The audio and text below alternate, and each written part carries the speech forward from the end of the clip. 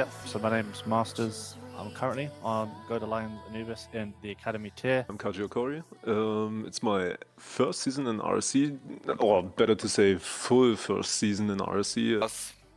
As you said, I'm Blind. It's my second season now on RSC. I'm new to the league, of course, first season, and it's going very, very well so far. Being in playoffs is a very nice thing. No complaints whatsoever, and vibes have been immaculate. My three teammates are really good at the game. We're all friends outside of Rocket League as well, so I'd say that helps the team. My name is in-game Grolex, but my real name is Kristaps, and I'm from Latvia. Yep, so on the roster we've got Ryu. Ryu's had an absolutely transformative season. He started off the season arguably being one of the best players for his value, and now he is the best player for his value. He's improved so much. I'd even argue on some days when he's playing, he's in the wrong tier. Jazz, the one who is carrying me this season, undoubtedly, according to the community, he is first season in RSC, was manually adjusted before the season started, so Jazz is 1400 CMV. Jazz is fantastic. He's one's main. He's so good at those clutch situations. He's got really quick positioning. He's fast with the ball in the air. And myself, I'm the best shooter in Academy. I don't care what anyone tells me. I have the best shot in the tier. I'm good at demoing and obviously keeping pressure. Everybody knows that. My mechanics aren't the best, but the last couple of weeks I've really been putting that extra time into free play. And all I have to say is for playoffs, just watch what I do. I believe Tony is a 1365 player, Rugi 1315, myself 1260, and Jake's 12. So value doesn't say anything about how you play together, what individual styles are. So I guess that's what's happening right here. I mean, we're the lowest team with the CMV wise, but I mean, we're playing big time. With my teammates, Jim Gems, like most of you know him because he's been here for a long time. And also won this 2 seasons ago. And Janso is actually his first season, and our sub Toby also his first season. So we got kind of a new team, but it's been great. To be fair, like as you said, the second in our conference is quite an achievement. We had some ups and downs. That was a bit tough, tricky to work on, but we made it work somehow and got to top 2. I guess you could say that it's been an up and down season for us. It's definitely been interesting for me personally as a sub, having to fill in the boots quite early for Akeboy, who wasn't unfortunately available at the very start of the season. So I've had to get to grips with the team very, very early on. But in terms of league play results, I mean, we couldn't have asked for a better start in league play. I think we are still the best team in our conference by far. I think Bro are very lucky to be at the top right now, going into playoffs. So JPEG, as everyone says, it's the carry. He's the one mainly putting the ball in the net, starting the plays. So I'm usually just sent as the first man to go chase the ball, force it. And I think one really underrated part of our team is the role Ahmed plays as the second man. The way he rotates around me and JPEG especially is very impressive. Sometimes we leave him in very tough spots and he works his way out of them. Like, Andrik is the first man who challenges and who's sometimes cutting. I'm the second one who tries to pre-jump when we have to defend, and Pixel is playing mainly third, because he usually likes to play in the back more than in the forward. This is, of course, as everyone knows, my last season in the lower tier, unless for some reason they absolutely crank up the boundaries. And I can say, play this all night long on the stream. I'm not leaving this tier without a trophy. To be honest, our expectation is always to win it. I mean, Rugi is like 6 or 7 seasons around in RC, and actually I would be happy to get with him our first RC champion title. So I mean, that's always the expectation. Winning is always the one. When it's all said and done, we will be champions to everyone else, with all due respect. Honestly, I think, yeah, it is quite a hassle to play a best of 7 every time, but I think it has its pros and cons, of course. Like, you have a bit more chance to get back up if you lose the first 2 games, but you can also play very good the first few games and lose everything because you're getting tired and can't really focus anymore. Well, TBK were always in the upper brackets, but never first. And that is because we didn't exist yet. We know our game plan, so I think it's just a matter of time before you see that implemented into the pitch. Obviously, we do have the teams such as Godalians and Mistaken, who are basically there as our challengers. And one thing that I do have to say to them is that good luck. It's going to be tough, but anything can happen on playoff day.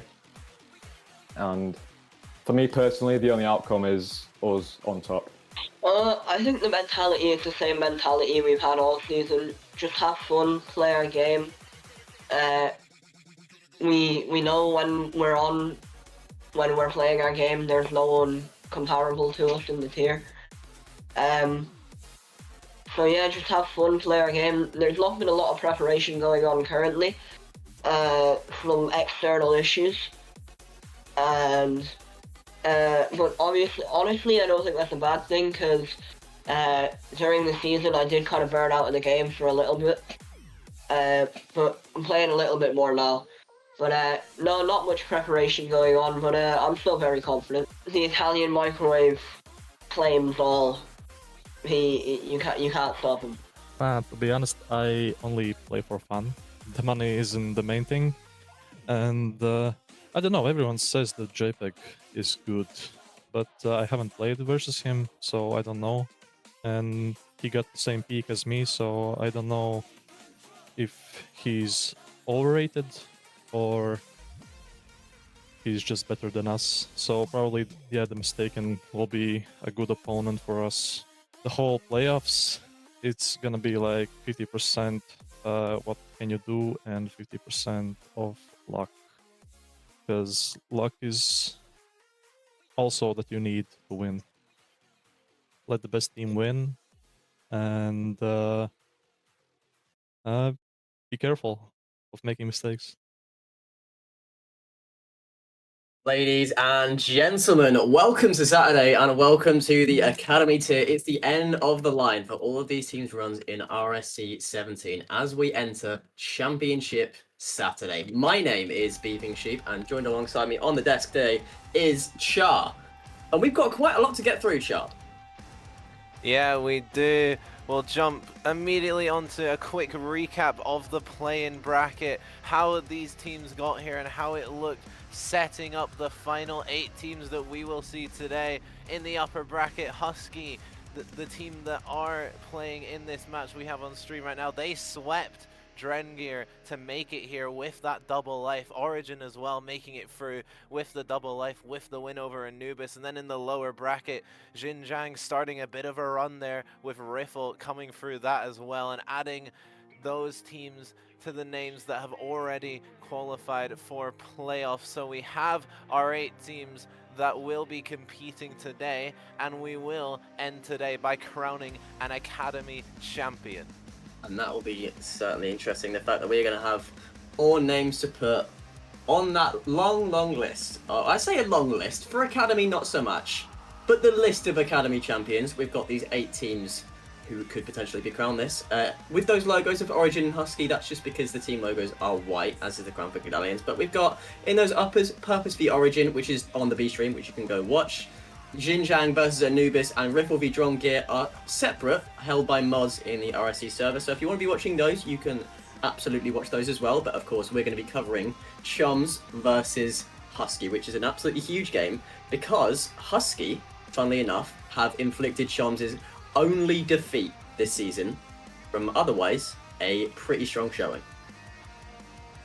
Yeah, these teams both from that conference and should be a very, very interesting match. First and third in, I can't remember the name of the conference, but one of the conferences. And yeah, they only had 3 wins separating them, so the top of that conference was very, very close, bro, with a lot more goals on the board though, but a lot more goals conceded as well, so could be a very high scoring affair here. Yeah, absolutely could be. I mean, I'm expecting this Chum side to be doing well because I've just got off the back of, you know, a last-minute pointer session. I wouldn't say coaching, but they needed a little bit of, I'd say, sparring on just to make sure that everything's going to be all good. So, you know, I'm not going to be biased at all here. With it being the Orgamon and everything. So no, it's okay. I'm not going to glaze Chums too hard, as you probably saw from the stream midweek, I glazed Crolex loads, so you'll expect to see some of that. But of course, before we do get into the series, I suppose another thing we do have to mention is the predictions. So we'll start with you, Joe. Yeah, I think I'm gonna please you with this one, Beeping Sheep. I think Chajoms, I have them as my winners come the end of the day, and I think they will start off strong here. I do think Husky are a very solid team and will put up a fight though, so I think it's gonna be close. Not quite Game 7, but I'm going to give it 4-2 in the way of Chums.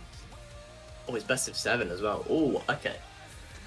Now, Husky have really come in very, very strongly into this with that 4 over Drone Gear. But I want to be biased, and I'm going to back the boys. And I know that we're in sync, but I'm going to temporarily break that. I'm going to go 4-1. I think Husky will start off pretty strongly, but Prolex and Co will be too much for them come the end of the day, and we should be seeing Bro off to that upper finals. There is our predictions, and we do have everyone in the lobby, so we will be able to get this underway. But first, we have a little bit of an extended intro for the start of these Academy playoffs. Stingray, roll the tape.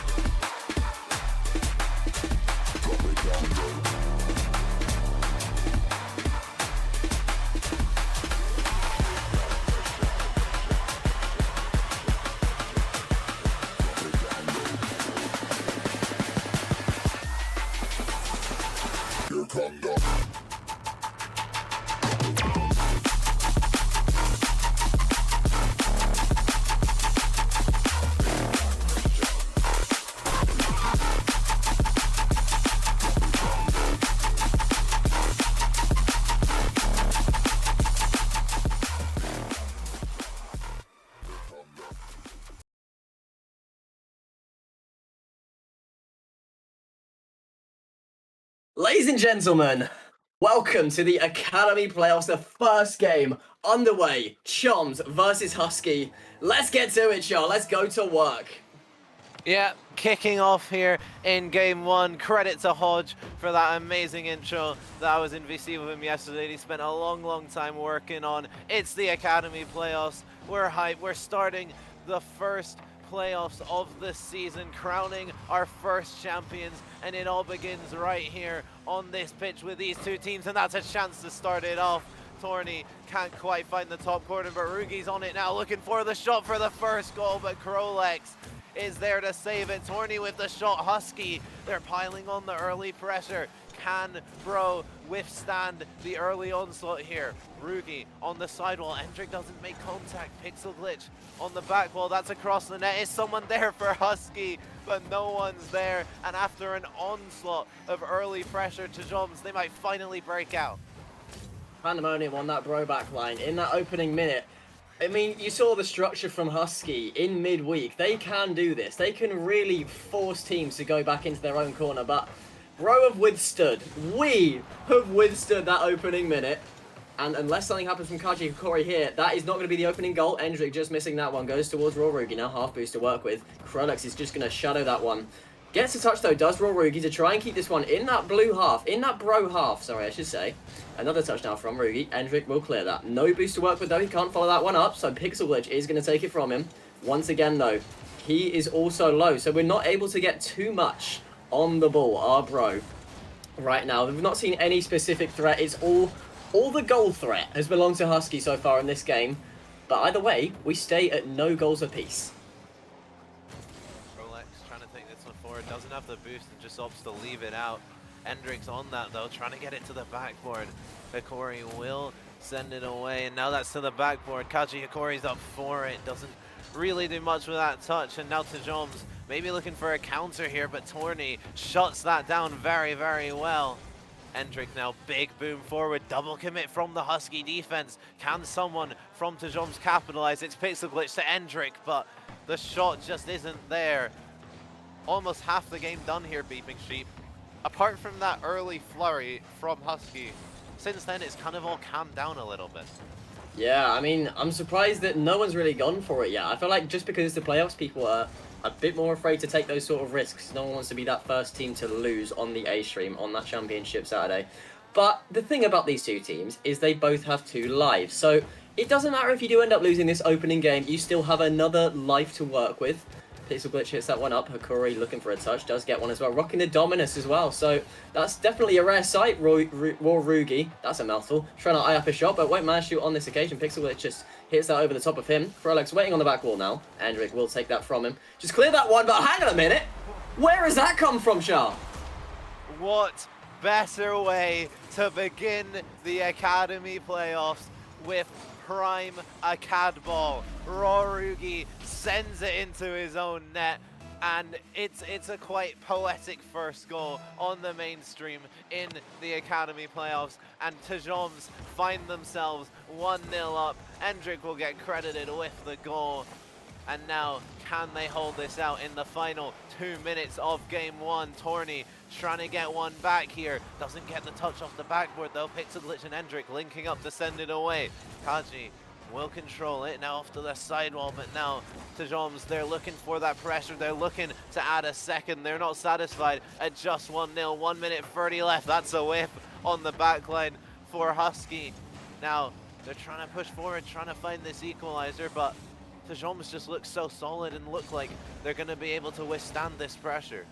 They're looking hungry right now, Joms. After that opening goal, they're realizing, hang on a minute, we can just break through, but we don't even need ourselves to break through. We can just use the opponents. And I'm just gonna, hang on a minute, I'm not gonna say anything. Rorugi's gonna equalize.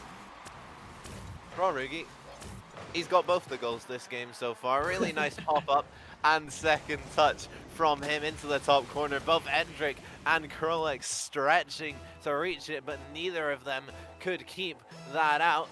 And with just over a minute still to go, Husky are able to tie this game up. And I don't know about you, Beeping Sheep, I would love to start off the Academy playoffs with an overtime. Yeah, it would be one of the final bits of a cab ball we're yet to see, but that shot is very nearly going to find the net. Here comes the Husky pressure once again. Good touch away from Krollex though, just playing it very patiently. Rorugi now, trying to get a touch on it. Pixel Glitch will beat him to the ball. But Hikori will absolutely boom that. Looking for the second touch as well. He's been very solid all season, has Hikori. You'd like to think that this is his time to shine. But to do that, you're going to have to get a proper threat on the goal. As we enter the final 30 seconds in game number 1. Krollex is going to try and take this one off the wall, but he's not really got the boost to work with it though. Torny just waiting in his back corner as Endrick does get a soft touch. Pixel Glitch trying to follow, but no boost on the side of Bro right now. Makes it a little bit awkward to start any sort of attack, but Krollex with this dribble entering the final 10 now. Is there still a goal left in this game, or are we going to have overtime, Joe? 5 seconds left. Husky, they're looking to end it just now. Torny with the pop-up, but Krolex, a crucial touch there. Endrick will just let it drop. And in the first game of the day, we head to an overtime. 1-1 between these two teams. Who will take the lead? Look, Krolex looking to do just that. Off the ceiling, the ground pinch. Incredible. I don't glaze this guy hard enough. Krolex with the game winner. Slotted that one bottom corner. Beautiful pinch as well from him. Choms 1-0 up in the series after 5 minutes of just about everything you could possibly have in a CAD ball. Yeah, a great showcase for the rest of the day. And looking at those stats, Krolex having a standout game in this game 1. Endrick doing really well as well. And yeah, Tajoms, they managed to take it. They do get a goal of their own in the end in that game, and what a goal it was. What a way it was to start off in this series, start off in this day as they mean to continue. They're here to show everyone why they can be worthy champions of this tier. Yeah, Choms mean business right now. They're really showing some of our casters' predictions. They're really showing why we've backed them to do so, because if we do have the graphic for it, then we've had a good, say, 5 casters, I believe, predict them to win the entire tier. Of course, us being 2 of them, Shah, being on that same wavelength. But this is only game number 1. It's a best of 7. It's a very, very long series ahead of us, and I think it was Rashford who said this. It's a marathon, not a sprint. So 1 game at a time. Husky are very much still in the series. Yeah, 100%. They need to reset. They came very, very close in that game 1. They competed right till the end, took it to overtime, but ultimately Krolex's quality was just too much. But they look to get back into this one. They don't want to go 2 games down, because that's when it starts to get a little bit nervy, especially on the playoffs day. You can always get a bit nervous when you start losing those games. The mental can start to get to you just a little bit more than it would in any regular occasion, because this means so much more. They're looking to start it off here in this game, but that is another incredibly clutch moment from Krolex.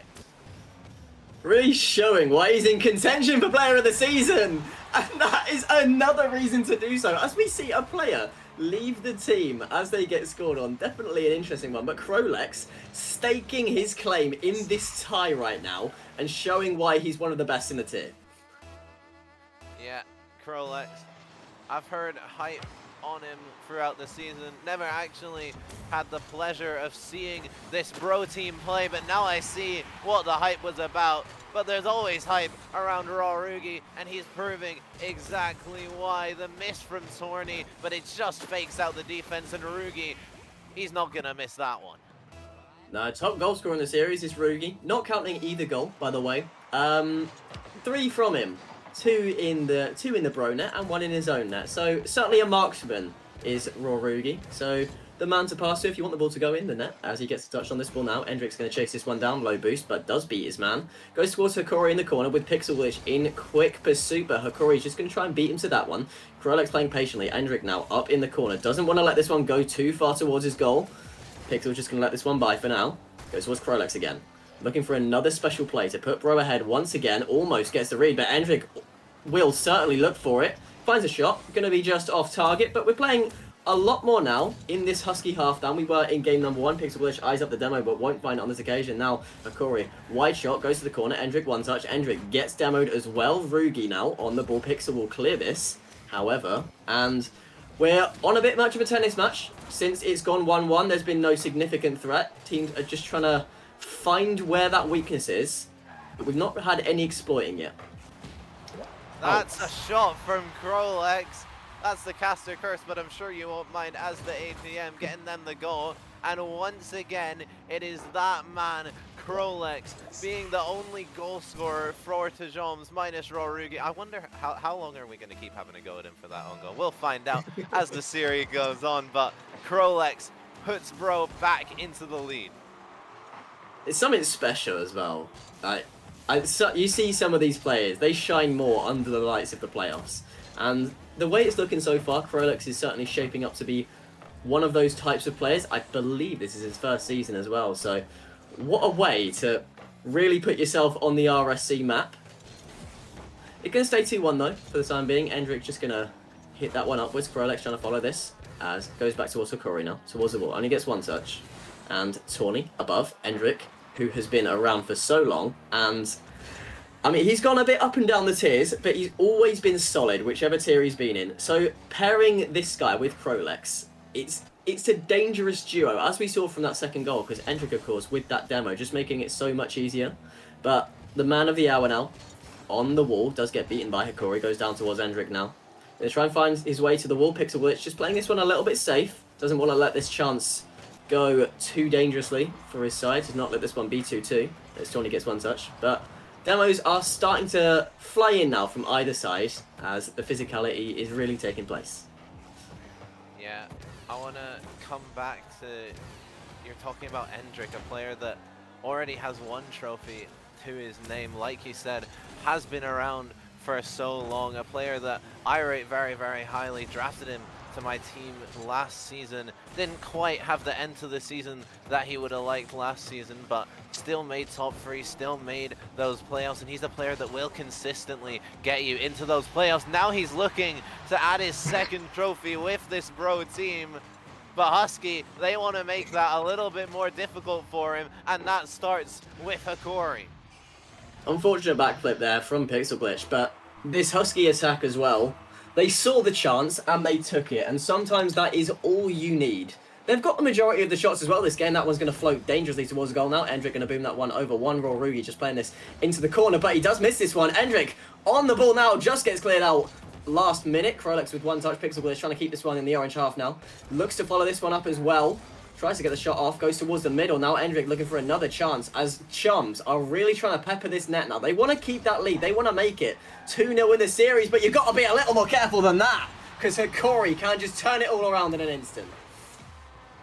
Yeah, Hakori adding his second goal of the game off the corner. That one just flies straight into the net. An unfortunate one for Tajoms to concede, but it does put Husky on the brink of taking this game too. 1 minute 10 left for Tajoms to get something in this game. Still plenty of time here for this roster.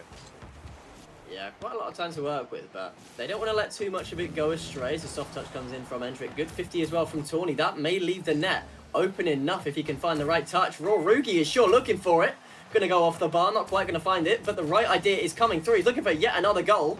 Just maybe took it a little bit too selfishly. Endrick now trying to clear it away. Hakori's there to just send it back. That one might be on target. It's just wide. Rugi, he had the completely wide open net, but Tawny will bail him out. And Husky, 35 seconds on the clock, 2-goal lead. Tajoms, what do you have in the tank? Well, there's definitely a different tempo being set now. After that 2-1 to Bro, Husky have come out a different side, I suppose. Really torn down this structure of Bro, as Krolex has not really had a sniff in this last couple of minutes, but the double commit comes in now. Very nearly finds a goal as Endrick, but hang on, looking for that final touch. Unlucky to not find the net there. Is looking to be Husky's game, but there's still ideas on either side. They're just looking to test each other for this, what is now going to be a best of 5, as I believe Husky are just going to get one more to put this one away. Absolutely going to do so. Tawny going to settle game 2 the way of Husky. We're going to be 1-1. Yeah, 5-2 here, 5 seconds left. It's technically possible, but I highly, highly doubt we're going to see a comeback here from Tajoms. And Husky, they will level up this series. They don't go down 2 games just yet, and the ball does hit the floor. Husky, they've turned it around massively after that game 1. That game 1, they looked a little bit second to the pace, but they were still competing. But that game 2, it just felt like they were kind of on top for a lot of that game, especially towards the end. Krolex still putting up massive numbers, but some of Husky's players putting up great performances of their own in that game, and definitely flipping this series on its head a little bit. Yeah, you can look at the shot difference as well there. 13-5 in favor of Husky. They're really showing why offensively they have been, honestly, probably the better team this series, because you've had magic moments from Krolex, but there's not been any specific team play. So I think if Choms do start to look for each other a little more, then there's definitely more to come from here. I think if Endrick and Krolex especially can get finding each other, then that is a dangerous thing to look for. But right now, that better offense does belong to Husky, because they are the team playing with a little more synergy, because this was started off a close game but turned into a beating. So you'd like to think that for Choms' sake, next game is going to be a little closer. Yeah, getting onto the pitch for game 3 are all of the players. Such a crucial game in this series. This is where the pendulum really can start to swing. Husky, after that really good performance in game 2, they'll want to keep that going, keep that momentum. It almost started off with a beautiful ceiling shot from Torny, but Tajoms, they will want to swing it back in their favor. They won't want to lose 2 unanswered, because that's when it can start to get a little bit dicey for them. Torny trying to get the touch on that, can't quite find it. Pixel Glitch will get a touch away. Husky, they started on the front foot here in this game 3. Torny with a shot onto net, gets double demo as well, and that one might just be open. It is. Torny wiping out the defense, giving them absolutely no chance. It's a lot easier to beat the defender if the defender isn't even there. Full advantage does Hakori take of Torny's double demos, and that will once again be Husky with the lead. And they're looking like the team that does seem to want it more right now. They're looking just better as Torny pokes yet another one in. Bro just look a little lost right now. There's still time, but they're going to have to figure it out sooner rather than later. Yeah, 50 on the goal line there. Endrick not got the muscle to keep that out of the net, and not even a minute gone here. Husky, they're continuing their dominance. I believe that's, I think, 6 goals unanswered here in this series. I could be wrong, but yeah, it's not looking great for Tajoms. They want a response here quickly. They don't want to keep letting these goals piles up, keep letting this pressure pile up for Husky. That's a double commit in the midfield though from Endrick and Krolex. Rugi just doesn't get the touch needed to capitalize on it. Krolex trying to pop it over. Rugi to the backboard. Pixel Glitch is on it. Nice first touch. Gets in on top of his car. That's a dunk though. Almost finds its way in from Torny. And Husky, they just look so hungry for even more goals in this game 3. We're seeing glimpses of the strong gear series that we saw midweek. Krolex though finds 1 goal back though. But the main thing now from Husky is, besides that one mistouch from Rugi, they're just diving. That's the main difference between the two teams. Husky are just that team trying to force the ball to make sure it goes in their favour, because it does feel like when they're on offense, bro, we're giving them a little too much time to work with, and that can be dangerous. But of course, it does only take one goal to really put yourself back in, and that is exactly what Bro have got, courtesy of Krolex once again. So we've got a ball game on our hands, and you'd like to think there's going to be an equaliser still in this. Bump comes in from Krolex, but Rugi's going to be recovering in time. Now Endrick demoed once again. They've got the knack of this whole demo game, have Husky. They know not just like how many demos they're doing, they know when to demo. They always seem to be demoing at exactly the right time and really taking full advantage of that missing man now. But Endrick, no boost, does beat his man. Pixel Glitch in support, looking for that shot as well, does beat Rugi, and we have an equaliser. Reach half-time very nearly, but that 2-goal lead for Husky is gone. Yeah, that's exactly what Tajoms needed, managing to eliminate that deficit that they found themselves early on in this game 3, still with half the game remaining, and we'll see if they can continue to build on that off the kickoff. This is a chance. Krolex gets the second touch, but Hakori gets a slight nick on the ball on the way through and hits it onto the crossbar. I thought it was in, Beeping Sheep. Yeah, I mean, they're unlucky to not find a goal there, but it's not the end of the world. The way they're looking now, we've had a slight switch up in the tempo. Endrick on target, not quite on this occasion, but Bro are absolutely eyeing up more shots than we have seen previously. it could and probably should, as you said, be 3-2 right now, but of course that is now water under the bridge. There is nothing you can do about that missed chance, so all you can do is keep hunting for more, as Pixel Glitch will continue to do so. Krolex now just beaten by Tawny. Endrick will be last, looking for a touch, as he does manage to get the better muscle off of Rudy off of the man on this time. This is going to go towards Pixel, looking for another shot. He knows where to place him as well, does Pixel, as that one is on target. It's a good save though. But now, Husky are a little more penned back, and they're not looking like the same team they were just 2 minutes ago. Pixel Glitch sending that one forward, keeping that Tajom's pressure. Krolex up for it now. Off the sidewall, off the backboard. What can he do? Torny does very, very well to match it, but Pixel Glitch just trying to keep it in. Now, maybe a chance for Husky to go down the other end. That's a shot opportunity, and that one is about as close as you can get without it finding the target. Husky, they want to get this next goal here in game 3. They want to get this next game in the series. More demos coming through, a very physical affair between these two teams. Endrick off the backboard, off to the side. Krolex doesn't make contact though, and now that might just be an open net for Hikori, and he slots it. Exactly a minute left for Tajoms.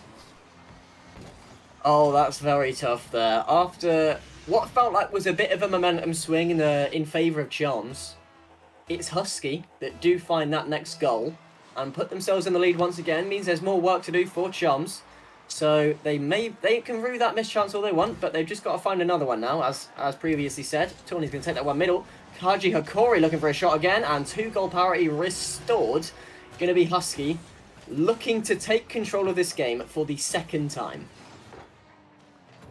Yeah, great shot there from Hikori into the bottom corner, and once again, Tajoms, they find themselves 4-2 down with not a lot of time to do anything about it. We'll see if this time it can go a little bit better for them than the last, or if they'll concede another again.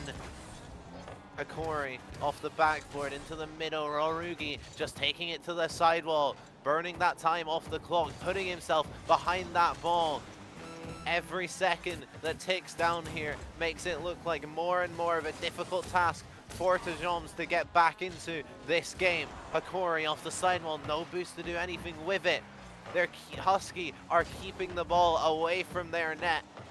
Torny off the backboard, who's there for it? Kaji Hikori has no need to commit there as the time just trickles down, and barring maybe a goal here, that will seal it.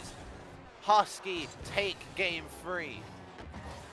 I suppose it's good to ask now as well. If you're Broad here, would you take the timeout? I don't know. I think probably yes. You've had 2 games that have just gone very much not in your favor, albeit at the start of that game the momentum started swinging a little bit in your favor, but then it just went right back to Husky, and Husky, they just seem the more hungry team. They seem like the team that wants it more right now. But I don't think they're taking a timeout, as all of the players have readied up in the lobby. So we will be going straight into game 4, and we'll see if that was the right decision or not. You do see that a lot as well in these lower tiers, where teams just decide, you know what, we don't need a timeout, and just like to get on with it and just play. We'll have to wait if this is the right decision. I'd like to think that it would be. I'd like to think that Choms will just come again and take game 4, take game 5, take game 6, and that'll be that. But it's not going to be as easy as that, because Husky are certainly showing plenty of resistance, and of course, for more often than not, in moments in the series, they do look like the better team. Yeah, and just quickly, before this game 4, some around the grounds update in the rest of the playoffs. In the other upper bracket match on the B stream, Origin currently 3-0 up against Purpose, so very, very close to upsetting that first seed. And in the lower bracket, Anubis have taken down Xinjiang 3-1, so Unitox's run in this bracket is over, and Anubis will move on to face whoever loses this series. Tajoms and Pixel Glitch, they want to make sure that is not them. I mean, especially with that Purpose score that you said, the amount of people that I'm so certain had Purpose winning that series, and even just winning the whole thing without breaking a sweat. That's probably the most surprising scoreline I think I've had, because 3-0 as well, more than anything. Like Origin are just, I know we're not really paying too much attention to that game, but that sounds like they're just completely dominating him. Yeah, we'll see if they can get back into that one, but Hakori will find the equalizer for Husky there, as that one just ricochets off the wall, and I think there's a little bit of server lag in that one as well, so an unfortunate one for Tajoms, but Husky will take it and they're tied up. Oh my day, right. Slight update as well. I just turned on the B stream, and in game number 4, it's 2-2 with 30 seconds to go. We could potentially see a purpose getting swept here. That would be something I don't think a lot of people had on their bingo cards going into this day, but we'll see if that happens. For now, we have these two teams, Rugi trying to put that one onto the net, but couldn't quite find it. Endrick now trying to get it out. That's a miss on the backboard from Krolex though, and it just bounces into the middle for Rugi. That's a sentence you didn't think anyone would say at the start of that series, from Krolex especially. Unfortunate, but everyone does make mistakes at the end of the day. It's very good from Rugi there to take full advantage now. And the way it looks as well, in this upper bracket, both the, I say shoo-ins for the next round are just looking down right now. Of course, with that 3-0 and with what could absolutely be a 3-1, if Tawny can do something about it, which he can. Double tap, bang, bang. Absolutely lovely double tap there from Tawny. Just follows it up so nicely, gets the shot into the net, and yeah, very, very good shot from him. And just an update on the other game, Purpose have taken game number 4 in overtime, so they are looking to start their reverse sweep. We'll see if they can pull it off, but for now, Chrome, after going down in game 1, they're looking like the much stronger team. They're looking to get free on the bounce and put Bro in such a difficult position in the upper bracket. Of course, recapping this as well, these are the only side to beat Choms this season. And they're certainly looking like they know the blueprint. They can figure out why or what Choms are doing wrong that they can just capitalize on so well, because Choms haven't had any breathing room since game 1. They've not really, apart from those 2 gold last game, they've just not been given anything, as Rugi adds yet another to the tally. Yeah, Rugi makes it 4 in less than 2 minutes, just muscles that one through Endrick. Endrick so awkward on the goal line, does not have the boost to do anything with that ball, and it's such a difficult position for him. And maybe a 5th could be added here as Torny just puts that into the middle. Hakori just can't get the shot onto the net, but Husky immediately after scoring that goal, there's just more pressure to Joms. They can't breathe, they can't escape. Husky are like a pack of wolves. They're swarming, they're hunting for this series. You've got to take the time out after this one. This is the breaking point. Husky have really put their foot down and showed we want that tier. We want Academy tier in our hands. And we're going to show you exactly how we're going to do it by taking down 1 seed in dominant fashion. Yeah, and almost another one going in there from Rugi. And you wonder if Husky continue how they're playing in this game, how many they can score, because they've added another one by way of Torny. It does get to a point as well. Husky are in full control. There's no other way of putting it. Like they just know what to do. They know when to do it. They know who to pass to, how to shoot, where to shoot. They just can't seem to put a foot wrong at the moment. Yeah, Rugi off the sidewall, looking to maybe send us to Brazil in less than 3 minutes. Couldn't quite on that occasion. Torny now looking for the shot. Endrick will get it away. 2 minutes left here. It's such a tough task, such a tough ask for them to get anything here in game 4. But even if they can't, they just need the momentum They need a few goals, not to concede more, just to get that mental block away, because right now, it is truly a game of, referring to what Masters and Hodge love to say, how's your mental? How's your mental? We've heard that one from Masters a lot. And, well, in his case, it seems pretty good, with Anubis winning that first lowest game. But, in Husky's terms as well, the mental is absolutely good, as the favour from game 1 is returned now, as Rorugi is now the benefactor of somebody else's own goal. Yeah, Endrick in game 1 got Rorugi to put it in for him, so he thought he'd return the favour and send us to Brazil. 7-1 here, still a minute and a half left, so I'm not quite sure what's going to happen for the rest of this game. Tajoms, you cannot let this get even more out of hand, but it might be in as that one just finds the post from Rorugi. Husky, what's gotten into them this game? They're looking like they could very well go on and win the tier if they keep on playing like this. Husky versus Origin final, who says no? Absolutely no one says no with how these two teams are playing. Although I say that as well, MTK are just looking a better team in game number 5 as well. I believe they've got the lead now, so could we have a reverse sweep bid on the cards? Absolutely. But in this one, no sweep of sorts, just a demolition job, as, funnily enough, a double demo comes in from Endrick, ironically. Triple commit as well, just for good measure. As Endrick now going up with no boost. There's not really many touches you can do from this position, but I suppose maybe it's just all about deception. You're 7-1 down, you may as well go for something. But honestly, if I'm Bro, you 100% have to take a timeout after this. Just to, it doesn't matter what for. If it's just get away from the screen for a moment, just for anything, you just need to chill. It doesn't matter how you're feeling. You've just been absolutely dogged 7-1, and if anything, just to take away the momentum.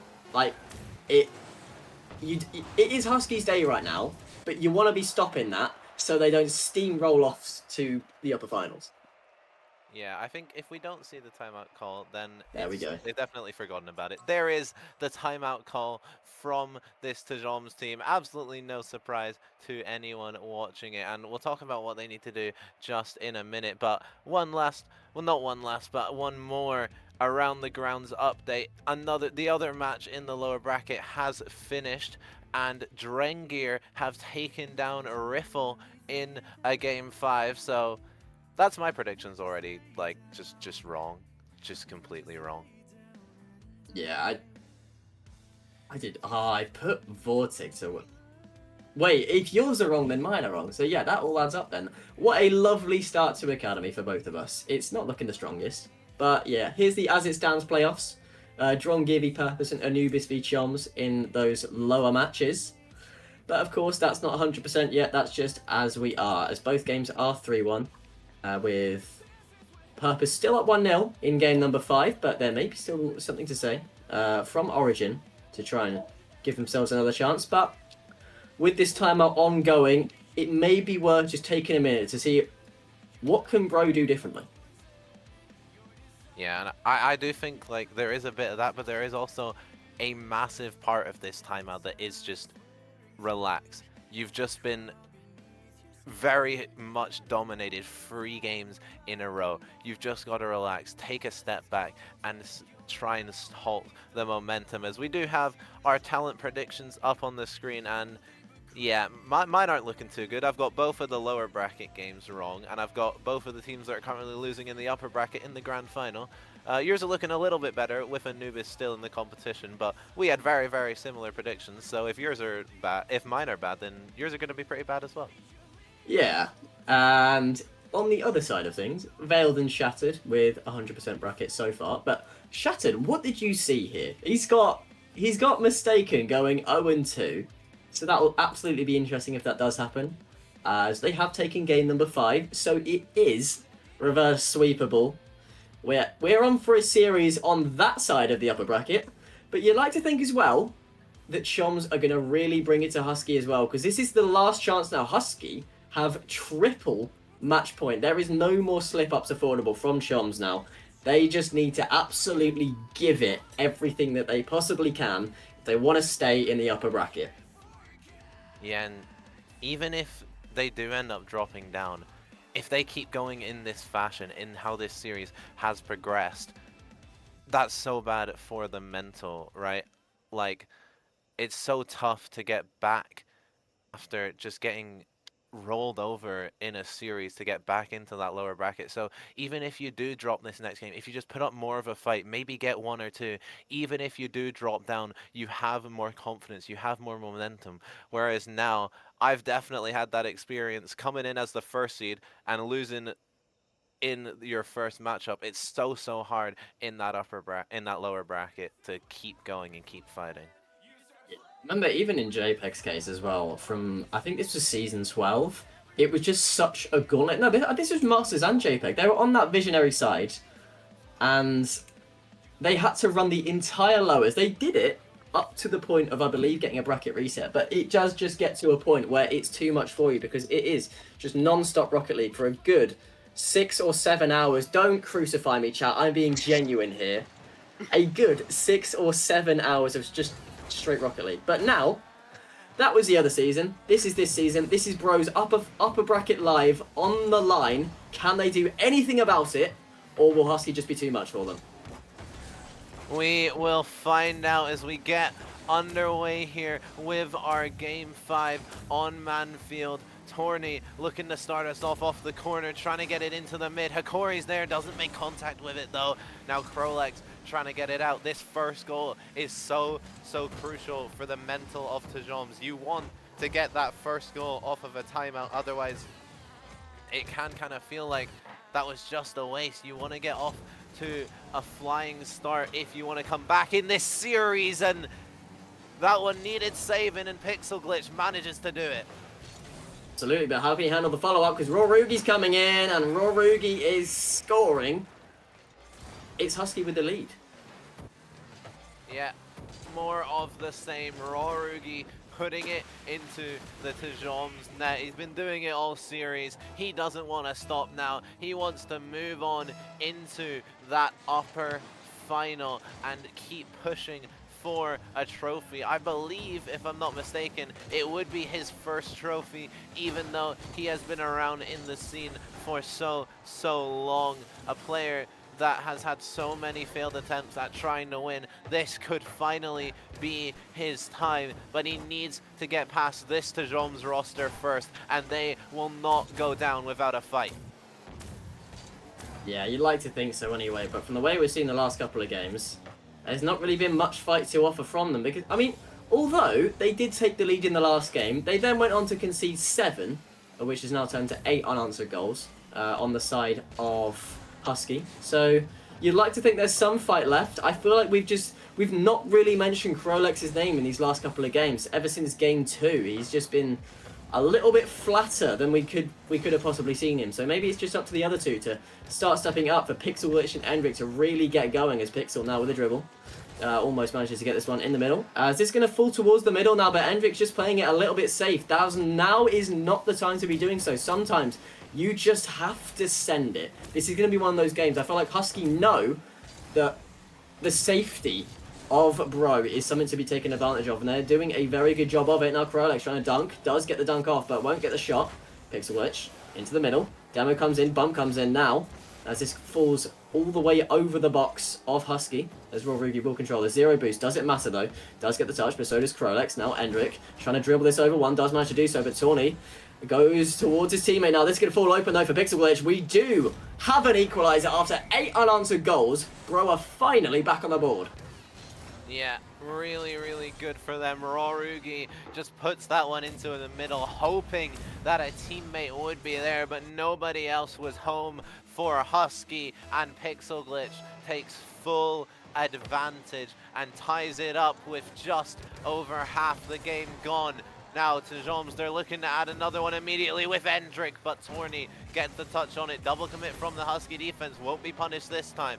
Hikori trying to take it forward, gets it past one, looking for the 50 as well. That's awkward for Endrick, has to focus on that touch and manages to get it. Hikori to the backward. Krolex just trying to take it out. A player that in those first few games of the series played so well, was doing so much, but like you said, it just feels like we haven't really been saying his name, haven't been seeing what he showed us in those first 2 games for the rest of the series. He needs to step up for his team here, but someone who is stepping up for his team right now is Pixel Glitch.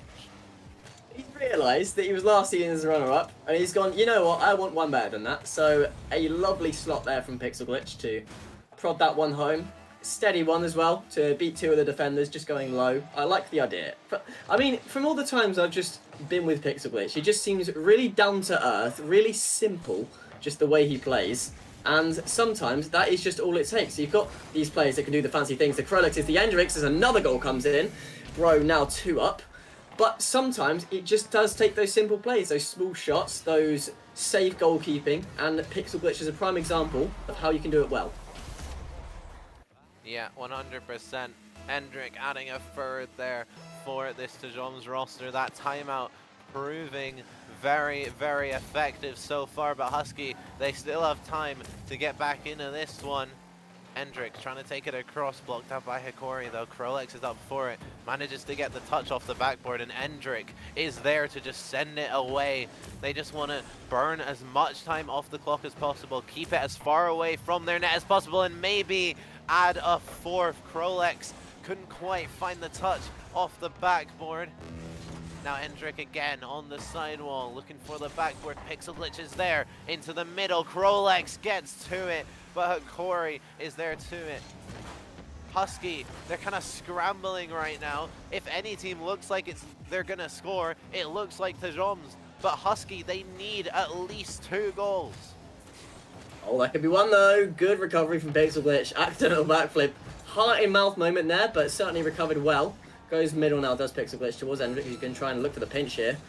Almost manages to get it, but that's going to be beaten this time. Now Krolex, is he going to find a goal for the first time in a few games? Very nearly, but it's a good defense there from Hikori to keep the lead at only 2 for Choms now.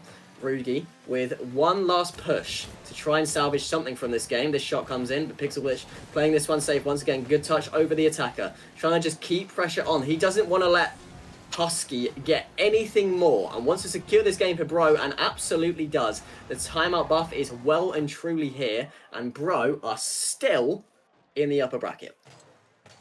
Yeah, 3-2 now in favor of Husky. But that game was much, much better from Tajom's. Pixel Glitch stepping up with those 2 goals. Endrick adding a goal and an assist as well.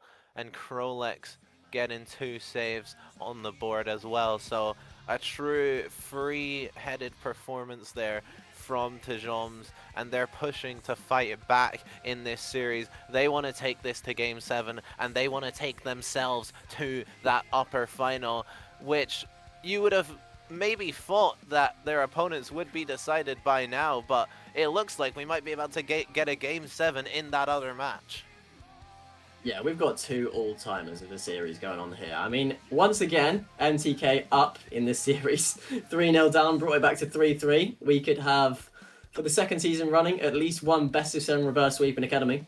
So a little bit of work to do there from Origin to close it out. Sometimes, as we've seen from a lot of teams, the hardest part of the series is closing it out. So for the sake of Origin and for the sake of Husky, they want to be the ones to make sure they can put this away before letting slip gigantic leads. But for my sake, I hope that they do just that. I hope that Bro will get over the line, Bro will win this game, Bro will win next game, and then go on and win the lot. But it all starts on Neo Tokyo, so Choms, show us what you've got to offer. Yeah, Rugi touching that one forward. Endrick can collect though, full boost. What can he do with it? We know he can do so much on the ball. Not able to find anything on that occasion, and that's a demo on the backline from Torny. No one able from his team to capitalize. Pixel Glitch does really well to take it forward, but Torny will just send it back, and in the opening stages of this Game 6, both teams just kind of carrying it back and forth, neither able to register a shot onto the net quite yet. Maybe this will be the opportunity for Husky. Torny pops that one high. Krolex has to get the touch, gets a nice pinch off the backboard to keep it out. Raw Rugi into the middle, registers a shot, but it's fairly comfortable for Endrick to just take away. Winning minute now, stays 0-0. No serious shots on net yet. Endrick trying to look a little bit dangerous on his own net there, but he could have seen another own goal. Only been 2 in the series though so far. Krolex will boom that one up, but just Tawny is going to be able to get the save now. Endrick steals a corner. Krolex into the middle. Tries to find a demo, tries to find Pixel, but neither of those are going to happen, so Krolex is just going to have to stay on the ball right now. Hisakori does get one touch. Someone's going to have to challenge this though before it gets dangerous. Endrick will absolutely do so. Tries to go for the second touch, does get it. Tawny going to be there, but gets beaten by Endrick, who's going to be the one with that first opening goal. Raw Rugi, good clear now. Goes towards Hikori, goes back towards Rugi again. That's the thing about these better teams in Academy. We see how they link up with their teammates. That's not something you see in these lower tiers. Looking for your teammates. You see a lot of booms, but the passing is sometimes the difference maker. And that's something that I feel like Husky and the likes of Purpose have a very good job at doing. Yeah, 100%. In Academy, the defense just often cannot block the pass, even if they expect it, which sometimes they don't. They just cannot adjust themselves to block it. So if you can figure out that passing, if you can figure out that communication so that you can pull off those plays, it can be so hard to defend at any level, but especially this one. And like you said, some of these top teams are very good examples of that. 2 minutes down in this game 6. Only 3 shots being registered from either team so far, only one of them requiring a save. So a more reserved game than we have seen so far in this series, I would say. We'll see who can break the deadlock first.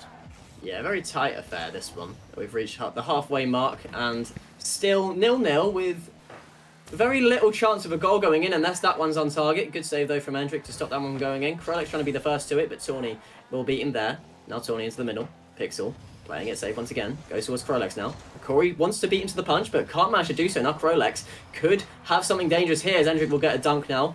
The thing about Bro as well is they are that exception. They're the team that there's not as much passing involved, but the way they're set up is you get your Krolex and your Endricks to get that fast play, get that mechanical play out the way, to really throw the defense off. Because in Academy, that does work very well. And then, of course, you've got Pixel, which staying as that solid third, because if anything does go wrong, chances are he is going to be there, he is going to be ready. And a lot of times, after that first chance goes in, Pixel Glitch is the one to follow, but hang on, maybe there's been too much of a follow there from Krolex. Is that going to be a goal for Husky? Yes, it is, and Tawny could put them on the brink of the top 3. Yeah, nobody home for Tejoms, and Tawny will get his second double tap of the series, putting that one into the empty net. And with 1 minute 30 left, Tejoms' upper bracket life is on the line. Rorugi trying to add a second, but Endrick is able to get that one away, but not the second opportunity. Tawny makes it 2. Oh, Tawny's on fire, and Chum's defense are terrified. Look at this. Banger of a shot going into the corner there. No stopping that one if you are Endrick. There's a mountain to climb now. If you are Bro, you've got to figure out how to score 3 times in this short time. Could very well be 4 as well. Good stuff from Krolex, but not much attack has been offered now from Bro in this game number 6. Since things have come alive, it's been all Husky. For once again, from what we've been saying a lot of this series now. Corey going to try and get another awkward touch. Drops straight down. Goes towards Endrick. Looking for another touch now, but Tawny going to be there first once again. Tawny is just everywhere right now. Raw Rugi looking for the same thing. We go into the final minute as Endrick wants to get this ball, but Tawny is going to be there. They're structured so well, a Husky. They're just ready for all the attacks coming towards them. Tawny knows he's got a moment to work with now. There's not too much that can happen in terms of a worst case scenario. Endrick now trying to challenge Raw Rugi, but Rugi will beat him to the punch. Krolex just going to challenge that, but Pixel's going to be last now. Needs 2 goals in this final 30 seconds. That miss comes in though. Definitely not going to help matters. Bro are in heavy danger here. Unless something huge comes in, this might be the end of Choms in the upper bracket as Husky look to complete the upset. Pixel Glitch in the corner. Time is running down for Tejoms. They need something, and they need it now, but nobody is there for that. Tawny will just take it away. Krolex sending it back, but every big boom is wasting more of time off the clock, and as the timer ticks down, the ball will hit the ground. Husky will take down the number 1 seed in 6. Wow. Well, not the most expected game in the world by any means. So fair play is all I'm going to say. Husky really put on a show there. And Choms just got bested. That's twice now in a season that Husky are the team to beat them. And funnily enough, even still, Husky are the only team in Academy to beat Choms. They must be starting to get sick of the sight of them now. And in this other bracket game, we're in game number 7. And Purpose are currently 2-1 up with 2 minutes to go. So the reverse sweep bid is absolutely on. But we'll have to see what happens. However, that's going to be it for this side of the bracket for now. This side of the upper bracket now. Husky now awaiting the winners of that one game in the top 3, as Choms will now fall down to face Anubis in the lowers, as Drongir wait also for the fate of that other game to see who they're going to play in the next round. So that will be on in the next hour. There'll be no more uppers for another 2 hours, as the next is just going to be Drongir's game on the A stream, Anubis v Choms on the B stream. That's best of 5 as well. So, you know, stick around for the time being, as the series MVP undoubtedly goes to Just Tawny here. 7 goals, 8 demos, 4 assists, 5 saves, a lot of points as well. And honestly, there's not too much to say here apart from Husky are the better team, and they look threatening to take the Academy crown this season.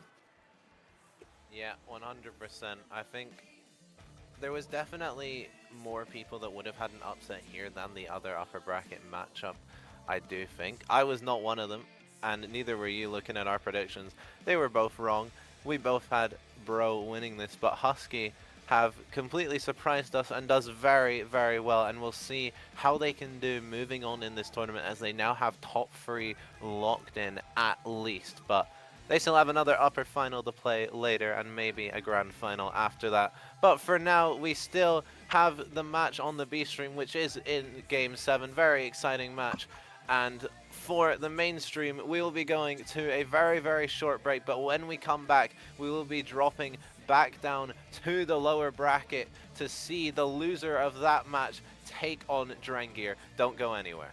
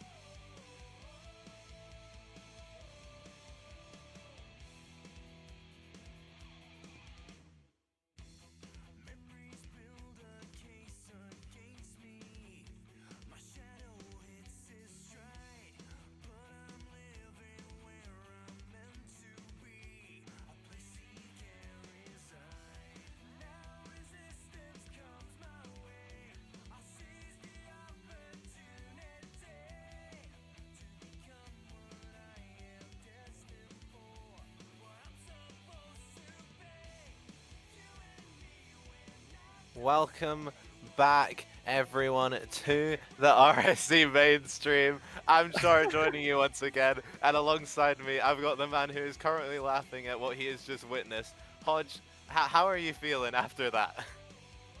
I don't know. I can't imagine what the players were feeling like over on the B stream, given how I was feeling. But yeah, I've just come from the B stream. I've just watched Mistaken reverse sweep, best of 7 reverse sweep, Nexus Origin to lock in top 3 in the tier and claim an upper bracket finals position against Chrome later on today. But for now, Char, we've got to talk about the lower bracket, and we've got to eliminate a team as bad as I feel doing so. It is Berserkers Drengir versus Nexus Origin. I'm looking at mentality massively here. Let's take a look at the bracket really quickly just to see where things currently stand between these two teams. Yeah, and looking at that upper bracket, like you said, Purpose reverse sweeping Origin. Just an insane series, and yeah, Origin coming down into the lower bracket here, facing a Drengir side who beat Riffle 3-2. A Drengir side that I scrimmed before the playoffs started with a few others, and they were playing really, really well. So they're a team that could maybe, especially after that win, build some momentum. And yeah, it's gonna be tough here for Origin to bounce back after that. But quickly covering the rest of the bracket as well, we saw Husky just take down Tajoms in a 4-2 fashion, and Anubis take down Xinjiang in a 3-1. So over on the B stream, we will be having Anubis versus Tajoms, and then a little bit later on here on the mainstream, we'll be seeing that upper final of Purpose versus Husky to lock in our first team making it to Grand Finals. We certainly will. My goodness, it's been cinema here in the Academy tier here today, and it will continue to be as we ride this roller coaster throughout this incredible bracket. But we've got the teams in the lobby, Char. Before we get things going, what's your predictions looking like for this? I think yeah, coming down after a reverse sweep, it's rough. Drengir have all the momentum. Nexus's mental has got to be so like down in the dumps. They can do it, but I'm predicting a 3-0 Drengir. It's a mental war. It really is, and I think I would be giving the edge to Berserkers over either team that dropped after that series, because what a series it was. What a roller coaster of emotions both teams went on, and in the end, Mistaken came out the betters. But yeah, I'm going to have to go 3-0 to Berserkers here on this one as well. I think the mental for Nexus is rattled. I think if they fix it, it can be absolutely fine. And I think Nexus on paper are the better team. But I think when you get to playoffs, especially in Academy, it's such a mental game. And I just see, a team of Berserkers, given what they've achieved across the season and given some of the players and the experience they have on that roster, I see them just wiping the floor here. I'm going to go 3-0 here for Berserkers as well. Let us know what you think in the chat. But my goodness, Char, I think it is time we kick off this match. I think it is time we get this one underway, and we cut away to Manfield Night to kick off game number 1 of this best of 5. We'll tell the players to go, join that field, because your season is now on the line. Both of these teams started in that upper bracket with 2 lives and now are down to just 1. It has to end here for one of these teams. Who will it be? It is do or die now, and Cairo starts it off immediately for Origin. That goal right there is so huge. It's a kickoff goal, yes, but it's also maybe, just maybe, the reset this Origin team needed after that upper bracket semi-final. Yeah, absolutely, and what a redemption for Cairo as well. A player who essentially own goaled twice off the kickoff to kick off Game 4 and Game 7 in the last series. He took a touch from the sidewall, it went horribly, and it essentially put it in his own net. So what a redemption for him, and the same can be said for Crazy, as Nexus Origin push back here with a 2-0 lead in Game 1 in the first 20 seconds, and that's something that our producer Stingray will be more than happy to see. Yeah, and this isn't what I expected. Immediately getting 2 goals. They're trying after the momentum would have been so heavily out of their favor. They're trying to build some momentum back here, and they're doing it very, very well. But TBK trying to add one there with Blinde. Now off the sidewall, it is Jim Jams to the backboard. Doesn't opt for the double, but Crazy's really awkward in net, and Jim Jams will get the follow-up. TBK, they pull one back. Jim Jams is a player that knows how a lower bracket run works. He knows how an upper bracket run works. He knows what it's like to go the distance in series. Back in RSC 15 on that DSQ roster, which Char, I know you'll remember very, very heavily. Jim Jams and DSQ went to Game 5 every single time on their path to the Grand Finals, and every single time they got the job done. Now, they've just come off a game number 5 victory against Vortic Riffle, and they're going to hope they don't have to go to similar lengths again, but based on the sort of pressure that's being put on them here by Nexus, I could very much see that being the case. Yeah, this is not what I expected. Adon Nexus have come up the gates absolutely swinging. Jim Jams has somehow kept that one out. Like you mentioned, a player that won the tier back in RSC 15, a player that has widely been regarded for a while now as one of the best players in the lower tier, and he's proving that now with his second goal of this game. Certainly is. Certainly is. Jim Jams immediately with the equalizer, and TBK immediately pushing back here, Char, for that response. Rakeboy from his own back wall. Cairo trying to knock this one downfield, and will find the bonnet of Janzo. Will roll back to Jim Jams, who takes it over the top. It's simplicity at its finest, and it almost worked there, but Crazy, a great touch and a great follow-up as well. It's back and forth between these two teams here in game number 1, and you wouldn't have it any other way. Both teams, one scrapping for redemption, one trying to continue their momentum from the last series. Yeah, this TBK roster, they want to kind of like almost regain from that play-in's defeat to Husky. They lost out there in a 4-0 fashion. It was not how they wanted to go at all. They couldn't get the job done in that series. They want to keep going with this momentum, but Crazy wants to stop that with the shot, making it 3-2 in favor of Origin. 3-2 in favor of Origin as Nexus are surging back into the motions of what we know and love about this roster. But Rakeboy has sort of messed that one up a little bit, made a bit of a meal of it, and Jim Jams will now get the opportunity to fire a shot on target. Crazy, great save out. And Nexus's third man certainly proving strong once again. They've got some of the greatest defensive players in the tier, in my opinion, in Cairo and Crazy.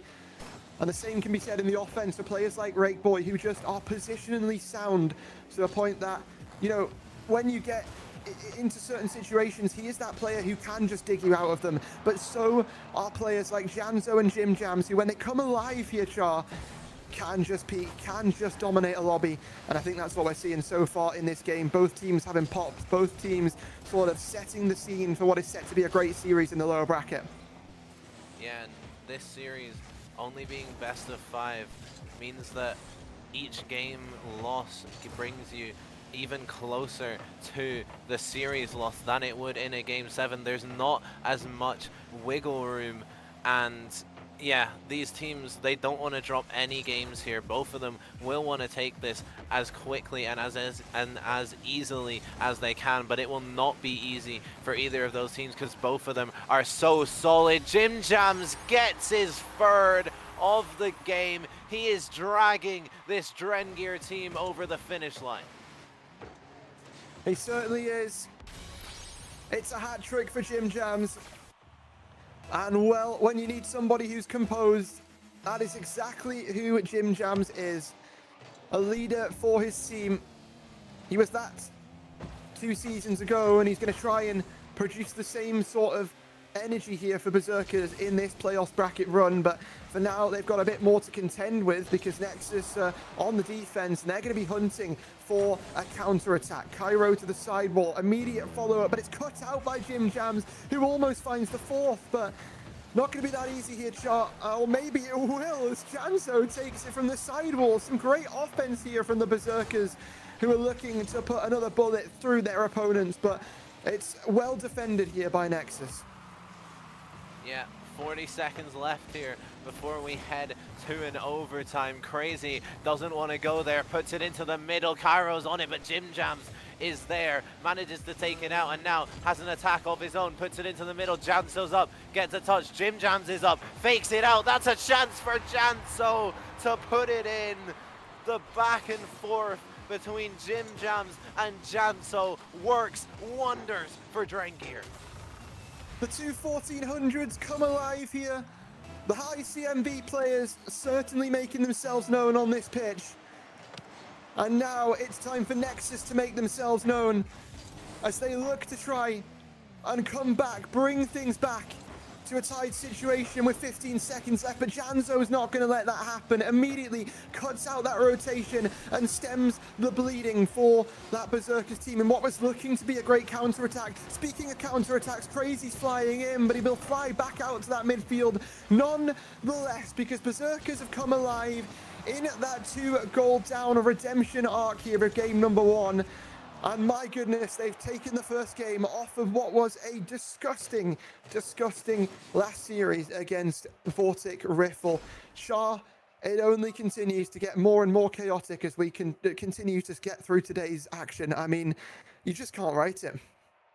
Yeah, Jim Jams and Janso both putting up great games. Jim Jams on 654 points. Belinde sitting down there on 70, but he's just sitting there. He's letting those two high players on his team do what they do best. Two incredible players who can do so much on the ball, and he's happy to just sit there and let them do their thing, and it seems to be working so far for Drengir. Well, they can do it in a 2v3, then I don't see why they can't do it for the rest of the series. So, that's a joke, by the way, Berserkers and Blinde. Don't come at me in my DMs. No, everyone knows what Blinde can do on the pitch as well, and I think, to be honest, when you're playing with two players like Jim Jams and Janso, a lot of the time it is just trying to even get a touch on the ball, which is difficult, right? It's quite difficult to even see the ball because you've got two teammates who are so rotationally sound, who are so able to just produce plays like that. But now we're going to get into game number 2, and now we're going to see if Nexus can bounce back from what, arguably should have been their game.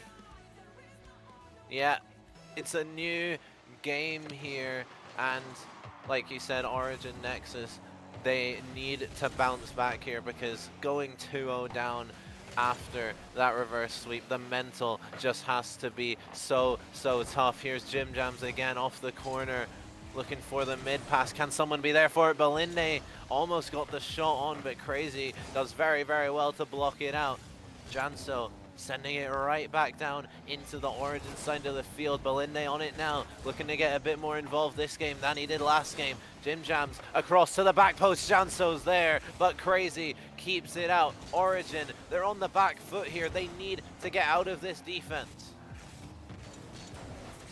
They certainly do, and Cairo will be the player to try and catalyze that process. Rakeboy, bit of a fake on the play there. Crazy a bit late on the follow. A little bit of disconnections there from Nexus Origin. And on the other side of things, Berserkers are pre-jumping the pass.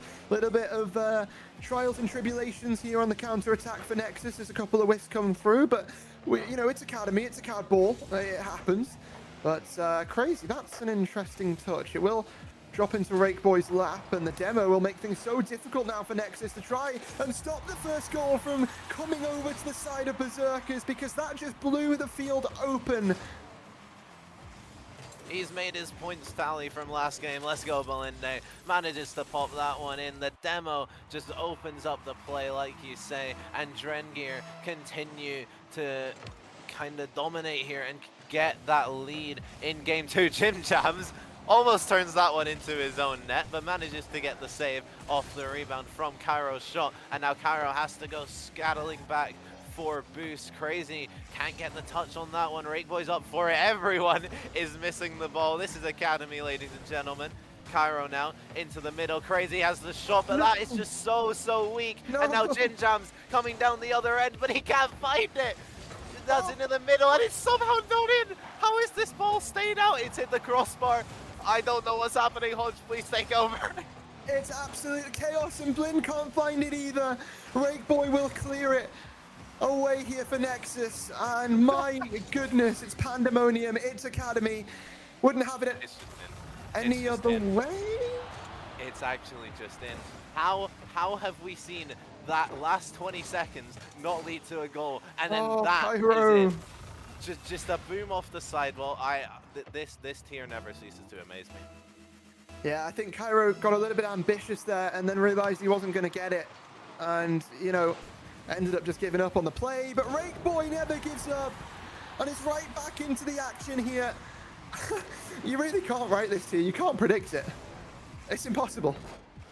Yeah, I'm absolutely loving casting this tier so far today. We've still got a whiles to go in the playoffs, but it's already producing some absolute cinema. So make sure you stay tuned for the entirety of the evening, because it will keep producing this level of incredible content as these two teams want to do just that for the rest of the evening. They want to continue on in this bracket. They want to be those teams that are producing those moments that people will remember for a long, long time. They don't want their journey to end here. Origin, they're on the back foot. They need to get back into this series. Drengir, they're 2-1 up in this game, just under half the game to go before they go on series point, and before Origin go on the point that could take them out of the tournament. You talk about big moments, moments that people will remember. For either of these two teams, the lower bracket run from here would certainly be one of those moments. You know, if you think of moments, Char, I'm going to list 3 off the top of my head that I remember, or certainly, highly resembles with me when I think of the lowest tier. I think of, well, for example, not the lowest tier, but the Prospect Grand Finals last season. I think of Milwaukee winning a trophy. I think of, what can we think of? The Prospect Upper Finals from RSC 15.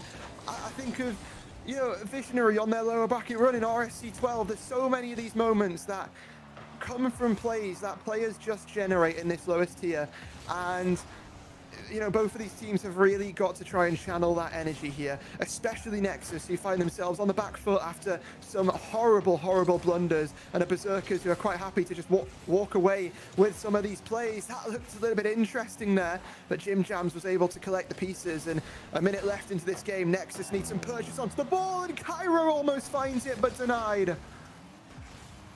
Janso now looking to take it forward. Oh. Just 50 seconds left here for Origin to get back into this one. That's popped up high. Crazy's up for it, trying to tap it forward. Who can be there? Rakeboy just can't connect. Janso does so well. The back pass though, Origin, they're starting to try and find these passing plays. They're starting to try and link up with each other with 30 seconds left though. Will it be too little, too late? It's time to find out, and it's Cairo. From this sidewall, from the corner, over to Rakeboy and Crazy, who I think Rakeboy really needed to turn on that play and have some belief in the moment there.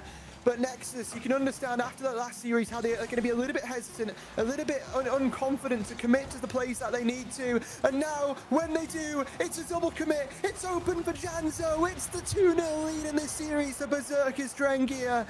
And it's Nexus Origin crumbling to pieces before our very eyes. Janso puts it in, puts the nail in Origin's coffin. They, when this game is up, will be 1 game away from their RSC season being all done and dusted. They get 1 for the road. A consolation goal for maybe just a little bit of momentum, but it will not matter for this game too, as now TBK Drengir are 2-0 up in our lower quarterfinals.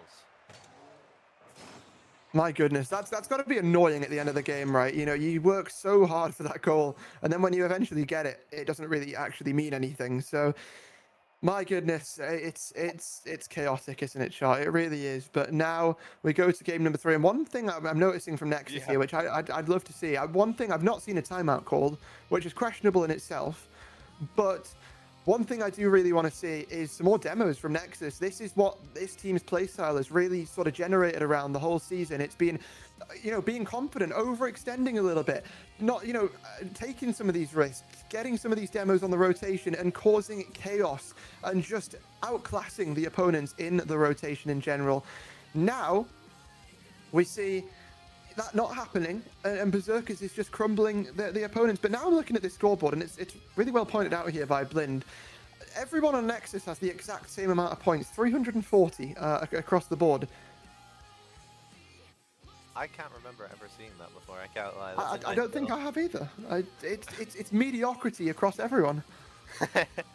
I mean, they're gonna need someone to step up if they do want to win this series, because even with the 340 all the way around, it did not work. It was not enough here for this roster, and that consolation goal, it was worth it because it gave us that nice little screenshot to be used. Maybe I've never seen that. That's interesting.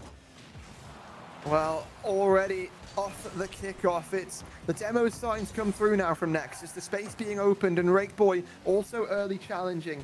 Sort of help that one out. Rakeboy back over to Crazy as Nexus are looking to connect the passing play, but Berserkers will happily deny. Cairo dives in for that one, and Janzo sends him diving back out. Crazy, another pop-up. This is great pressure from Nexus, but dealt with so well once again by Berserkers as they find an escape, sort of, I guess, pathway out of the pressure and down the other side. But Shah, it just feels like it's going to continue again, and it's the same sort of suffocation we're seeing in the first minute of Game 3 that we saw against Mistaken Esports in Games 1, 2, and 3 that put Mistaken 3-0 down in that series. Yeah, and obviously they got reverse swept in that series, so they know that it is possible as Rakeboy maybe gets the shot on net, but that one is just wide. They know that a reverse sweep is very much possible. This is an easier reverse sweep than the one that got done onto them before, because that was a best of 7. This is a best of 5, so it is by no means over here in this series, but it is so tough. An absolute mental mountain for this Origin team to climb. We'll see if they have the ability to do it. Jim Jam sending that one forward. Rakeboy will just tap it. Belinde, that's a nice dunk though. Rakeboy maybe has the chance and the shot, and he finds it. Origin take the lead. Origin take the lead here. 1-0, and it's Rakeboy, the captain, the leader for Nexus Origin, who finds that first salvo of game number 3. But will it be the first of many, or one goal be all that's needed to settle the score here on DFH? We will find out in the next 3 minutes of Rocket League. Rakeboy off the ceiling, trying to drop it down. Nobody there, but Cairo keeps that pressure on. Origin, who you mentioned are such a solid defensive team, and we haven't seen this pressure in this series, but now they've got to do a little bit of that defending. Rakeboy trying to take it out. Is someone from Drengir there? Janso can take it to the corner, gets another touch into the middle. Is Belinde, just can't reach. It stretches for that one. Jim Jam's now trying to keep it in. Belinde, I've just seen him do about 15 wall dashes in a row. I can't even do that. Is this really Academy? I don't even know. I mean, we've got 1200s doing wave dashes, and it's Belinde nonetheless who puts in the equalizer here for Berserkers. Janzo finds the demo. Belinde finds the response. And now Berserkers look to suffocate this team of Nexus out of not just this series, but also their entire season. Yeah, 1-1. 2 minutes 15 left to go. That's a shot from Rakeboy.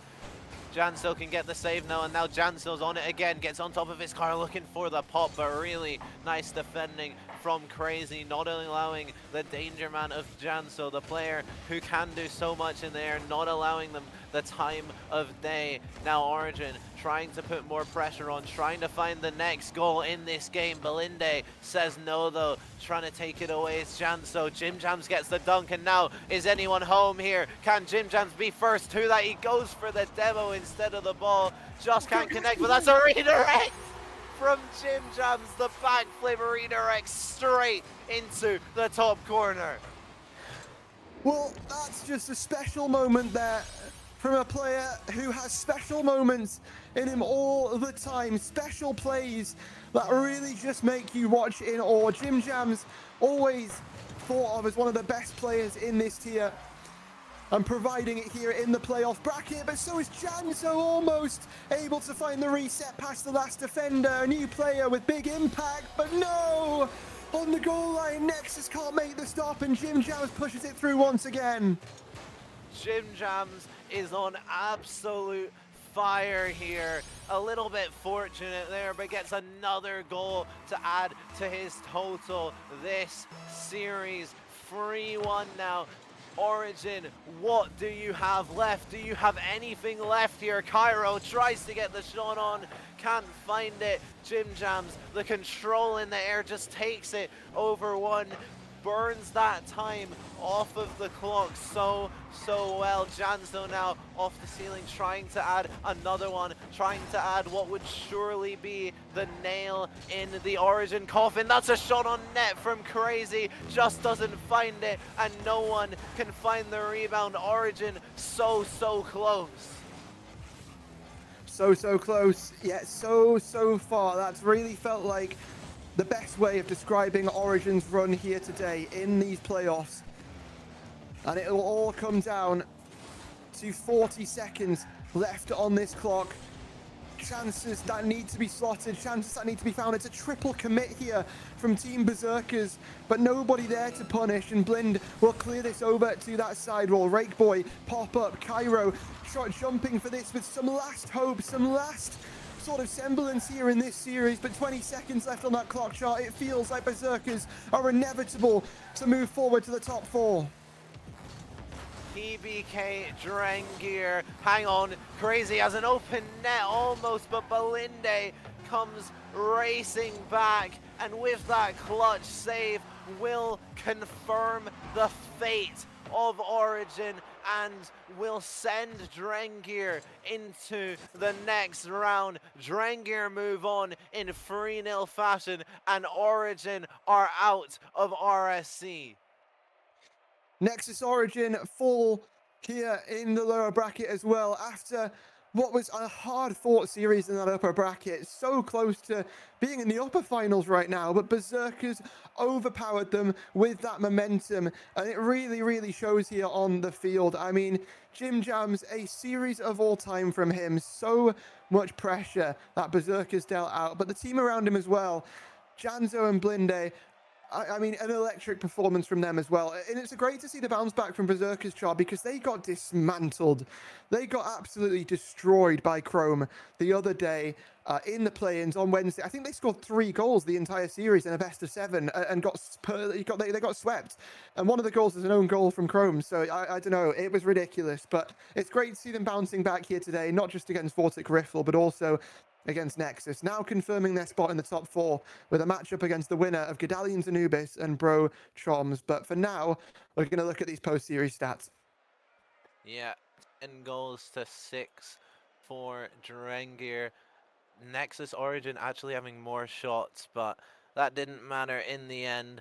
Drengir are the ones to take it. Such a hard day for this Nexus Origin team, but they've got to pick themselves up. They're 3 very solid players. They've got to pick themselves up. They've got to go at it again next season, because they can definitely make work in this tier and in the RSC as a whole. But for now, the main talking point is this Drengir roster, that after that hard-fought match against Riffle just before this, they continue their lower bracket run with this sweep, and we'll see how far they can go, and how far they can go will be catalyzed by this man right here, your series MVP. Absolutely no surprise, it is Jim Jams.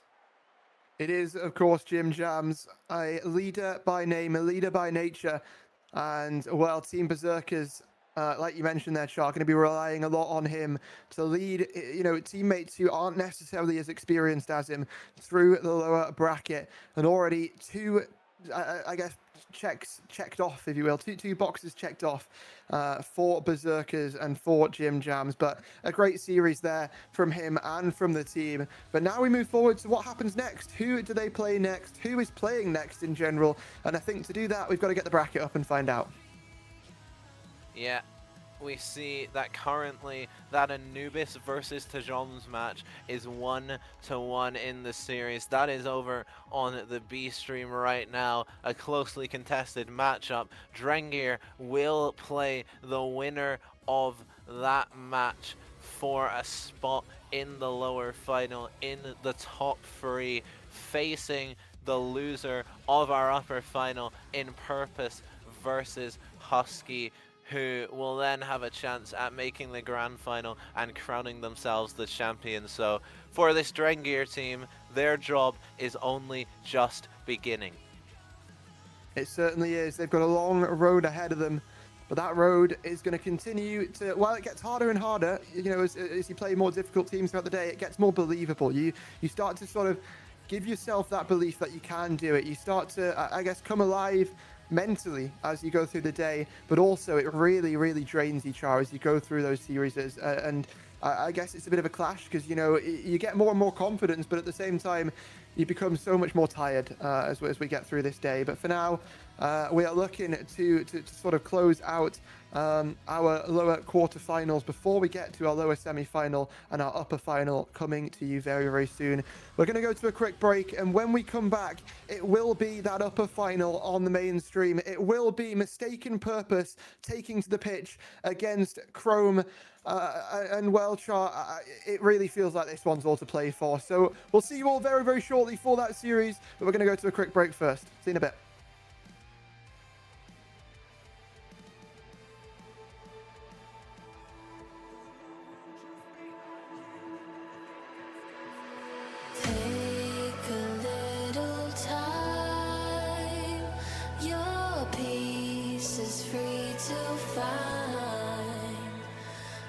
Yep, so my name's Masters. I'm currently on Go to Lions Anubis in the Academy tier. I'm Kaji Okori. It's my first season in RSC, or better to say full first season in RSC.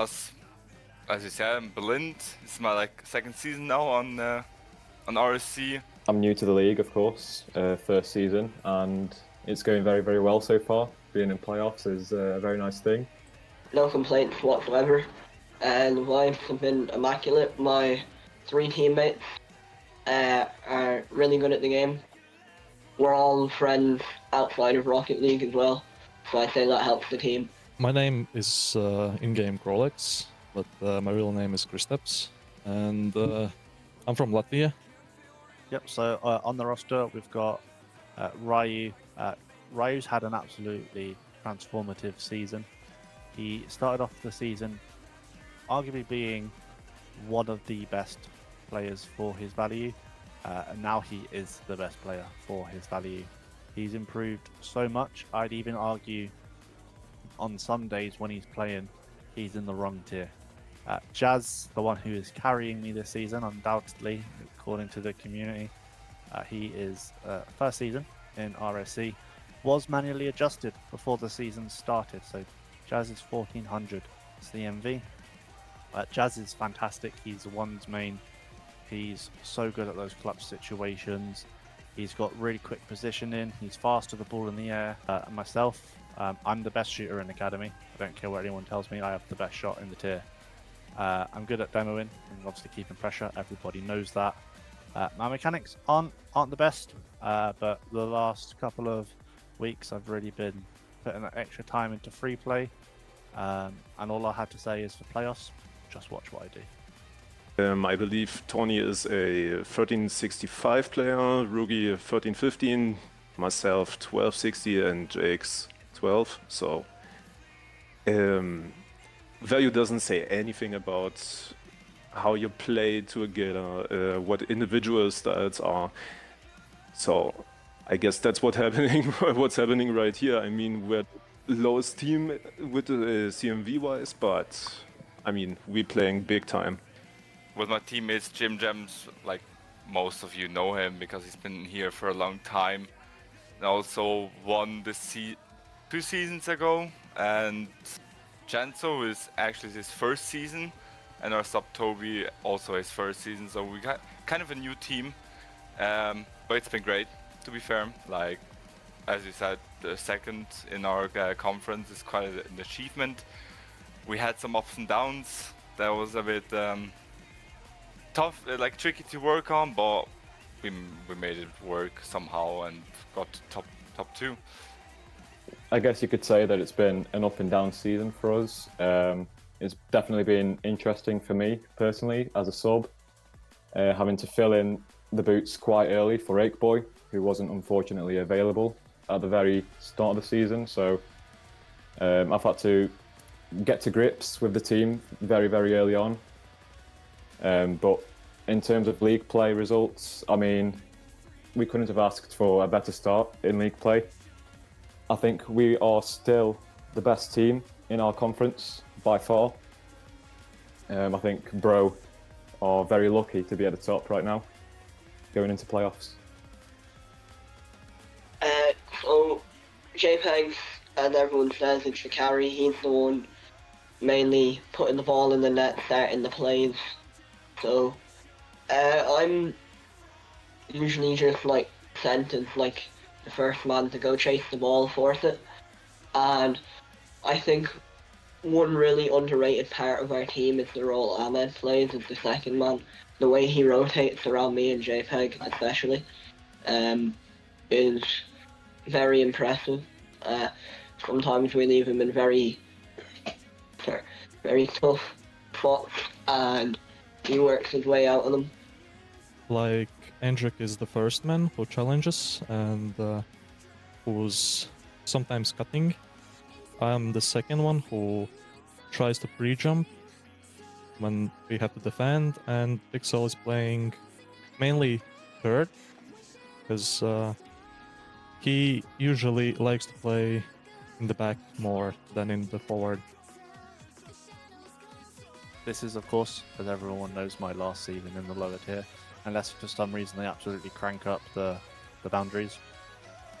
And I can say, play this all night long on the stream. I'm not leaving this tier without a trophy. To be honest, our expectation is always to win it. I mean, Rugi is like 6 or 7 seasons around in RC, and actually I would be happy to get with him our first RC champion title. So I mean, that's always the expectation. Winning is always the one. When it's all said and done, we will be champions to everyone else, with all due respect. Honestly, I think, yeah, it is quite a hassle to play a best of 7 every time, but I think it has its pros and cons, of course. Like, you have a bit more chance to get back up if you lose the first 2 games, but you can also play very good the first few games and lose everything because you're getting tired and can't really focus anymore. Well, TBK were always in the upper brackets, but never first, and that is because we didn't exist yet. We know our game plan, so I think it's just a matter of time before you see that implemented into the pitch. Obviously, we do have the teams such as Godalians and Mistaken, who are basically there as our challengers. And one thing that I do have to say to them is that good luck. It's going to be tough, but anything can happen on playoff day. And for me personally, the only outcome is us on top. I think the mentality is the same mentality we've had all season. Just have fun, play our game. We know when we're playing our game, there's no one comparable to us in the tier. So yeah, just have fun, play our game. There's not been a lot of preparation going on currently from external issues, and but honestly, I don't think that's a bad thing, because during the season I did kind of burn out of the game for a little bit, but I'm playing a little bit more now. But no, not much preparation going on, but I'm still very confident. The Italian microwave claims all. You can't stop him. To be honest, I only play for fun. The money isn't the main thing. And I don't know, everyone says that JPEG is good, but I haven't played versus him, so I don't know. And he got the same peak as me, so I don't know if he's overrated or he's just better than us. So probably, yeah, the Mistaken will be a good opponent for us. The whole playoffs, it's gonna be like 50% what can you do and 50% of luck. Because luck is also that you need to win. Let the best team win, and be careful of making mistakes.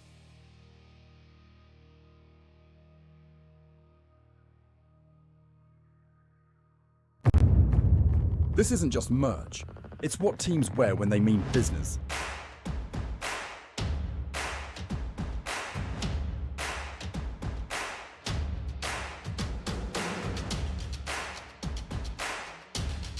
Every stitch, every print, every detail, made to perform.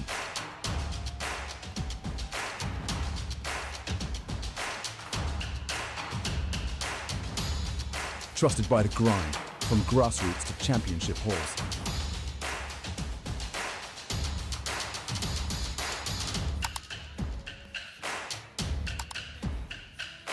Build your team store. Wear the brand that wins.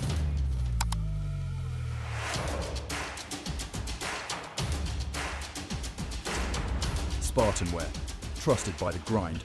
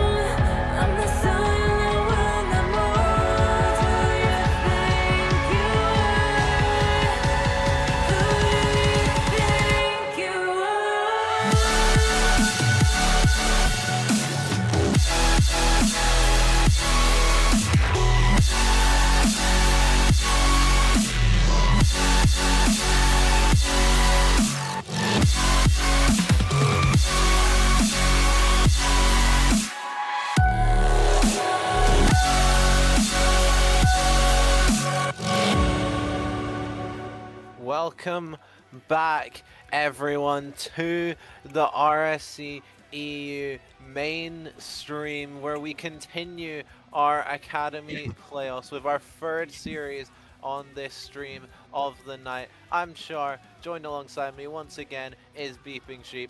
How are you doing after your little rest? Well, I went downstairs for a little bit and I found out my voice was going a little.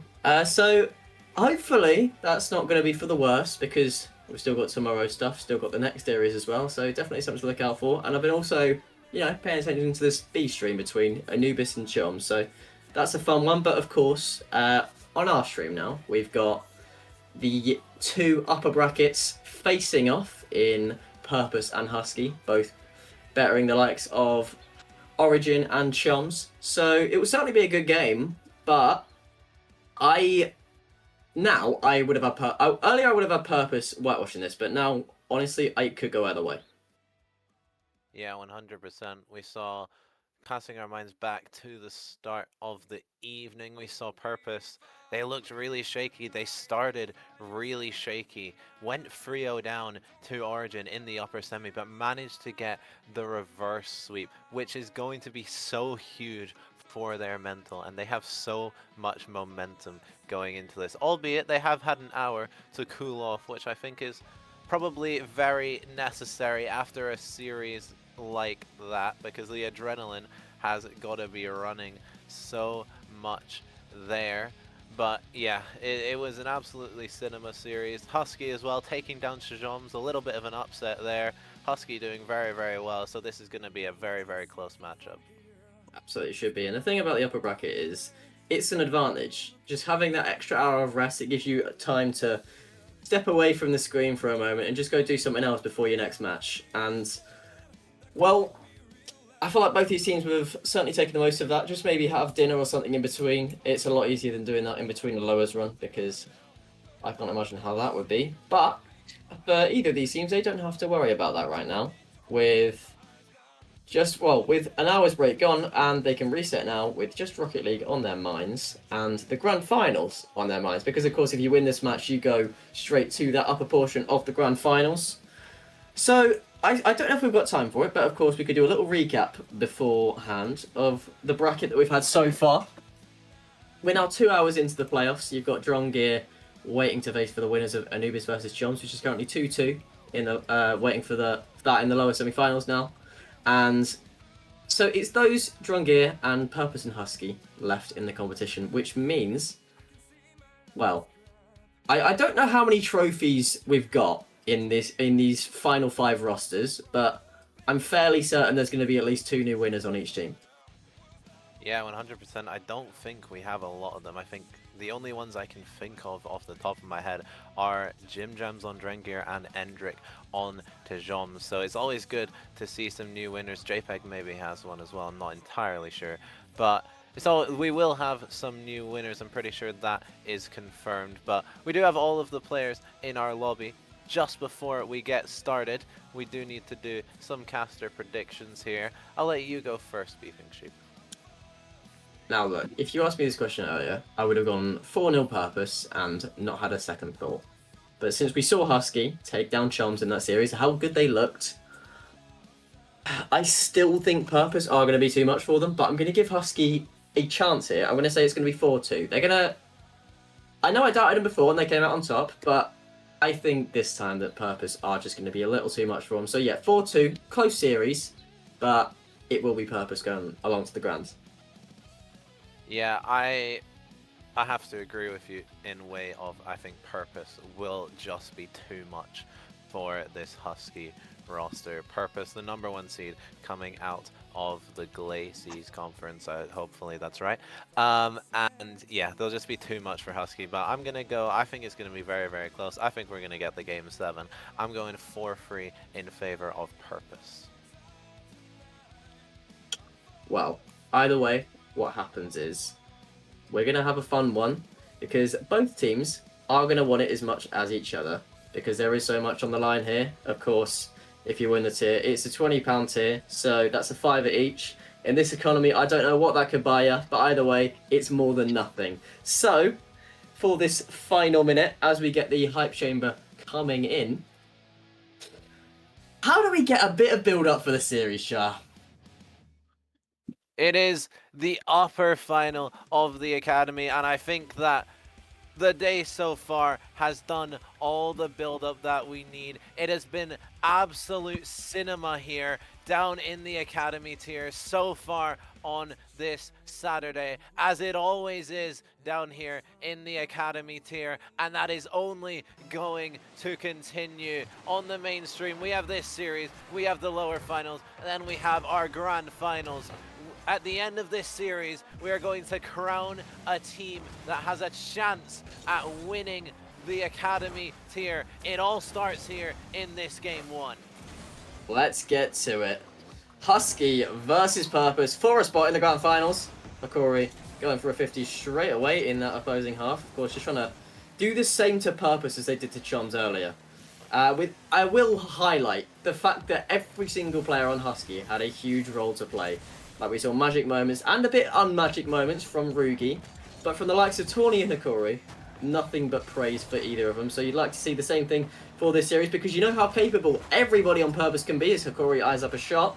But that's not going to go all too far. Now Ethan 2K on the ball, just Ahmed sort of tripping over him a little bit there, but going to go to Rugi now. Looking for a teammate down in Tawny. Tries to find Rugi as well. I like the thread through there from Husky, but they're not going to find a goal from it this time as Tawny tries to get a bump, but once again, it's not going to happen. Now they've got to be careful though, because JPEG on the ball. What a dangerous sentence that is. Doesn't really want to let him have a chance though. So Rugi now just clearing that. Ends up beating 2 as well. And as usual, in the opening minute, these teams are just finding where each other are at. Yeah, I want to see Rugi continue his goal-scoring dominance that we saw. Hopefully not in both nets like he did last series. I had to call back to it. It was a very fun moment from the last series. But yeah, I want to see him continue. I want to see all 3 players on this Husky roster continue their form. Oh. Rugi, what have you done? Well, form indeed. There's your Acad ball coming in once again. Not the ideal, shot there, but a little bit of pressure, I suppose, coming in, if there's any positives to take from that situation. So, Husky, of course, starting out the better attackers of the 2 teams, as Ethan 2K is going to go all the way down the other side now, trying to eye up a double, but not going to happen. Now down to JPEG, who gets beat, as Tawny will take this one all the way down to the other side, going towards Rugi, trying to eye up a man in the middle, but hang on a minute. That was very nearly a goal as well. So, yeah, Academy ball is in full force, I say, Charles. JPEG has somehow kept that one out the net, widely regarded as the best player in the Academy tier this season. He wants to use this series and the next to prove why that is. What a save from him as the clock gets closer and closer to that 2-minute mark. Neither team able to break the deadlock quite yet, but Chrome have 6 shots, 2 mistaken, 1 is that's a whiff, and Academy's really showing up all spectrum, all of the skills on the spectrum of this tier, even in the upper final. Yeah, first 5 minutes and true Acad ball as well. I feel like something that hasn't really been mentioned, unless it was last series, are the bingo cards. So I'd like to see everybody with those out, marking off absolutely everything we can possibly see from it so far.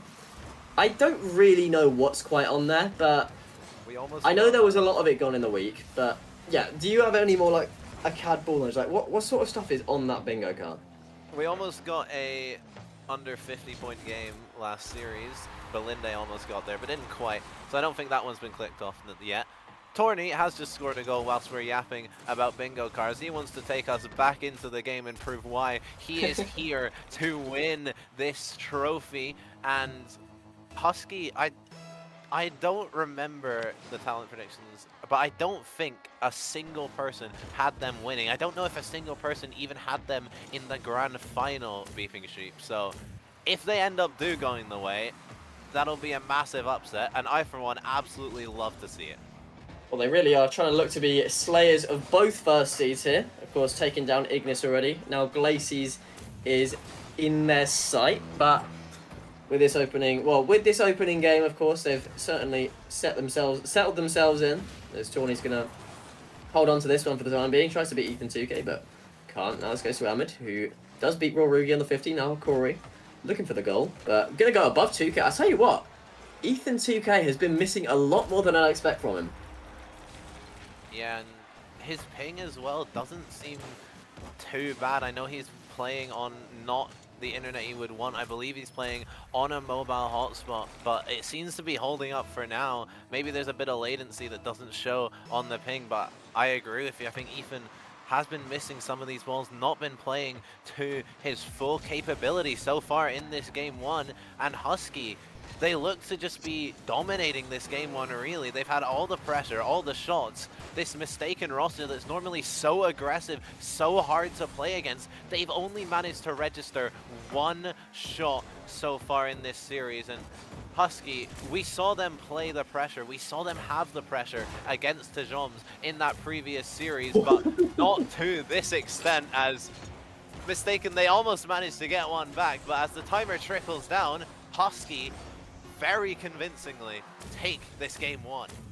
Oh, and Kaji Hikori with composure plus on him, on his car there, like just doinking that one above everybody on the side of Mistaken. Just really go, you're not scoring today. We're just going to take this game number one. We're going to take the advantage, and we're going to try and march on to the grand finals at your expense.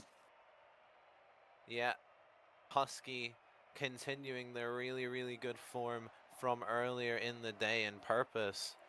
They don't want to put themselves in a position where they have to do another one of their reverse sweeps, but we'll see if that does come to pass, because they've proved they can do it once, they've proved they can get the comeback once, so who is to say that they can do it again? And I'm just looking on the V stream, I know why you are celebrating.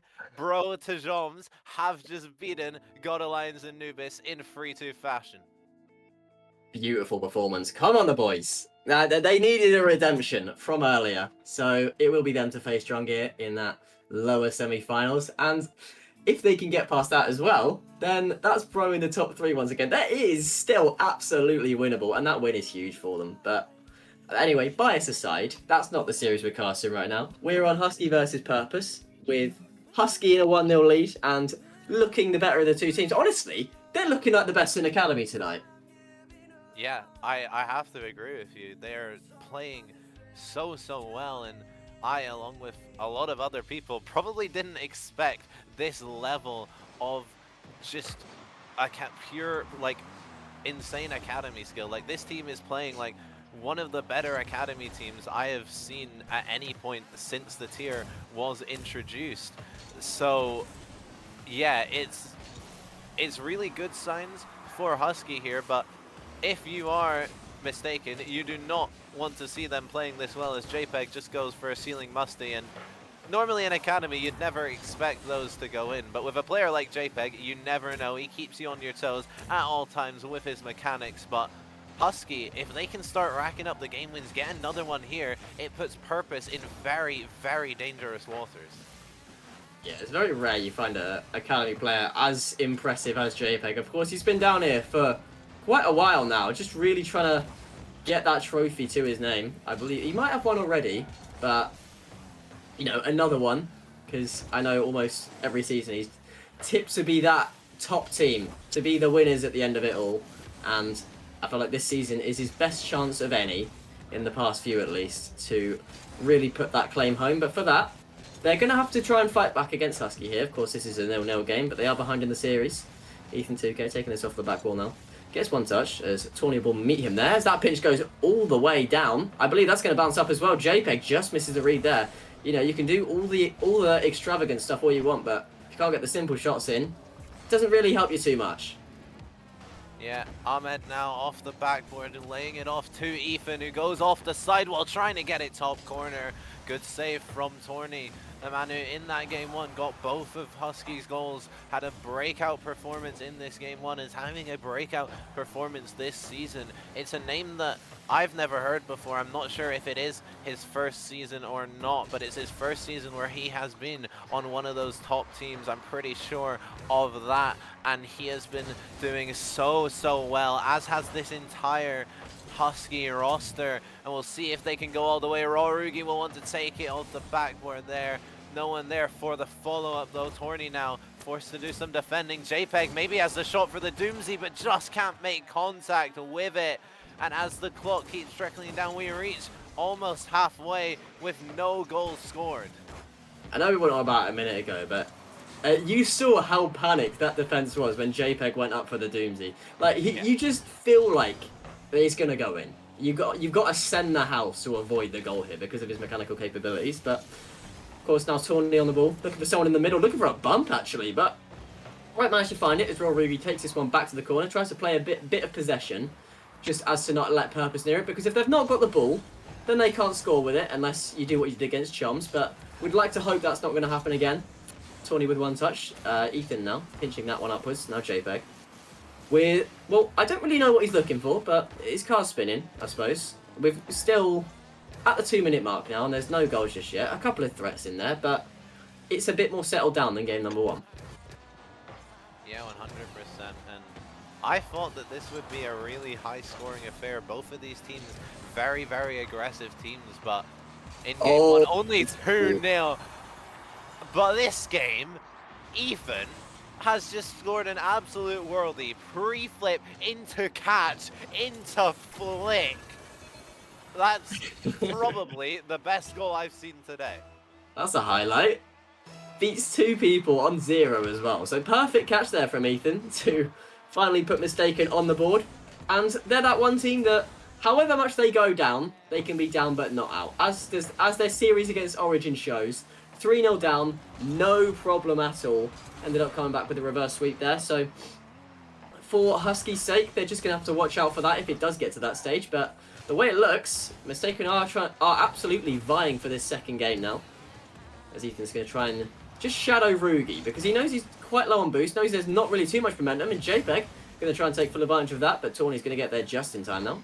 Ethan up into the middle, Tawny's going to try and meet the ball, but won't manage to do so, and Ahmed will poke home the second for Mistaken. Yeah, Mistaken answering the 2-0 in the last game with a 2-0 of their own. Just under a minute for Husky to do anything about it. We'll see if they can, and it's looking like right now at least Purpose won't need to do another reverse sweep, which I'm sure they'll be happy about, because that cannot have been fun for the nerves in the slightest.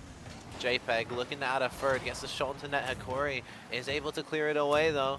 Torny now taking it into the middle. Hakori maybe with the shot, but Ethan cuts it out nicely, and JPEG can just get it away. Mistaken, all you have to do is stall the time off the clock, because every second that goes by is a second more that Chrome lose to get back into this game when they still need 2 goals. You need one soon. Torny looking to do just that, but can't get the control on it. Hakori trying to take it forward, but as the countdown appears on our screens beeping sheep, it is all but secured that Mistaken will tie up the series. Yep, 2-0 one side, now 2-0 the other side. Complete mirror image of game number 1. And we're down to a best of 5 now, so no reverse sweeps this time. It's going to be Purpose marking themselves down in the series now. So, very good performance from Ethan especially there to really show his capability, because we do all this talking about JPEG, but really don't mention Ethan all that much. So, you know, he's just popping up with, hey, I'm still here. I'm still pretty good as well. Look what I can do. So, yeah, deserves a little bit more spotlight, to be honest. Yeah, I agree, and I think that all 3 of these players on this Purpose roster are just such amazing players. Like, all of them have to be in the top 20 at least of the tier, regardless of CMV. They're all such good players in the academy tier, and the fact that this roster even was able to get drafted in the first place is just an absolute madness from the Mistaken management. But yeah, it's paid off for them. They're the first seed coming out of league play, and it's looking like they could definitely be the champions if they can get past this Husky roster. Yeah, I've heard so many people say, especially this one mate of mine, Righty, if you know him, he's pretty much, he said he will bet everything on it, that the winner of the upper finals is absolutely going to win the whole thing. No, like, lower bracket runs or anything. It's just going to be plain and simple. If you win this series, in his eyes, you will win the lot, and I see absolutely no reason to disagree with him because from tonight, these are the two best teams that Academy has to offer because it is such an on-the-night thing in these playoffs. So as we get game number 3 underway, who is better off on the night between Purpose and Husky? Orny trying to get the shot into net. JPEG takes it away. Rorugi now pop up, but no contact comes through from Ahmed. Ethan forced to just send it down, but JPEG is following it up. That's something that I've noticed so much when watching this Mistaken roster. They are all so fast and so capable in the air that they are great at following up each other's touches, and it can be so difficult for opposition defenses to even track who is going to hit the ball and when. Flip reset from JPEG. Almost finds his way in, but Torny, another clutch save, which he's done quite a few of throughout this day, is the post now coming in clutch for Husky. Yep, JPEG's warming up. I've seen enough. We're hopefully going to get at least one clip off the side of JPEG, but that's a bit of a dodgy touch there from Ahmed. Goes down to Hikori now. Rorugi looking to get the doink, but won't manage to find it. Now Ethan 2K. Going to try and find another one of his special plays that he's got. Looking for a reset himself now. Does manage to get it, but can't really finish that one off. JPEG's going to shoot wide here. Does collect the boost, so on his way out. Sorry, is Rorugi using the motor mouth there? I just picked up on that. The most annoying engine sound in the entire game, which I also have huge respect for. Motor mouth in the playoffs is absolutely crazy. I mean, if it throws off the opposing team, then fair enough. I respect it from Rorugi. And I respect Rorugi as a player massively. Never managed to get his win despite being around for so long. He's gone up a bit in CMV this season from the last few, but he's proving that he is more than worth that. As, yeah, he's in the upper final. He's locked in at least top 3. We'll see if he can get more, but that won't help him get more. Just so awkward on the back line for Torny, and Ethan will take full advantage and finds the opening goal of game 3. Not ideal there from any means in terms of Torny's positioning, but sometimes it is what it is. You're just going to have to deal with that. But now we go again. It's going to be 1-0 Purpose. That's 3 unanswered in a row now. There's a bit of a clash comes on the Husky backboard. They would like that to be the last time that's mentioned in this upper finals, but Rorugi now up towards Torny. Going to try and eye up a goal here, trying and stop this streak of unanswered by Mistaken. You know, actually, I forgot this is just a battle of new franchises. So yeah, quite a showcase is, you know, all of Academy actually. We've got so many new franchises in this top 6, or in the top 8, I suppose, at the start of the day. But anyway, enough of that. Goes to Ethan now. Off the wall, looking for another death touch, but I manages to find it as well, but Rorugi going to put a stop to that one real quick. Goes towards JPEG now. Only a soft touch this time. That's the thing. These two teams, I remember talking about it earlier last series. They're the two teams that I find always trying to look for each other. They like playing the possession game. They like playing the team game. And, well, as we said before, that can be the difference maker. But when both of them are doing it, how do you make a difference from that one? Yeah, it's just a matter of who can do it better, I guess, and I don't think there's been much to separate the two sides so far in this series, both taking their respective games 2-0, but Mistaken 1-0 up in this game so far, and you'd probably say on the balance of play that's deserved, but there's not a lot in it. These teams are so closely matched right now because Husky, they're showing up at the right time on the playoffs day when it really matters, as that one just finds its way in, and Rorugi gets credited with the goal, but we've seen another Academy own goal. As if from JPEG as well. That's unbelievable. Well, now that's Rorugi then being on either side of 3 own goals today, and I'm sure there's still more to come from that. So, well, if you're him, I don't even know what you think. What goal do you score in? Or who's going to score in what goal? If it's Rorugi on the ball, because like anything could happen, I'm so convinced. Yeah, this is Academy. I love Academy. We see a lot of own goals though, but they're very entertaining. This might be another goal here. Ethan, he's cooking everyone. And JPEG is there to finish it off, but that goal is all Ethan. Fakes one, other one comes back, fakes the second, and just lets JPEG poke it home. What a way to restore the lead if you're Ethan.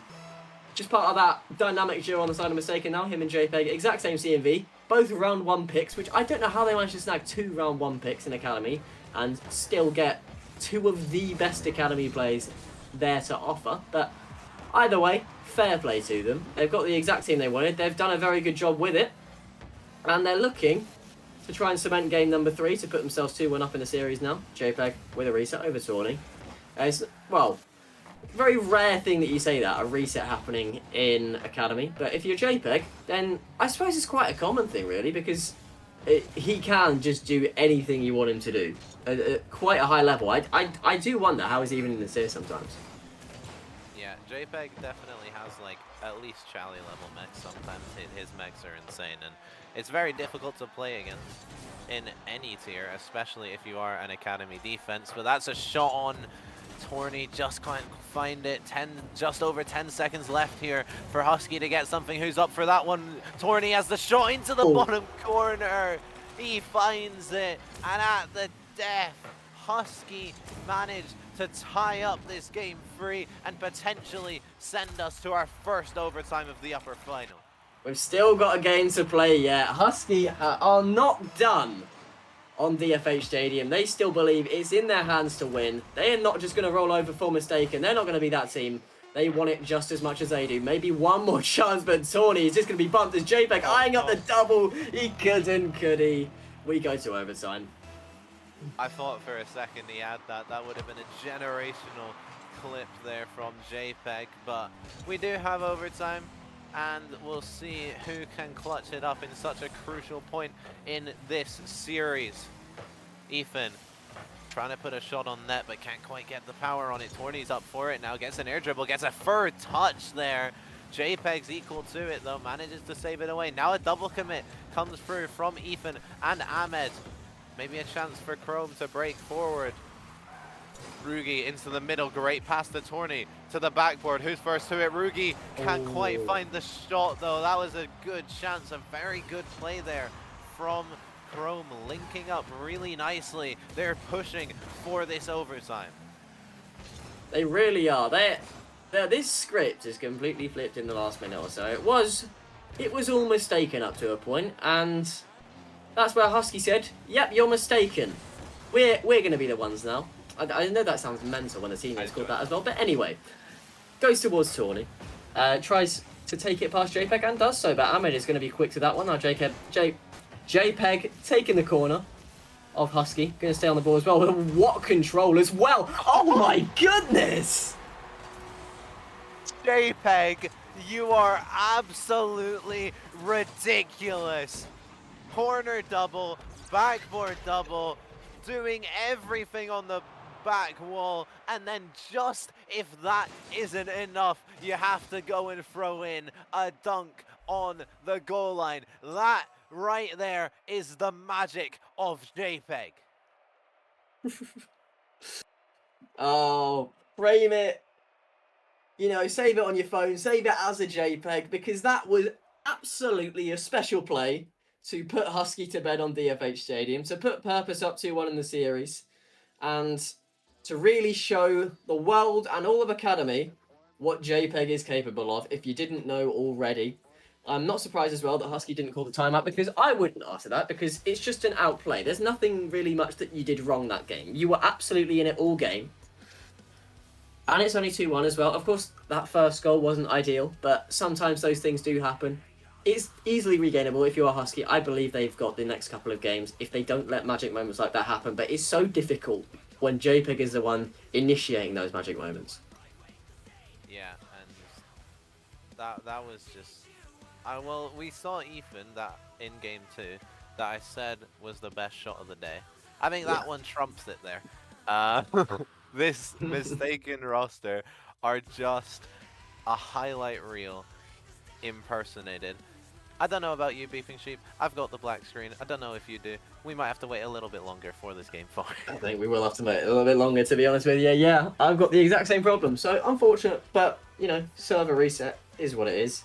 And speaking of highlights as well, I feel like one that's gone a little bit under the radar is that double fake from Ethan, because even that was something to a sight to behold, I suppose, because the fact that he went past one, waited for the second to come back, and then just did it again. Like, it does take guts to pull off a play like that in the playoffs. But Ethan finds a way. He's got a go-to teammate who also will find a way, and they've got another go-to teammate who just fills in all the gaps. So where's the weak point? There isn't one. There is not a weak point in this Purpose roster. This is why they were predicted by so many people to win this tier going into the playoffs. Even before the playoffs, even before the season even started, everyone knew that this team was going to be like just an unreal team, and they've proved that all throughout the season, getting that first seed, and they're proving it now. They've proved that they have the mental with that reverse sweep, and now they're showing that they have the pure skill. We have all of our players back into the lobby after a lobby reset, so after a little bit of delay, we will finally get underway in this game 4 to see if Purpose can go on series point, or if Chrome Esports can tie it up. Welcome to Utopia, a special arena for some, a bit less special for certain others, but for Husky and Purpose, they both want to be on the side of that special. They want to be, well, for Husky especially, they really want to be tying this series. They don't want to let it be slipping away from them because, well, we've seen what happens when Mistaken are 3-1 down, but when they're 3-1 up, they're even a little bit harder to stop than that. So Husky do not want to let them get that chance. They want this 2-2 as much as physically possible, but they're really going to have to pull out something special to do that now. But JPEG, off his back wall, goes towards only as far as Corey, actually. Gets a dunk as well on Ethan 2K. And was forced to clear that now. Goes towards Tawny, who, well, with this Husky team as well, I've heard from Hodge, they come in full German and they're 200 CMV below the limit. So, double fair play for that.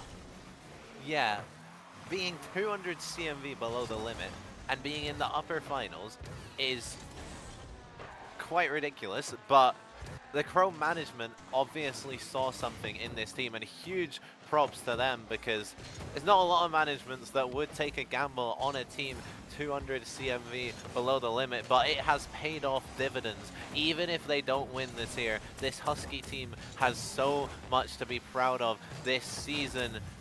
But right now, they've got a Purpose team staring them down that are on prime form, and yet another highlight reel play. You can't keep getting fake like that. Yeah, there's just no words to really describe it. You can't let Ethan or JPEG have the ball, because if you do, you've got to be prepared for them to either hit it or just send you flying without even lifting a finger, because that's twice now that's happened. First time with Ethan doing it. Well, I guess it's 3 times. First time Ethan doing it twice in quick succession is Rugi going the other way. What a play backwards. Yeah, Rugi taking the ball from his own half, flicking it past 1, flicking it past 2 and 3, and tying it up almost instantaneously here for Husky. What a play from Rugi, the man himself, and manages to tie it up. And now we have a game on our hands here. Chrome, more pressure coming out, a double commit on the backline from Mistaken. That's one thing that this Mistaken can do, as they've done it again, is double commits. When you're trying to play as fast as this team is, it will sometimes lead to those little breakdowns in communication, but when you have this ability on the ball, sometimes that just doesn't matter. I think the only team that can rival that is Bro, because I see some of their highlights and I see special plays going in, as well as the likes of Endrick and whoever else is with him double committing all the time, just because of how fast the team plays in general. Like, Mistaken are just another example of mechs and pace. Sometimes you get in your way, but sometimes you can just do plays like that. JPEG and Ethan linking up there, beautiful demo, beautiful pass, and a beautiful shot to cap off a 2-1 lead for them. JPEG, we know what you can do on the ball. He is also a big threat off the ball as well, just taking out the player on the backboard and leaving that net completely open for Ethan. Great play there. This could be a third. No one from Mistaken able to get the touch and capitalize. Now Husky trying to push forward, Torny trying to go for it, but Ahmed will win that ball. And I feel like so far in this series, Beeping Sheep, it's kind of been the JPEG and Ethan show. I want to see a little bit more from Ahmed. Well, that being said, he doesn't really have to do much, because he can just watch his two teammates do absolutely anything, and he can just fill in the gaps just fine as he tries to get a shot off there, but going to be caught out. Now Rugi just going to boom that one downwards as Ethan's going to get a decent touch to force Rugi into something else that's a bit awkward for him because of his low boost count. And now Ahmed trying to finally get a shot on the board. It's not going to happen this time though, as Rugi puts that one to the wall. Tawny trying to follow that one up. Goes towards Ethan. Goes back towards Rugi now. There's not too much threat offered on the side of Husky for the past couple of minutes. Since that raw Rugi shot, that's, I think, the only real chance I've even had this game. So they need a bit of a change to Husky now, as they've sort of died down in terms of hunger, in terms of attack, as Ahmed, speaking of highlights, look at what he can do. Okay, he must have the Twitch open. He heard me. He's just popped that off the wall, gone to the ceiling, doubled it down. This Purpose team is absolutely ridiculous. Three-headed Hydra. And there's no other way of putting it. This team does not have a weakness. If everyone is just this capable. Although I say that, here comes a weakness. Bit of a double commit. Raw Rugi pulls one back. Another caster curse. That is the weakness of this team. They sometimes can overcommit, but when you've got highlight plays like these lads have in them, then as long as you score more of them than you do overcommits, it'll be fine, right? Yeah, you'd think so. I mean, they can have a goal or two every now and again. There's no problem with that. As long as you don't let it happen too often, but with the capabilities of them, I think it's an Ange Ball-like strat. They score 5, we'll score 6. Whatever. Yeah, this Mistaken team does play prime Ange Ball, and I can't even call this a cat ball because you don't see this on most Academy teams, just this like level of highlight plays. Like, are they just allergic to scoring a normal goal? I don't know what I'm seeing right now. I think they are. But yeah, 3-2 up with 30 seconds left here. Chrome, they need something or they're going to go down 3-1. They're going to go down to series point. That might be another one. That's off the crossbar. Slice! Lads, you cannot score the goals you've been scoring all series and then miss that. This is, oh my god. Is there a bingo option for Mistaken score a simple shot? If there is, I don't think we're Wait. Oh my! Torny at the death puts it in so close to 0 seconds. He couldn't keep it off the ground, but he gets the 50, and with 1 on the clock, Chrome tie it up. Too busy yapping, and while we were doing that, there was a demo and a goal just eyed up. Maybe is there one more in the tank? Oh, Husky, no, it's not looking like it. But after honestly, what I thought was going to be a routine Purpose win, Chrome have turned this around. Then we've got overtime. Yeah, this series is already absolutely unbelievable, and we're only in game 4. I'm so hyped for the rest of this. JPEG taking it forward. Raw Rugi to the backboard, getting a double as well, trying to clear it out. Torny beats out Ethan. That's a shot into net. JPEG has to get there. Manages to save it away, but there's more Husky pressure. Raw Rugi just sends it up, sends it to the backboard. The dunk just finds the crossbar though. So close for Husky, and Hakori takes it away from Rugi. They still keep up their pressure though. Rugi's up again, really nice beat from him. JPEG has to control this one, but it's JPEG. Of course he controls it. Is it too much of a cope to say if Hakori wasn't in the Dominus, that goal would have been scored? I can see where you're coming from. It must have just been the long car, but I mean, at the same time, you don't really get to see a Dominus very often in this economy anyway. But, no, well, hang on. I say no, I don't even know what I was going to say, but either way, Ethan trying to dribble that over the defence now. Going towards the other side now is JPEG under pressure by Hakori and by Rugi. Going to eye up a shot, and hang on a minute, the series is all tied up. Absolute slot for this Chrome roster, and I believe that we're having a technical timeout called here for this side of mistaken. And looking at Ethan's ping, I think that is all the evidence you need. It did spike up to 180 just at the end of that game, and we know he is playing on that high ping, that mobile hotspot throughout this playoff. So yeah, we're gonna have 5 minutes here most likely to kind of digest what's going on at the moment. Quite tactical from Ethan as well, to just give himself some ping so you get an extra timeout. You don't get many teams that do that, but at the same time, if he can pull like a Wellis, then, because I don't know if you remember, there was this one North American regional where Wellis was playing on mobile data the whole time as a sub, and someone managed to get his team to their first ever main event.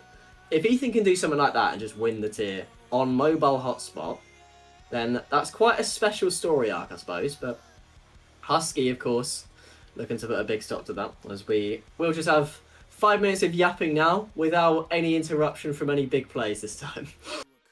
Yeah, it's an interesting time to have this break, right? Because there's so much to talk about with the series being tied 2-2.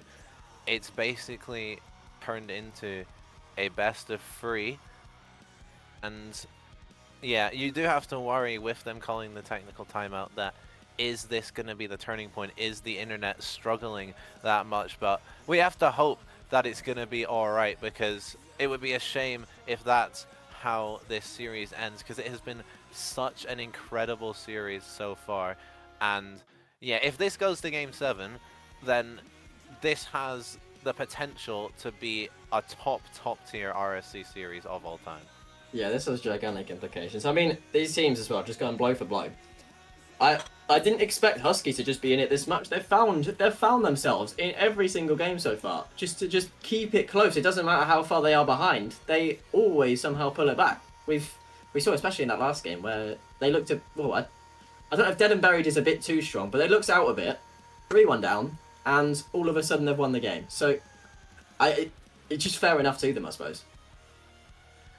Yeah, Husky, they managed to take it back, and these teams are just going blow for blow here in this series. Husky not being the team that a lot of people may have expected to be here before the play-ins even started.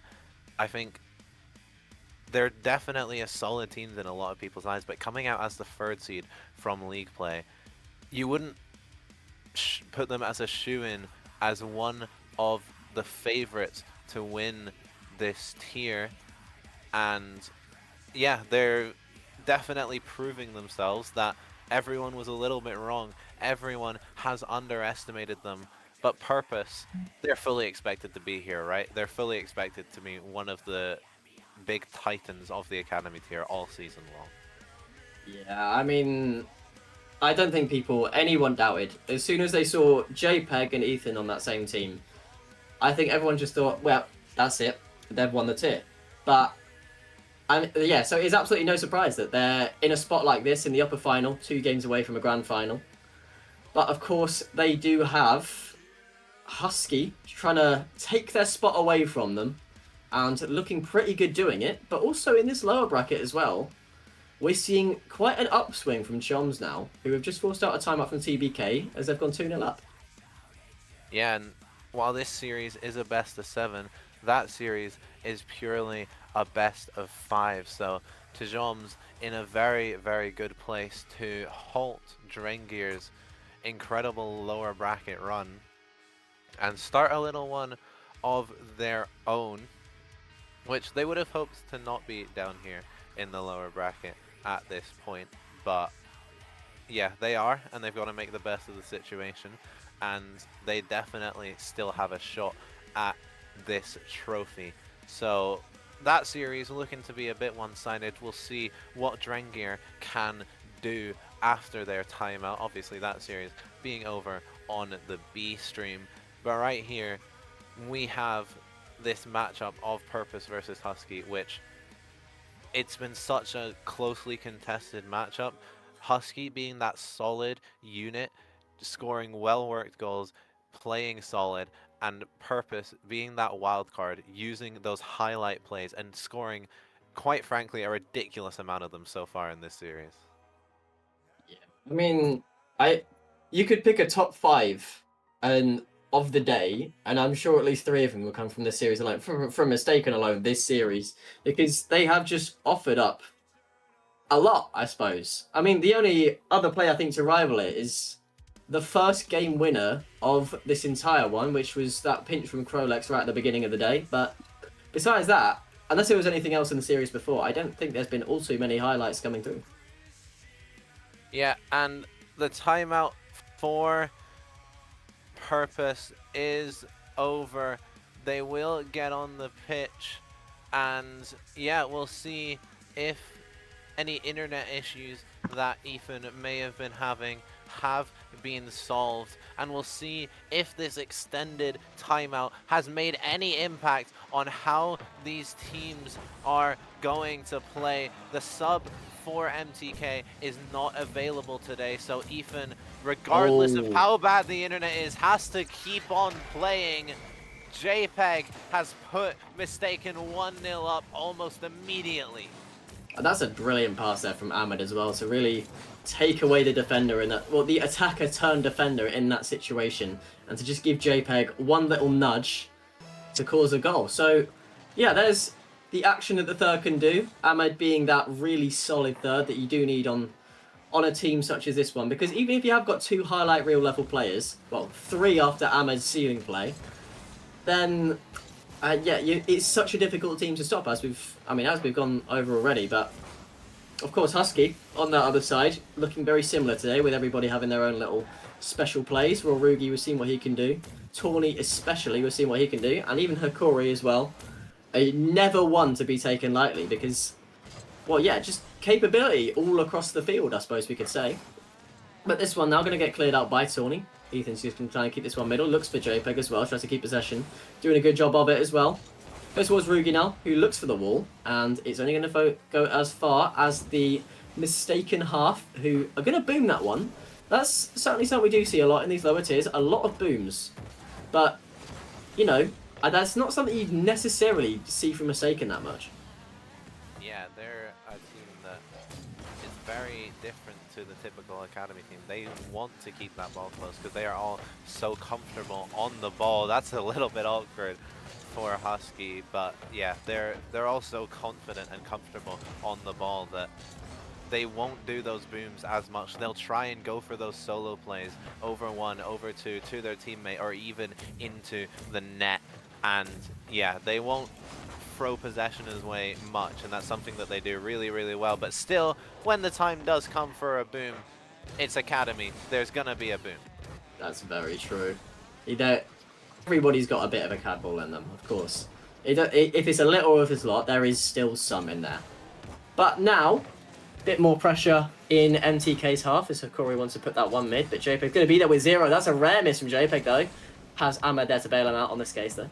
Rugi, one touch. Rugi can't find the second touch as well, and goes up a little bit early. Just puts himself a little bit awkward there. He had a lot of time, so I don't really know. Maybe it was just like a miscommunication or something, but it didn't matter too much in the end. As Hikori will take that one away and put it towards the blue half now. JPEG in the corner with boost. That's a dangerous sentence to say. Goes up now. Tries to find a proper touch, but can't this time. Going to go towards Ethan 2K. Tawny challenges him. Demos him as well. Just to really stop any attack from coming, as Ahmed will boom that one up. Tries to look for a double as well. Hikori misses out of the backboard, but Tawny will take it from him. JPEG now in the corner. Very awkward now. Once again for the side of Husky. And once again, Purpose will take full advantage. Yeah, JPEG into the middle to Ethan. It's the tried and tested combination for Mistaken, and it does not fail them once again. Rugi can't get there, and Mistaken make a 2-goal lead here in this game 5. They wanted to go on series point last game, but they didn't. They weren't able to do it. Now they have that opportunity. 2 minutes to hold on to a 2-goal lead here. But Husky are a team that are very capable of flipping that round. We saw that in the last game. They went 2 goals down and they managed to turn it around and win it in overtime. So Mistaken, they have to stay focused. They have to stay solid and maybe even add a third. Yeah, they absolutely want to do that. They just want to put themselves on match point, force Husky into a timeout. That would be the dream scenario here, but sometimes it's not as easy as that. Also, sometimes it is as easy as that bump comes in, and that third goal almost comes in. But Tawny with the last guard save stops that goal from happening. Now JPEG, reset, one touch. Beaten by Rugi. Tawny will clear that one out now. But they don't have much boost, though, the Husky. It's really an awkward situation to be in. Having all of your boost stolen, having all momentum against you, and playing the fastest team in Academy. But sometimes that is just how it goes. It's unfortunate as it is. But they're really... I don't see a world now that Husky come back from this game. Because this doesn't feel like the 3-1 before. This feels... I know the last one felt controlled. This just feels really controlled. They're not even letting Husky get out of their half. They're taking every single boost. They're taking everything they possibly can. Then, until now, they've not even given them a moment on the ball. But Husky just haven't been able to make the most of it when they have had that sliver of a chance. Final 30 seconds now. Looking almost certain to be Mistaken's game. To put themselves on double match point. Final 20. There might still be a goal in this. Tawny does find a shot, but I think with that chance being said and done, that is going to be game number 5 over, unless an absolute miracle happens. Yeah, it's so hard to break out of that purpose clamp when you are in it. In that game 5, Husky were not able to break out of that. Purpose will go 3-2 up here in the series as we head into Neo Tokyo. The question is, if you're Husky, do we see a timeout call? We haven't seen it yet, but we'll see if it as I say that, we see the timeout call. I think that's wise. Husky will be taking their tactical timeout. I mean, it's now or never, really. Plus, with the game that's just happened as well, they were forced to a single 2 shots. And if chances like that are happening, you know, if it's so sparse, your attack, sometimes you just have to think and say, we'll give it a minute, just reset, because there is such thing as a timeout buff. We've seen it, and I think Husky would be more than capable of doing so if they can break out of their half for starters. If they can find a moment where they can just really put Purpose under an immense amount of pressure, they just haven't found that. All of game number 5, game number 4 certainly, but that one I think was just more Purpose being caught off guard. Husky just really need to bring it to them now. I think if they just up the pace themselves, maybe Purpose will be caught out, but you know, I suppose anything's worth a try at this point. Yeah, they're going to have 2 minutes to talk this out and see what is going wrong here and how they can fix it. And I think what you've got to do against this Purpose roster, I think a big part of trying to beat this team is just waiting for your opportunity, because while this Husky roster is one of the fastest teams in the tier, it's so hard to outpace this Purpose team. So I think they've got to just pick and choose their moments, because we've seen Purpose can be hit on the counterattack. Husky have done it, Origin have done it. They can be hit on the counterattack. So you've just got to pick and choose your moments and then make the most of them when they do come. Yeah, absolutely. I mean, it's gonna be sparse because of how MTK are set up. You're not gonna get many chances. So yeah, as you say, when the moment comes, they've got to be taken. And if they're not taken, that might just be all you get. So we see stuff like this against a runner play all the time, where you get one team who's just really up against it and they get one chance and that's it. And Husky need to be that team if they want any chance of staying in the upper bracket, getting those 2 lives in the grand final, and stopping a very likely MTK run to an Academy title. Yeah, one more game here for Mistaken Purpose to make their way into the grand final through the upper bracket, which is such a huge advantage because it means that you have to lose twice if you're going to lose the tier, which this Purpose roster, what they do once, they won't want to do again, and we'll see if they can make it there. But right now, we have got Neo Tokyo. The players are getting on the field Chrome, they have one last chance, one last life here in the upper bracket, or they're going to be sent down into the lowers, where they will have to fight to make that grand final. For now, we're here on Neo Tokyo. We've kicked off. It is game 6. So let's get this one going. Is there still any fight left on the side of Husky, or will Purpose just be a little too much for them? Time to find out on Neo Tokyo. Is JPEG going to take this one to the ceiling? Going to get beaten by Rugi, who's definitely come out faster this game. That's some promising signs so far. Ahmed will poke that one over too, though. JPEG trying to dunk that one downwards, but won't find it this time. 20 on 0 as well. Got a moment to work with, so he's just going to try and 50 Ethan there. Not let any chance come through. As Ethan's going to really start looking for the man now. They have so many modes as well to Purpose. JPEG, he couldn't, could he? No way. Very, very nearly yet another clip farm, but not this time for him. He tried the Vatira, he tried it, but not so lucky on this occasion. But at the very least, they are looking faster, they are looking better. So as Daft Punk would say, they're looking harder, they're looking better, they're looking faster, and they're looking stronger. And Husky are almost looking for that first goal there, but this could go all the way down the other side. And it will. Because that's a bit of a miss from Rorugi, and almost the same from Hikori there. But I think MTK are just laying back a little bit before they can let loose. Because besides that one chance from JPEG, there's not been too much to talk about in this game 6. Yeah, talking about what's happening in the rest of the bracket. Never mind, I'll get on to that into a minute. Mistaken have just put the first goal in of this game 6. Hikori just faked out by JPEG, sends it upfield. Ahmed is there to make sure, and now they are one step closer to reaching that grand final through the uppers, and Chrome are on the verge of going down to lowers, but Zorni does not want that to happen. He puts it in for 1-1. I love how they've always got an extra life. They're like a cat. They've got 9 lives, this Husky team. Well, despite being called Husky, they've got 9 lives, it feels like. Because they just don't know when to give up. And that's what you want in a, well, I say an underdog team. It sort of is in a way, because being 200 below cap, but being an underdog all you want, you can't stop a shot like that from Ethan Suke. As lead is now restored for Purpose.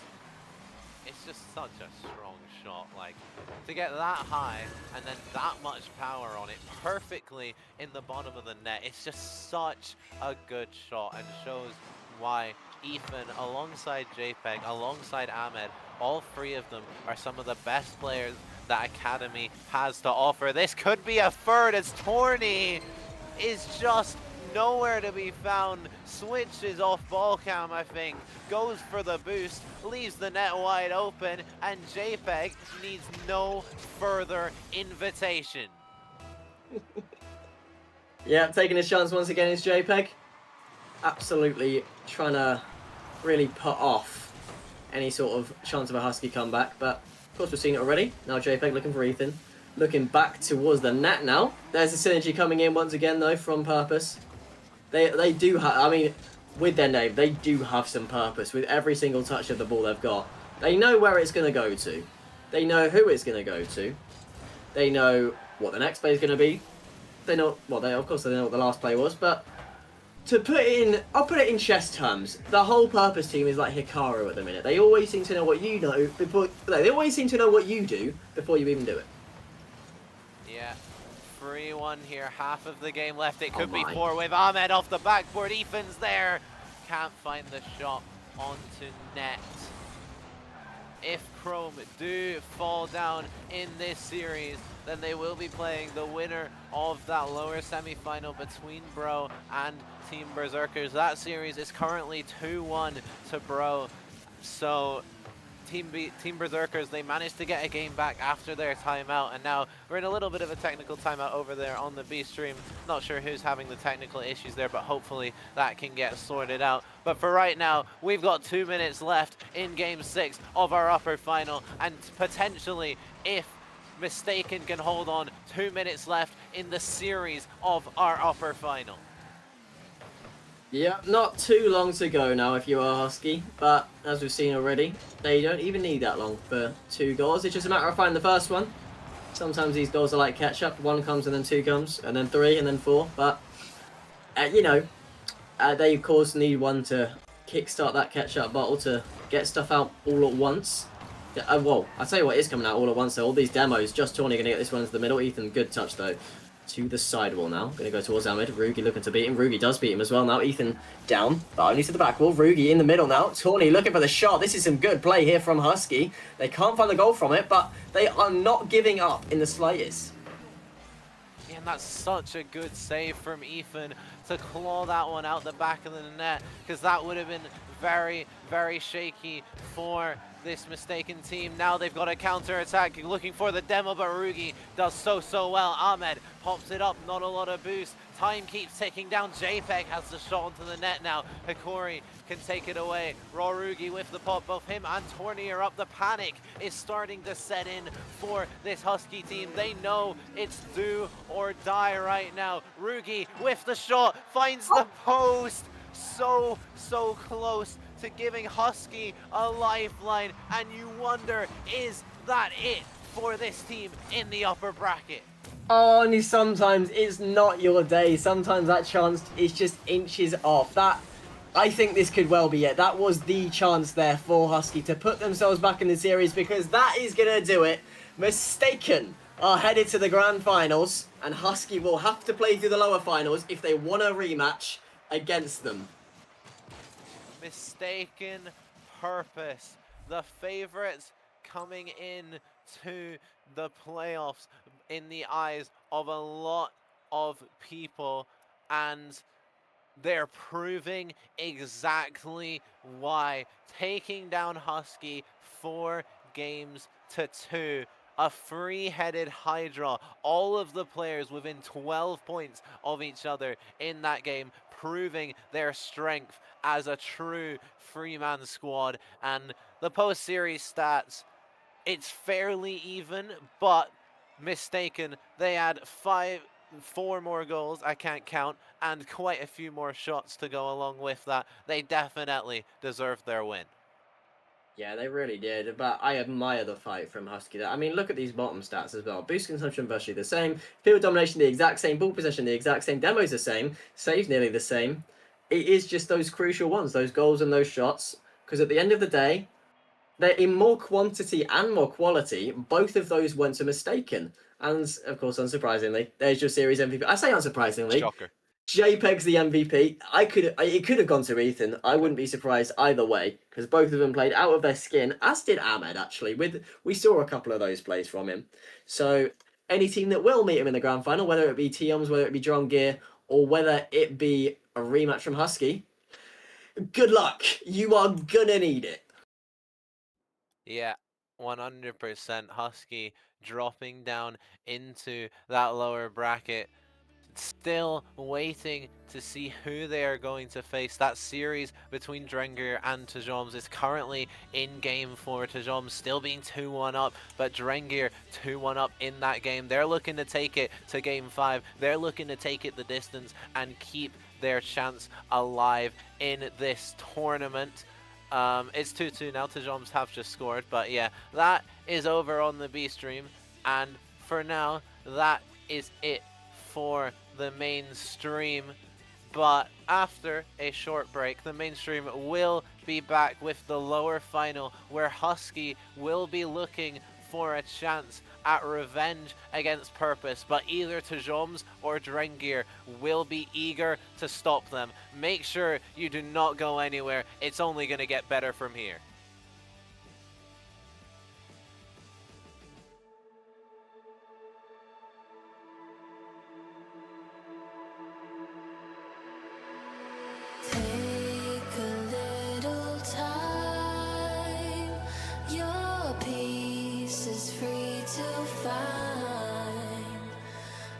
Yep, so my name's Masters. I'm currently on Go to Lions Anubis in the Academy tier. I'm Kaji Okori. It's my first season in RSC, or better to say full first season in RSC. As you said, I'm blind. It's my second season now on RSC. I'm new to the league, of course, first season, and it's going very, very well so far. Being in playoffs is a very nice thing. No complaints whatsoever. and the vibes have been immaculate. My 3 teammates are really good at the game. We're all friends outside of Rocket League as well, so I say that helps the team. My name is in-game Grolex, but my real name is Kristaps, and I'm from Latvia. Yep, so on the roster, we've got Ryu. Ryu's had an absolutely transformative season. He started off the season arguably being one of the best players for his value, and now he is the best player for his value. He's improved so much, I'd even argue on some days when he's playing, he's in the wrong tier. Jazz, the one who is carrying me this season, undoubtedly, according to the community, he is first season in RSC, was manually adjusted before the season started, so Jazz is 1400 CMV. Jazz is fantastic. He's the one's main. He's so good at those clutch situations. He's got really quick positioning. He's fast with the ball in the air. And myself, I'm the best shooter in Academy. I don't care what anyone tells me. I have the best shot in the tier. I'm good at demoing and obviously keeping pressure. Everybody knows that. My mechanics aren't the best, but the last couple of weeks I've really been putting that extra time into free play. And all I have to say is for playoffs, just watch what I do. I believe Tony is a 1365 player, Rugi 1315, myself 1260, and Jake's 12. So value doesn't say anything about how you play together, what individual styles are. So I guess that's what's happening right here. I mean, we're lowest team with CMV wise, but I mean, we're playing big time. With my teammates, Jim Gems, like most of you know him because he's been here for a long time. And also won this 2 seasons ago, and Janso is actually his first season, and our sub Toby also his first season. So we got kind of a new team, but it's been great. To be fair, like as you said, the second in our conference is quite an achievement. We had some ups and downs. That was a bit tough, like tricky to work on, but we made it work somehow and got to top 2. I guess you could say that it's been an up and down season for us.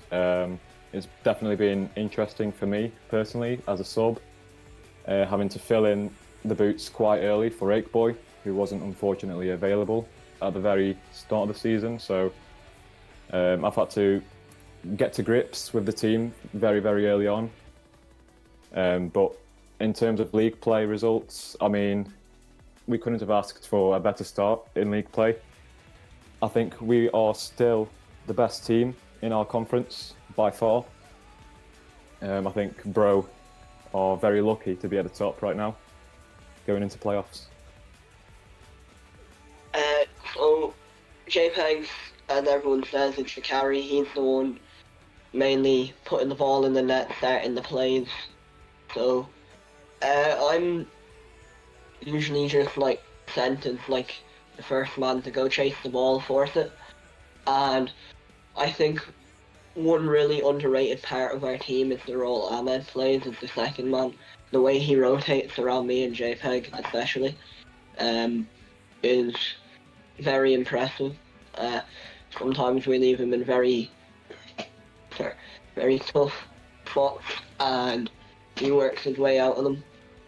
Like, Endrick is the first man who challenges and who's sometimes cutting. I'm the second one who tries to pre-jump when we have to defend, and Pixel is playing mainly third, because he usually likes to play in the back more than in the forward. This is, of course, as everyone knows, my last season in the lower tier, unless for some reason they absolutely crank up the boundaries. And I can say, play this all night long on the stream. I'm not leaving this tier without a trophy. To be honest, our expectation is always to win it. I mean, Rugi is like 6 or 7 seasons around in RC, and actually I would be happy to to get with him our first RSC champion title. So I mean, that's always the expectation. Winning is always the one. When it's all said and done, we will be champions to everyone else, with all due respect. Honestly, I think, yeah, it is quite a hassle to play a best of 7 every time, but I think it has its pros and cons, of course. Like, you have a bit more chance to get back up if you lose the first 2 games, but you can also play very good the first few games and lose everything because you're getting tired and can't really focus anymore. Well, TBK were always in the upper brackets, but never first, and that is because we didn't exist yet. We know our game plan, so I think it's just a matter of time before you see that implemented into the pitch. Obviously, we do have the teams such as Godalians and Mistaken, who are basically there as our challengers. And one thing that I do have to say to them is that good luck. It's going to be tough, but anything can happen on playoff day. And for me personally, the only outcome is us on top. I think the mentality is the same mentality we've had all season. Just have fun, play our game. We know when we're playing our game, there's no one comparable to us in the tier. So yeah, just have fun, play our game. There's not been a lot of preparation going on currently from external issues, and but honestly, I don't think that's a bad thing, because during the season I did kind of burn out of the game for a little bit, but I'm playing a little bit more now. But no, not much preparation going on, but I'm still very confident. The Italian microwave claims all. You can't stop him. To be honest, I only play for fun. The money isn't the main thing, and I don't know. Everyone says that JPEG is good, but I haven't played versus him, so I don't know.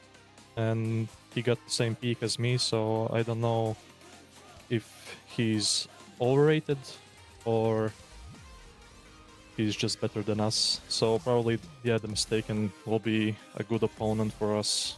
The whole playoffs, it's gonna be like 50% what can you do and 50% of luck. Because luck is also that you need to win. Let the best team win, and be careful of making mistakes.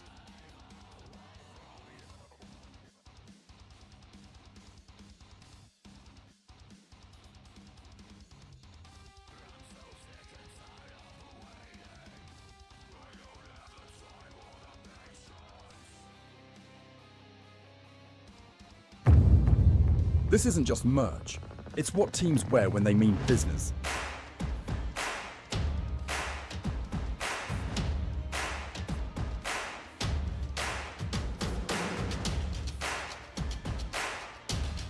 Every stitch, every print, every detail, made to perform.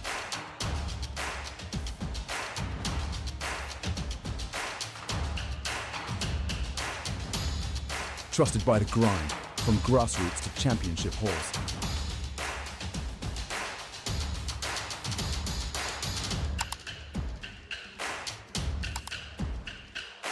Build your team store.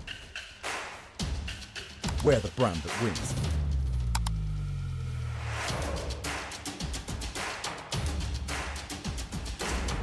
SpartanWare, trusted by the grind.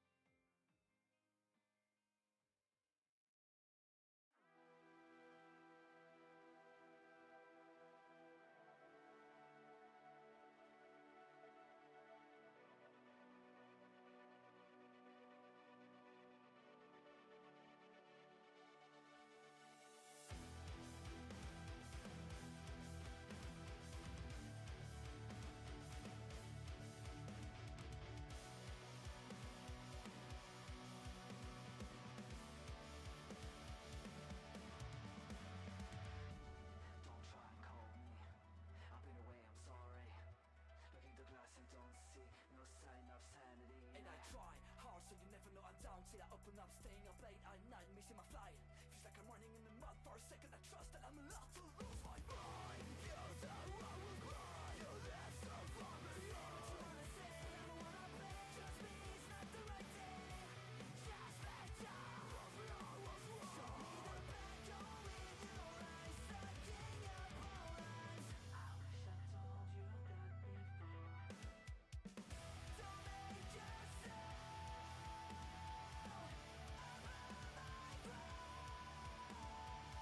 And I'll be fighting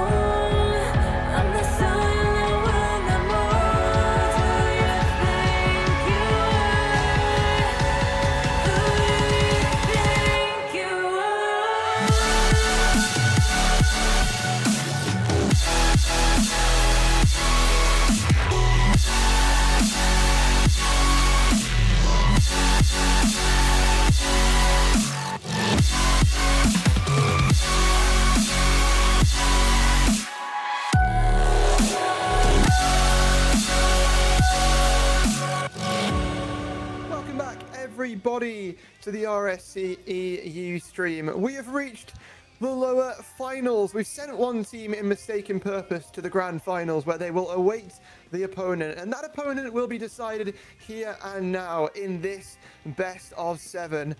Peep the jersey. I already know who I'm going for in this prediction. Tino, we've got the players in the lobby. We're not going to waste any time yapping. We're going to get straight into it.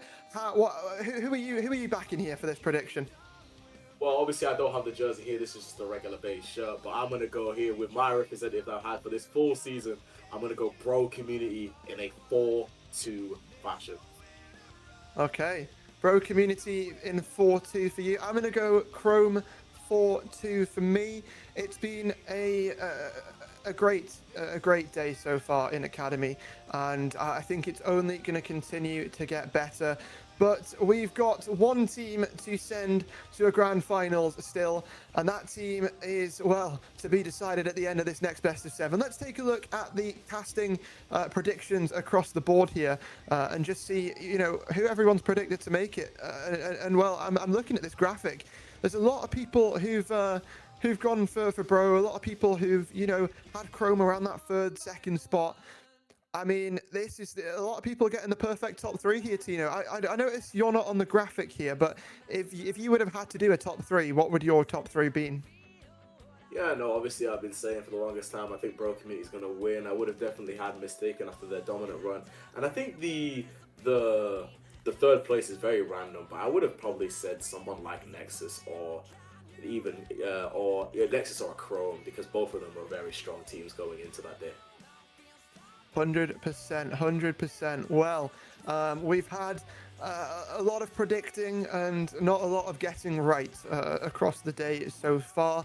But it's time to get our lower final started. 2 teams await the precipice of glory, but only one team can launch themselves forward to an opportunity to take the crown from Mistaken. Into game number 1 we go. Manfield Knight. The players, for them, it's go, go, go, Tino. For us, it's yap, yap, yap. It's time for a best of 7. It's time to find out who our final grand finalist is. Yeah, no, most definitely. It's time to see who's going to go into the grand finals and join Mistaken and try beat them twice. Krolix now is going to try build some pressure in early, and we just see a cagey game now as both teams' nerves are going to be jangling. Chrome just came up from that upper final in a loss. Bro Community just came from that lower semi-final with a win, but we'll see which team can get through to that grand final and take on that dominant team of Mistaken. Yeah, it's all about moving forward from this point onwards. Survival of the fittest here in the lower finals.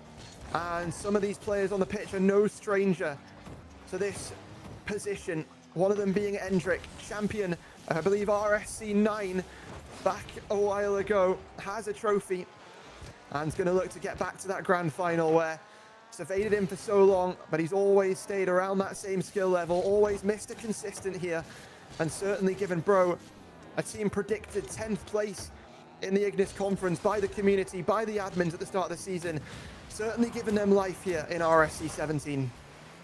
Yeah, no, most definitely. Also, Bro Community have more experience with Pixel Glitch here. He's also been in a lower bracket final just like this. He was there last season with that Unitox team. However, just missing out on the title due to Aspire Esports there. And we'll see how those two and their experience will come into factor going into this series. Best of 7 series here, so you need to finish them off in 4 games rather than 3, as we've been seeing a lot in the A and B streams now. We get to the crunch time. It's the top 3, and the loser of this series has to crash out in 3rd. And we start off with a goal from Chrome. We do indeed. It is a ball that floats down there. Raw Rugi with a fake, leaves it for Tawny. And this Chrome team has been a surprise to everyone. The 2 Ignis teams who were predicted to not make the top 6 at the start of the season. 2 Ignis teams who've been looked down upon, who've been laughed at. And 2 Ignis teams who have continued time and time again to defy and deny expectations here. Yeah, and I most definitely seeing those 2 teams, you don't really expect them to be in this type of situation, but they've proved everyone wrong, and they've got into this situation here where they're now in a do-or-die situation to get to the grand finals. Krolix now will try to take the shot, but it's denied by Rugi. Kaji will try and get the redirect, but Pixel Glitch will keep it into the middle, and he will just be forced out. Bro Community trying to build some pressure here. Krolix now with the shot, and it's now just off. He's been on fire since that last series with 11 goal contributions out of 14 in that last series against Berserkers. But we'll see if that form can keep going and if Bro Community can move on in this series. We certainly will, and the pressure's starting to dial up now here from Chrome.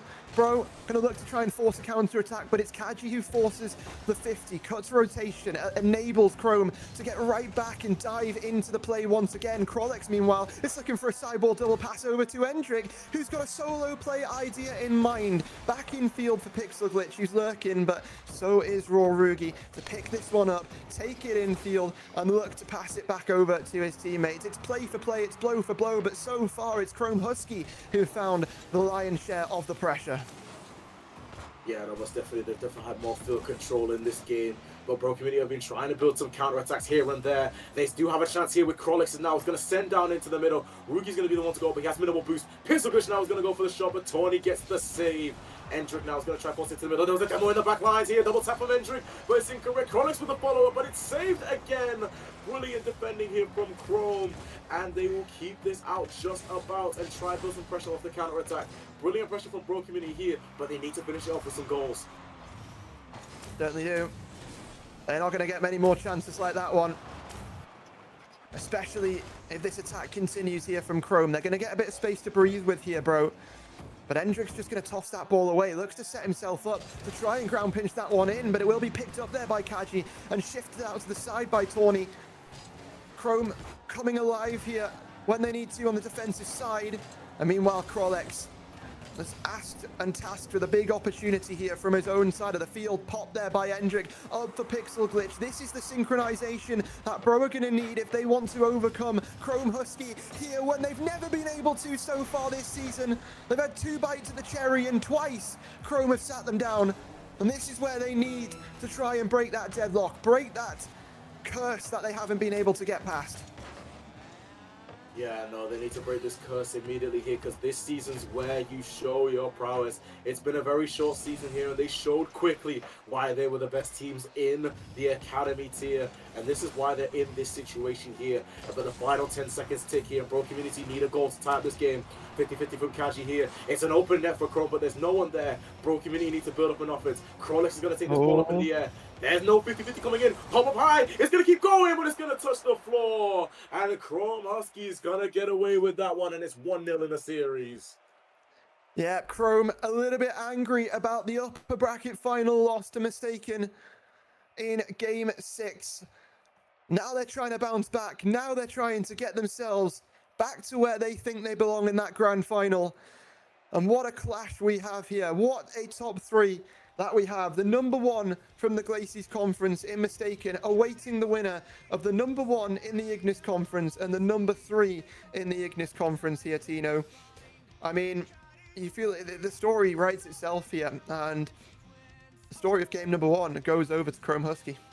Yeah, no, most definitely here. The pressure really was with Chrome Husky, but we also see there with Bro, the demolitions that came in. There was 8 demos to 3. So that's what you really think is going to happen in this series. It's really going to be a physical game coming from Bro when it comes to a more mechanical game coming from Chrome. But we'll see which playstyle beats the other as we go into Forbidden Temple for game 2.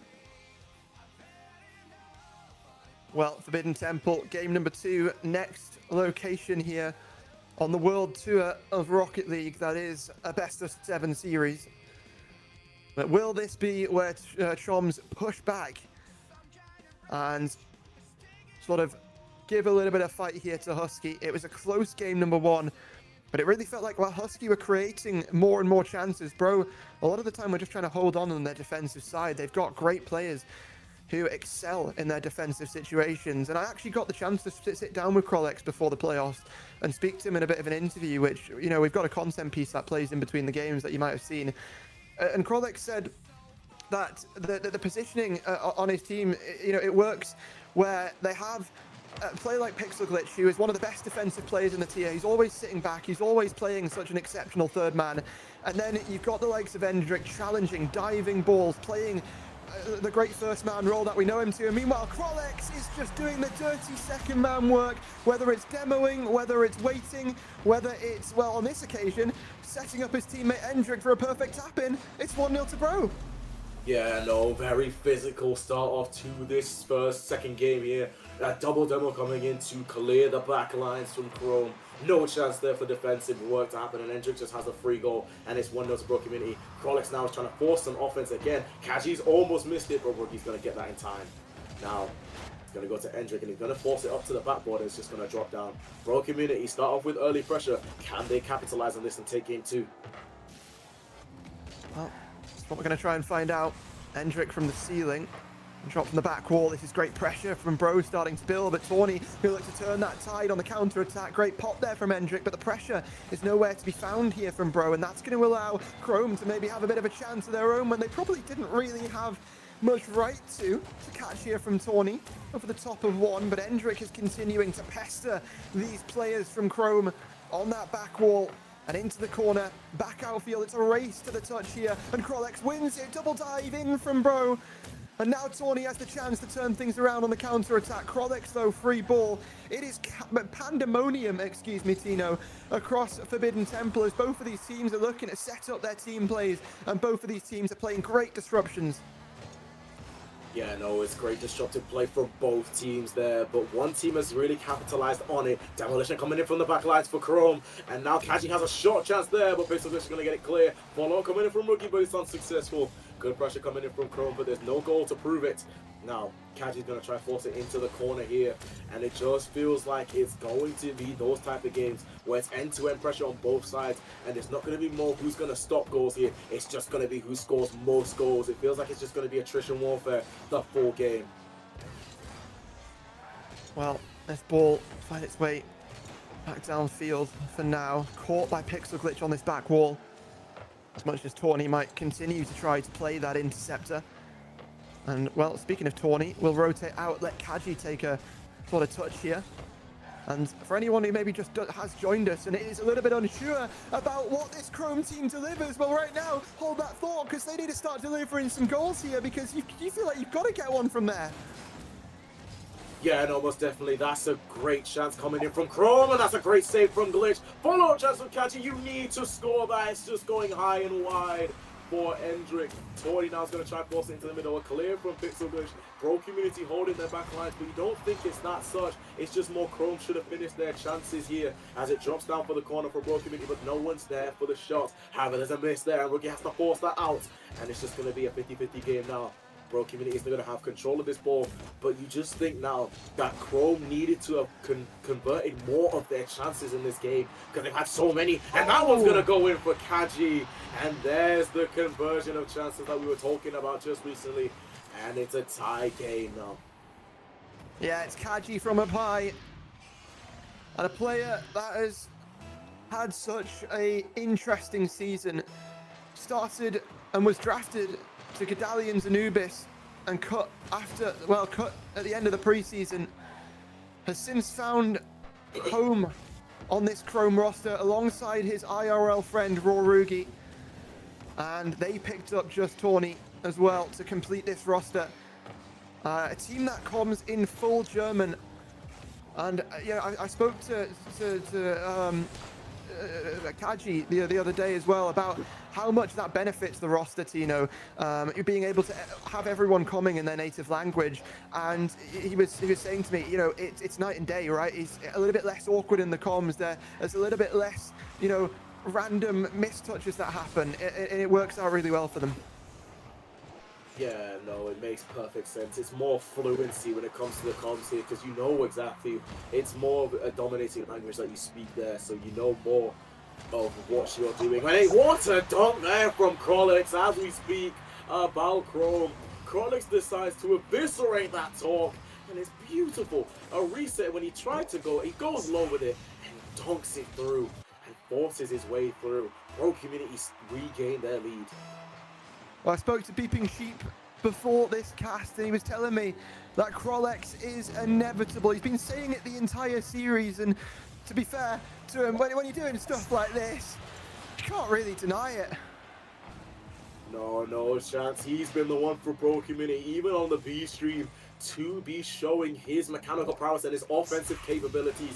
A beautiful air dribble as well to follow up that play that we just saw. It's Krolex's game number 2 currently, and we see that being put into fruition as Pro Community take game number 2 by the neck. Yeah, I asked Krolex to describe his playstyle to me, and the way he described it to me was, I just pre-jump stuff and it works. So you know what? When you've got a player like that on your team in Academy who can just pre-jump stuff and it works, yeah, you're going to be winning big. You're going to be winning big. But for now, it's about winning game number 2 and then looking forward to the rest of this series. And currently, they find themselves 2 goals up here in game number 2, and a prime spot to tie the series here and show that they are going to give Chrome a run for their money.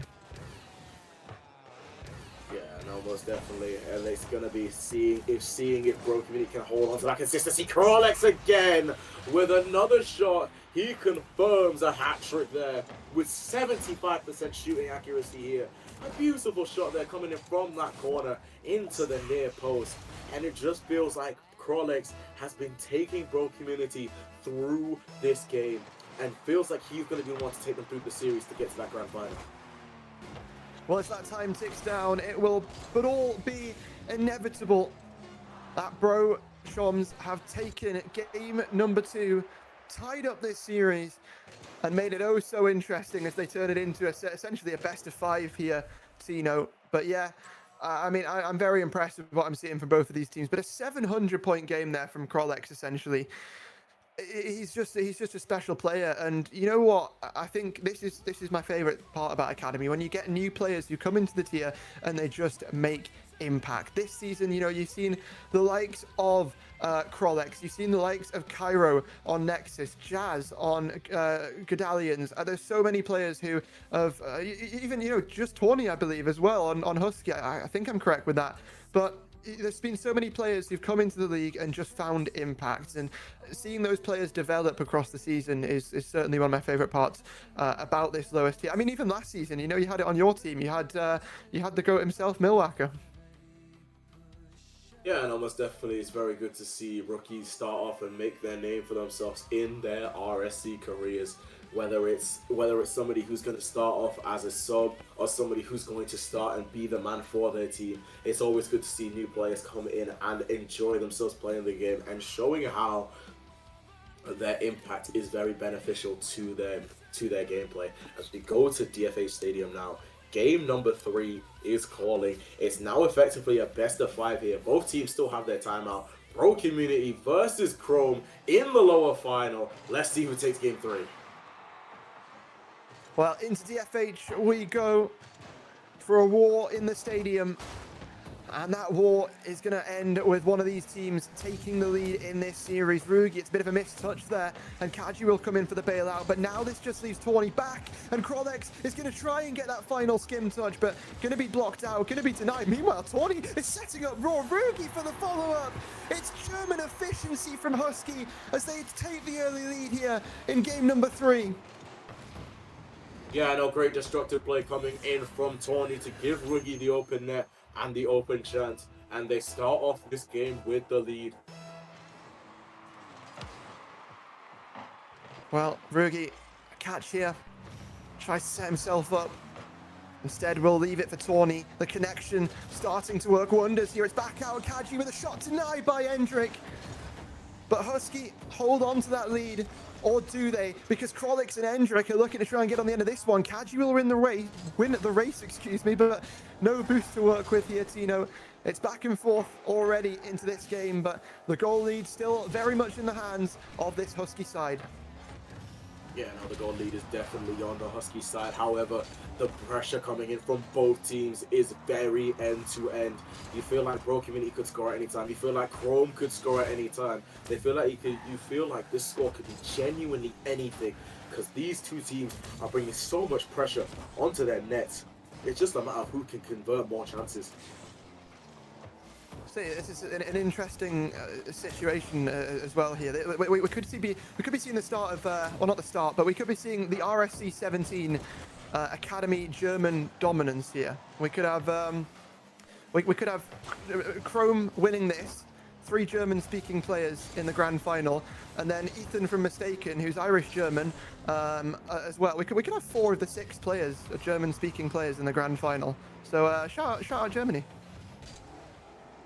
Yeah, no, shout out Germany. Everyone around the world is very honored to play in the RSC when they want to, and it's just great to show the diversity between who speaks what in this tournament here. And it's not just people who are of English speaking, it's also people who speak any language really.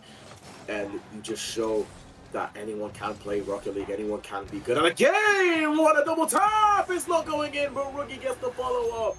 Tawny with the double tap, it almost goes in. A beautiful angle there, but Rookie can clean it up. You're telling me that this guy is like 1340? The highest. I swear that this guy's the highest player on that roster, and he's 1340. Yeah, I know, it's insane. The CMVs really are going to get boosted up after next season because of performances like that. Rookie now is going to get a bounce shot. Krolex now is going to try to take the shot, but Kaji gets the save here. Chrome Community's defense is going to stay firm. Now, Krolex will try and get the shot, but it's over to the backboard. Who's going to get the follow-up? It's going to be Rookie first. Now, Krolex is going to get that first touch. He's going to slow down the play. Now, he's going to take it to the corner, but Tawny's going to get to it. Pro Community is trying to force their way to get a goal, but Chrome's defense is holding on firm in this game number 3. It feels like it's just going to be a Chrome win at this situation. Certainly does. Pop up there. Pixel glitch. Misses the touch. Endrick come in with the bailout and help out his teammate Krolex as well. 2 minutes left and a 2-goal lead here for Husky to hold on to. But we know how good Choms are at pushing back from leads. We almost saw how good they were at throwing leads as well in the last series in Game 5, but alas, not quite the case. And a minute 40 left on this clock as Kaji's going to continue to pile on that pressure here. But it feels like this game number 3 is very much in the hands, very much in the control of Chrome. As it feels like Tawny is just setting up double tap after double tap after double tap. But an interesting thing as well, when I spoke to Kaji, what he told me was he wants to try and prove to RSC as a whole that you don't need the highest CMV player to win. You don't, the whole league doesn't run off of people's peaks in twos. Constant hard work, constant communication, and just getting it done when the time is right is enough for teams to have success. And was very adamant that this Chrome team it doesn't matter if they're 190 CMV under the cap, they are still going to be a dark horse team to win it all, and I think they've proved that so far in this postseason. Certainly so. They've proved themselves to be a great team regardless of the CMV value. It doesn't really matter about your peak in twos, it's about your performance in high pressures in threes. That's what the difference is between CMV and actual performance. As you may see an expensive player not play as good because they're twos main or because they're even a ones main. However, Rookie's now going to take this shot there off the backboard, and now Kaji picks up, which is going to try and get that player. The best defensive player on that team is showing why he's such. And he's going to try to take it into the midfield. As time ticks down, it feels like it's just going to be a Chrome victory here. But what do Pro Community really have to do to flip the result? And it's shots like that need to go in. The follow-up there is saved. Unbelievable. That should be going in. And the full pitch there to end Game 3. Well, Chrome Husky very much in control of that game there. A major bounce back from the Krolex clip highlight reel of game number 2. And Chrome show why they are, I guess, at this point in the war, in the fight to be the teamiest team here in Academy. I have to say, across the Academy tier in general, I've been really impressed with the step up in general this season. I feel like what has separated teams this season is different to what separated them last season. I feel like this season it is the teams who got, first, second, third were the teams who had the greatest spread of talent across their roster. And what I mean by that is that, the players themselves on the main roster were good, but they also had a great sub who was able to sort of get them those wins in the sub games. You look at Choms, they had the likes of Chaos Region. You look at the likes of Husky, and they had the likes of Jikes on their roster, Master Uruguay. So, I think some of these teams, I mean, even Mistaken, Scognizio, the Italian microwave himself, you know, the teams who've made it far have just had depth in their roster. And you know what? You can have as much depth in the roster as you want, but that roster depth is going to get you nowhere on Championship Saturday. It's about peaking at the right time with your main players, and that's exactly what has separated teams here today, that people otherwise necessarily, you know, had high expectations of and didn't end up doing as well. But we go into game number 4 here, and we see that the heights and peaks of Chrome Husky continue to just grow higher and higher. And will they continue to rise to stratospheric levels by the end of the night? When Rorugi's on the ball, it's a galaxy far, far away here that this Chrome team are aiming for. Yeah, great start for Chrome here. And everything you said in that pre-game talk about the squad depth, I feel like is correct. Are you trying to disrespect myself? Anyway, but no. It's the... I didn't say anything. It's the showcase of your full team squad depth to get through those sub games, to get through each week, game by game here. As we see here, Tony's going to take the shot, but Krolis is going to get a save here. As Chrome have the early lead and the early advantage. Endrick now just has a wide open net. However that happened, we don't know. But Chaos has now been struck onto the pitch as Endrick now shows his prowess. He certainly does. One of the best value players for 1400 in the entire tier. I think Endrick sort of embodies what it is to be at that value, and to have players like Krolex around him who have just joined this season. Same with Pixel Glitch, right? His third man, arguably the best third man in the entire tier at a 1310 value, linking up these players, it just feels like it's inevitable, right? And there was always at the start of that season, I think this is why they were power ranked so low, that essential wild card of the team who is a new player. It was Krolex this season, it was Zombie last season. This time it's Tawny who wants to put his name on the map though, as he fires that one home, makes it 2-1, regains the lead into Chrome Husky's hands. Yeah, great follow-up from Tony. It was a double commit from Bro Community that was catastrophic, and they capitalized on that mistake. Chrome Esports here, as Tony now is going to take that ball again. He's trying to put himself in that type of discussion for the best rookie there, as Kaji's going to take the shot. He's going to convert as well. They double up the lead so quickly, and it's 3-1 Chrome. Yeah, the 2-goal lead here for Husky. And Choms need to get a grip of the situation before they find themselves with match point, series point, tournament elimination point against them. Well, they're being challenged. It's Pixel Glitch who slots it through. Easy as you like it. Pixel Glitch is the consistent third man that always delivers here in the Academy tier. Last season made the grand finals run on Unitox and couldn't quite get it done, but this season is looking to try and rise to greater heights. Yeah, no, it keeps the play so simple there. Cuts it from the inside after trying to get that shot through. Can Kronos get the shot here to try and build some pressure for Bro? No, he can't. But yeah, just a solid player here who's trying to get that destined title that he was also close to doing last season. Unfortunately, falling out in the grand final on a bracket reset there. However, can he fix up the mistakes that he had in that last season and bring it to fruition this time around, as Pro Community are trying to make their march into the grand final to go against Mistaken. That ball's in the middle. Kronos is going to shoot. That's off. It should be going in. Endrick tries to follow up, and it cannot go in. Pro Community, a close attempt there to try and convert the chances, but it's just unsuccessful in their play. Pro Community will still try and go for this though. Still 3 minutes left on that clock, and only one goal to separate these two teams. Very much possible, and it's the Endrick Pixel Glitch connection which is attempted there. The Pixel Glitch doesn't really get the best touch, and this now leaves Endrick in a bit of an awkward spot. It's a great infield though to Krolex. He's looking to follow up his own touch and put it on target. Great saves coming through from Chrome. It's a pop-up from Rugi. A challenge there from Tawny. Chrome Husky looking to try and push back on some of this pressure and create some of their own.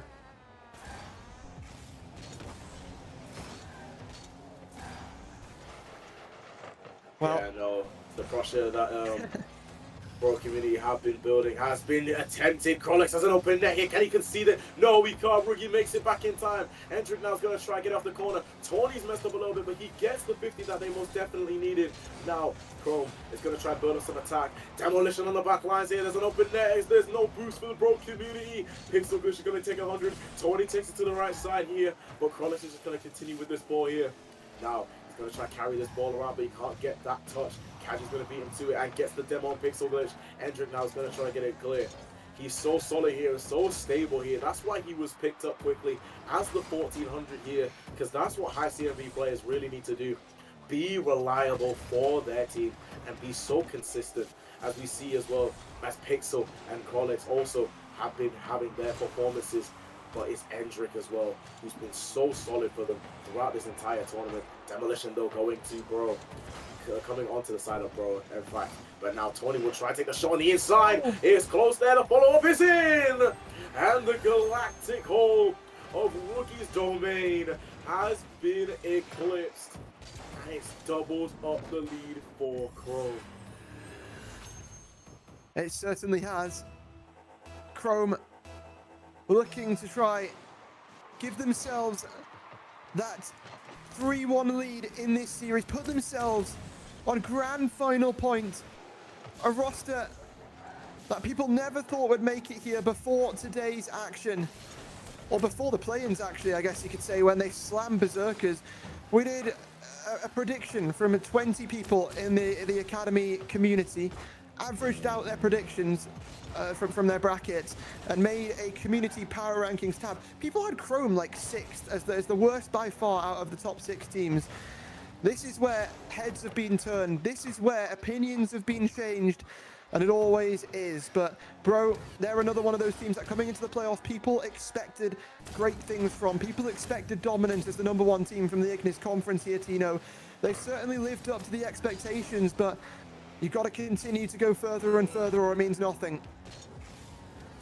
Yeah, no, it needs to be absolute consistency. Even if you get past this lower final, you need to make it to the grand final with absolute confidence here, as they looks like Chrome will take game number 4. Kaji will finish the job off, and that feels like the dagger for Bro Community in this game. Well, Chrome showing what a good roster rebuild can do for your team. Start of the season, they had Misty, they had Vibs, and I believe they had Rugi as well. Correct me if I'm wrong, somebody in chat. But what a turnaround it has been for this roster. Putting in a 6th goal. Rugi, name up in lights once again. Saw Krolix's game number 2 and said, whatever you can do, I can do better. But my goodness here, Tino, it is absolutely incredible what we are seeing from this Chrome roster as they put themselves 1 game away from a rematch with Mistaken and 1 game away from a grand finals position. For Bro Community as well, they're looking to fix up their situation, but it feels like a total performance for Chrome. Rookie there taking the MVP. He's improved so much since RSC 15 when I used to play with him in Solaris. It feels like he's no longer just that reliable 3rd man here. He's starting to take control of his own destiny when it comes to his own teams here. Chrome here, 1 game away from a rematch against Mistaken and the grand finals. Bro Community needs to win 3 games straight now. Their tournament life is on the line, and they need to do it in the clutch. They do. Well, they slammed the... Well, Chrome haven't. Bro have slammed the timeout button here, understandably so, going into the final potential game that they may play here in RSC 17, Tino.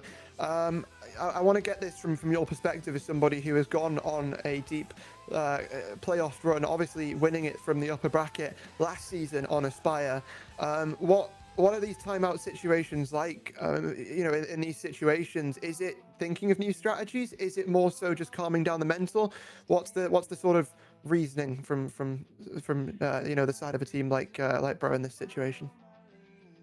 Well, I think calling the timeout, because we didn't really call timeouts when it came to our playoff run, but I think calling the timeout is trying to craft a new strategy, resetting the mental, because obviously there's nerves, there's pressure coming in when you're in the lower bracket as well. Your tournament life is on the line.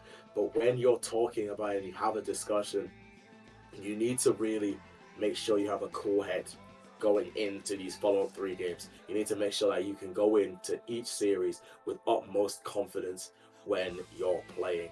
And when it comes to Chrome side, just making sure that everything's fine, everything's reset, your vibes are good. Even if you need to refill up your water, just go refill up your water whilst you have a 2-minute break. But yeah, make sure that everything is down and under control when you're doing the timeouts. And it looks like, as we check the community playoff predictions as well, Chrome Esports didn't have a looking chance to be in this grand final. They were predicted to go out in the top 6, let alone touch the grand finals here, because everyone had Godalians, Bro Community, and Mistaken winning the whole thing. And just there's been upsets all around. You had Unitox at first, who were predicted to come out dead last, and Crash Iron players going into Saturday. You have Mistaken, who have shown themselves being the #1 team. Bro Community, on their average rank of 3rd, they might prove it to be proficient by getting 3rd here. And Chrome upsetting a lot of people as we go into Beckwith Park midnight. Could this series finish, or do we go to Game 6? Well, the timeout is over, so we'll tell the players to go, go, go. I'm just going to make sure they're all back in the lobby. They're not. So we'll get Pixel back in the lobby, and then we'll get things going here, Tino. But do or die here for this Bro side and for the side of this this Chrome team here. For them, it is a case of how do I put it? For them, it's a case of, you've got many chances. Now it's time to close the show. Yeah, no, the hardest game of them all is finishing the job 100% as we go into game number 5. Chrome with 1 game needed to see them through to the grand final. Bro Community with their tournament life on the line. Game number 5 starting, and they've made a substitution with Pixel Glitch leaving for Chaos. And this is their last chance to try and make themselves into a grand final. Well, I spoke to Beeping Sheep before this, like I said, the AGM of Bro Community, and said to him what was with Chaos Region taking to the field instead of Pixel Glitch in that last series. He said that apparently there'd been some discussion on the team and Chaos Region really wanted to play. And Pixel Glitch was all right with that. He said he was, they were asking how to play it. So Beeping Sheep just said to them, play it by, if you feel like you want to play him, play him. If you don't, don't.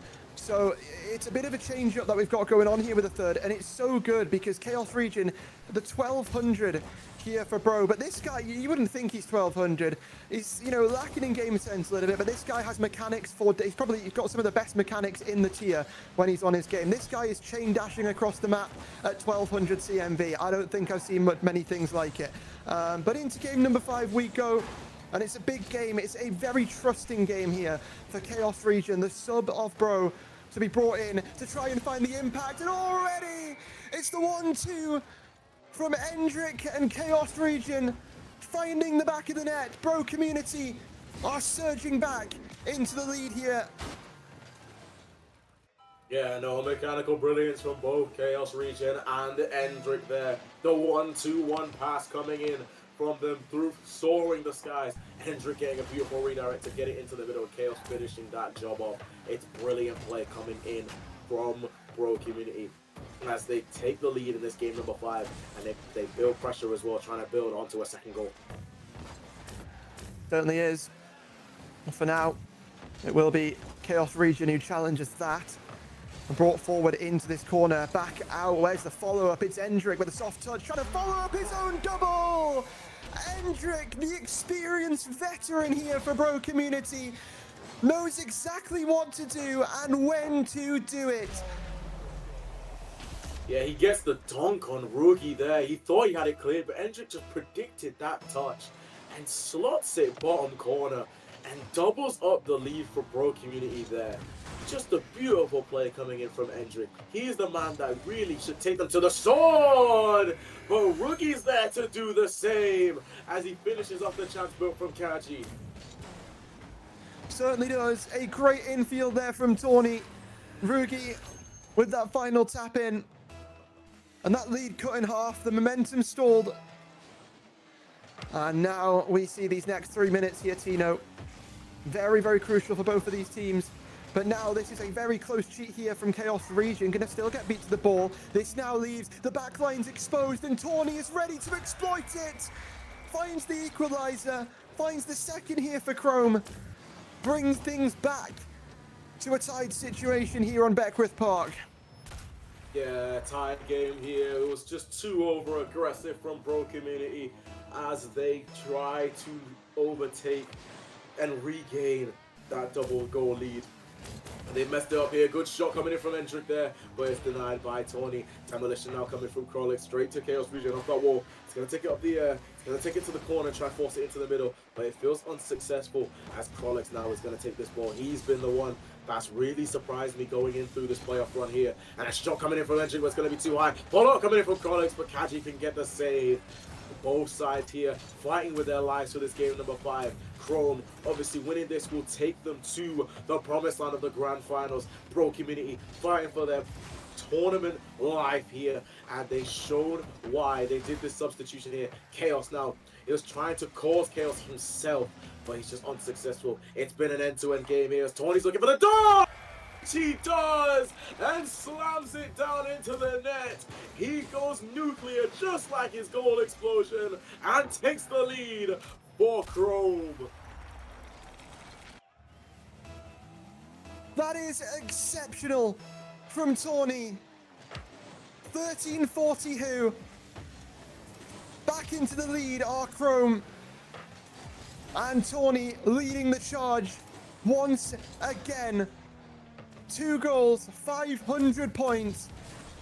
And goes for the pop-up again over the top, looking to be the solo dagger in Troms's season. Look who it is once again. Bow down to him, it's Tawny. And he gives a 2-goal lead into the hands of Chrome Husky. Yeah, Tawny's completely flipped the story of this game on its head. A hat-trick from Tawny here. He's having the game 5 of his life here as Rookie will finish that playoff. Tawny with another assist and Rookie with the goal this time. It feels like a massacre coming in from Chrome. It's elation versus electrocution here between Husky and Shoms.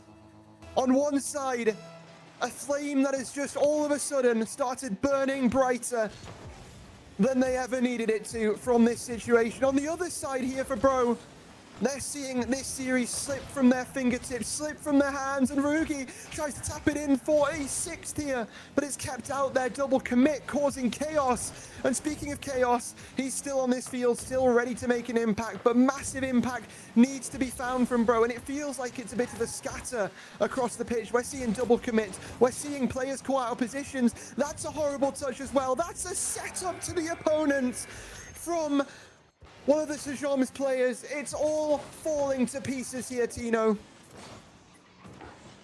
Yeah, no, it's falling apart for Bro Community. Simple mistakes are being done here by Bro. They're panicking through this entire series. It feels like the pressure of their tournament life has gotten to them a bit too much here, and Chrome can see this series through. 6 goals to 2 here, a 4-goal lead. As Endrick again is passed it into the middle, and Bro Community just doesn't have boost to try to go for an attack here. As it goes back into the middle, Rookie can have another shot, but Endrick's going to get the 50 here. And it just feels like time is ticking down for Bro Community, but Krolix can't even get anything going through. It just feels like nothing's possible for Bro Community right now.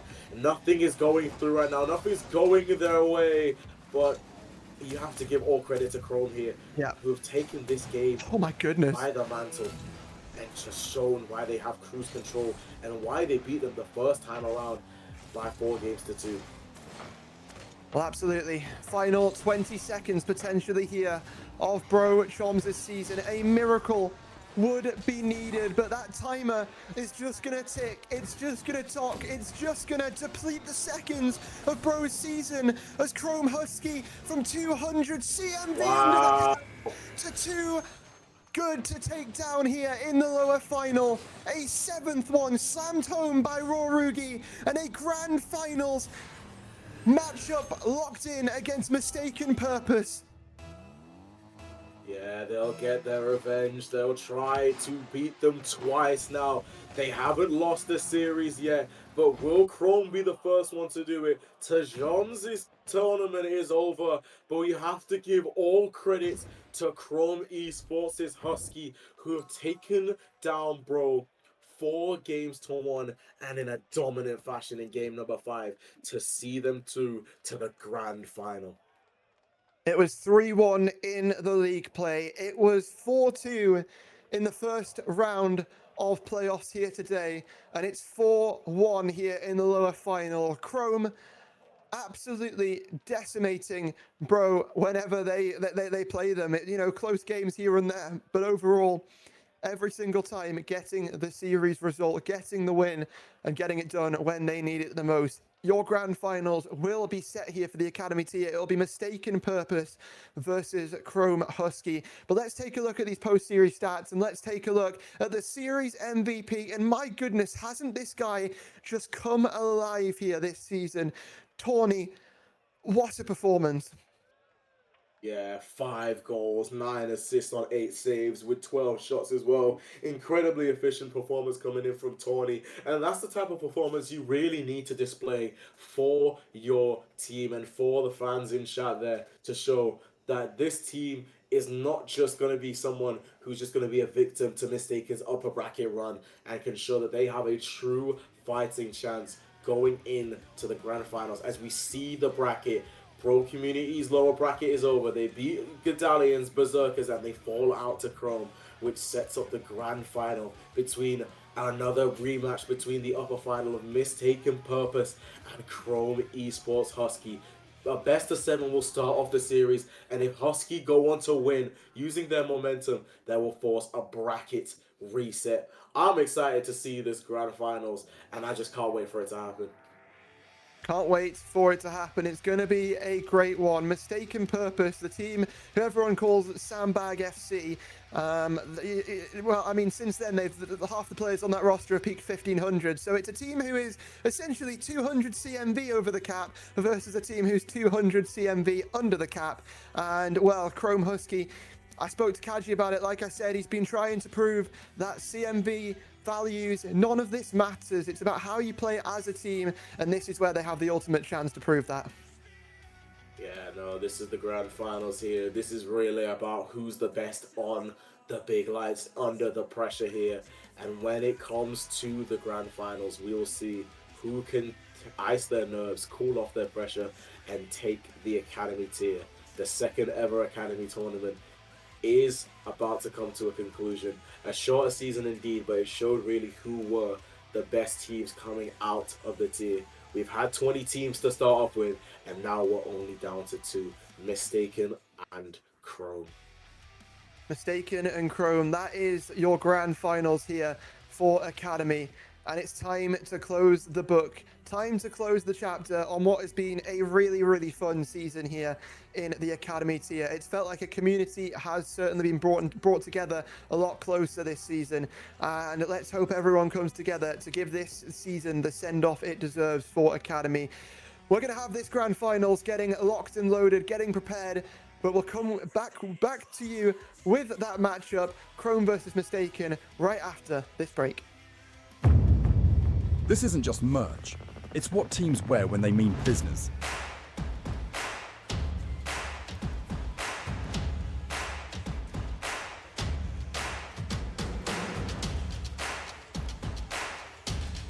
Every stitch, every print, every detail, made to perform.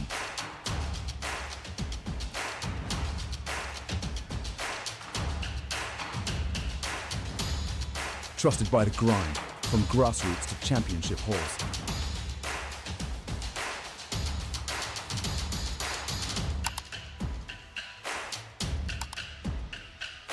Build your team store. Wear the brand that wins.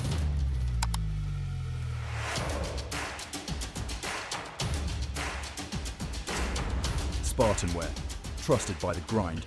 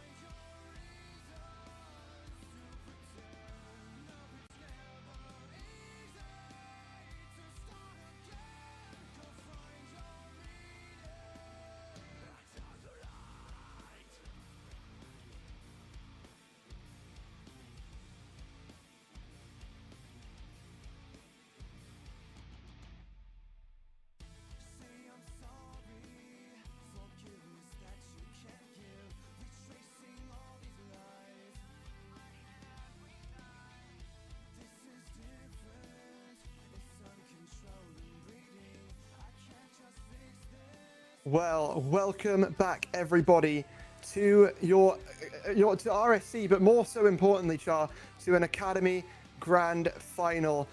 My name is Hodge, and well, joining me, like I say there, Char. I mean, Char, it feels like the end of a season that everybody deserves to have here. It is Mistaken versus Husky. It is the overcap Sandbaggers versus the 200 undercap Underdog. Who knows how this one's going to unfold? Yeah, it's a kind of clashing of two narratives, I guess, as you mentioned. This Chrome team to do this well, this undercap, like, massive props to them, incredible storyline to see. And then the Purpose team that most people had getting this far at least, and a lot of people had winning the whole thing. The Titans of the tier are here as well. So we've got kind of a David versus Goliath situation, which you always love to see. And looking at the predictions, you've actually got your final spot on here. Only one of two people to have Chrome this far up. What can I say? Hodge ball knowledge, Hodge Academy ball knowledge. Let's see if I get it the right way around, though. That's still to be decided. And yeah, I mean, across the board here, there's not a single person who's predicted Chrome to come out as champions. A lot of people, though, going for Mistaken, and even if they're not on the broadcast talent team, a lot of people who've gone for Mistaken have.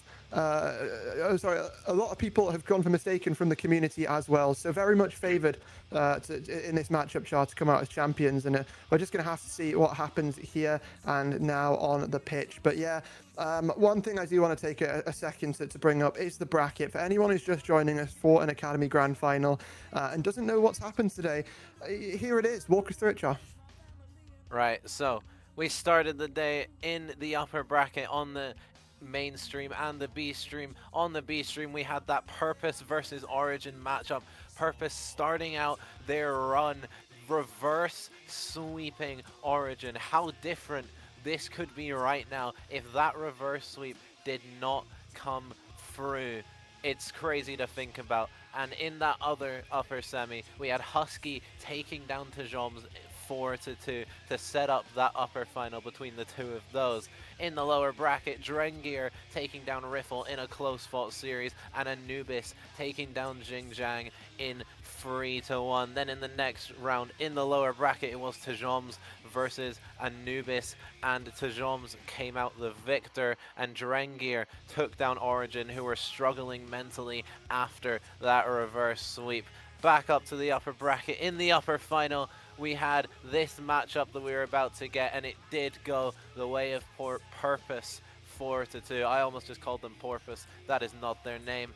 But yeah, Purpose, they have the upper hand in this bracket if history does, in this matchup, if history does repeat itself. But it's Rocket League, so everything can change.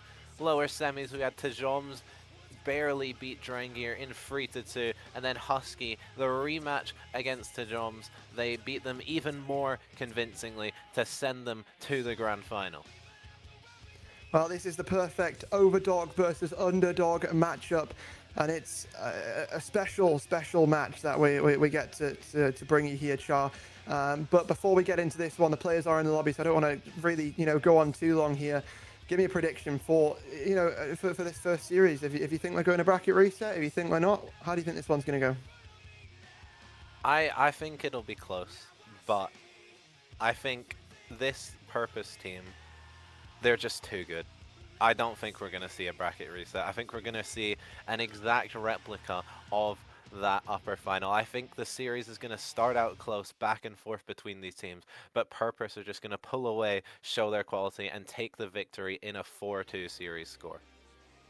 Okay, well, as you can see, I've got the Chrome jersey on here. Now, that might make you think that I'm going for Chrome, but no, this is a Caster's Curse. This is the best attempt I have to Caster's Curse this final. Give me Mistaken on this one, 4-3, put it on the board. I think it's going to be close, like you say. I think it's going the distance, but I do think that Mistaken get it done. We're not seeing a bracket reset, but it would be cinema if we did. And my goodness, Char, it feels like everything is all about to kick off. We've got the players in the lobby. I think it's time we get this one going. We start our Academy Grand Finals.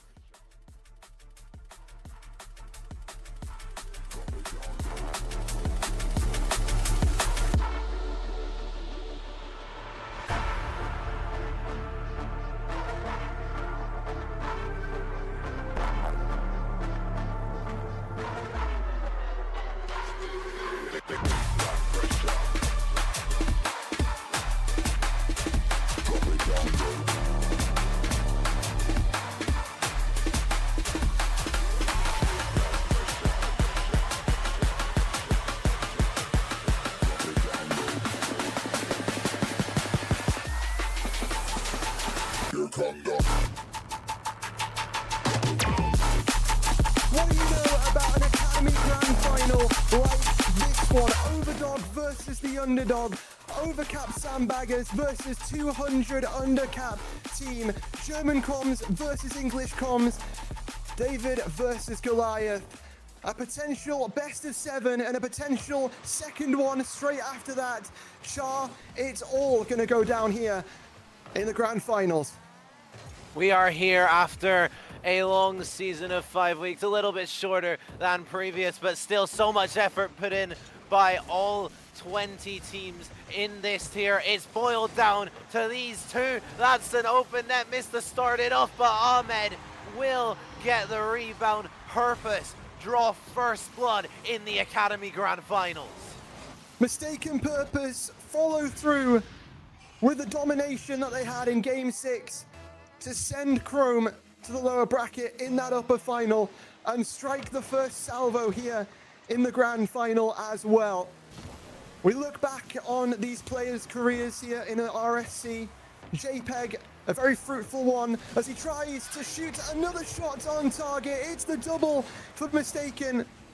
And the player who slipped, tripped and fell in the RSC 12 grand final after pulling off one of the greatest lower bracket runs that was ever developing. Now, 1,001 days on from that moment, looks to try and rewrite all the wrongs here today. JPEG is coming for that trophy. Good luck to anyone who is going to try and stop him. Good luck to this Husky roster who needs to try and stop him alongside Ahmed, alongside Ethan. That's almost a third here for Mistaken. They're pushing for this grand final victory. They don't want it to go the distance. They don't want the bracket reset. They want to send us all to bed a little bit earlier than we could be. We'll see if they can do that. Ahmed trying to take this off the ceiling, looking for the shot down.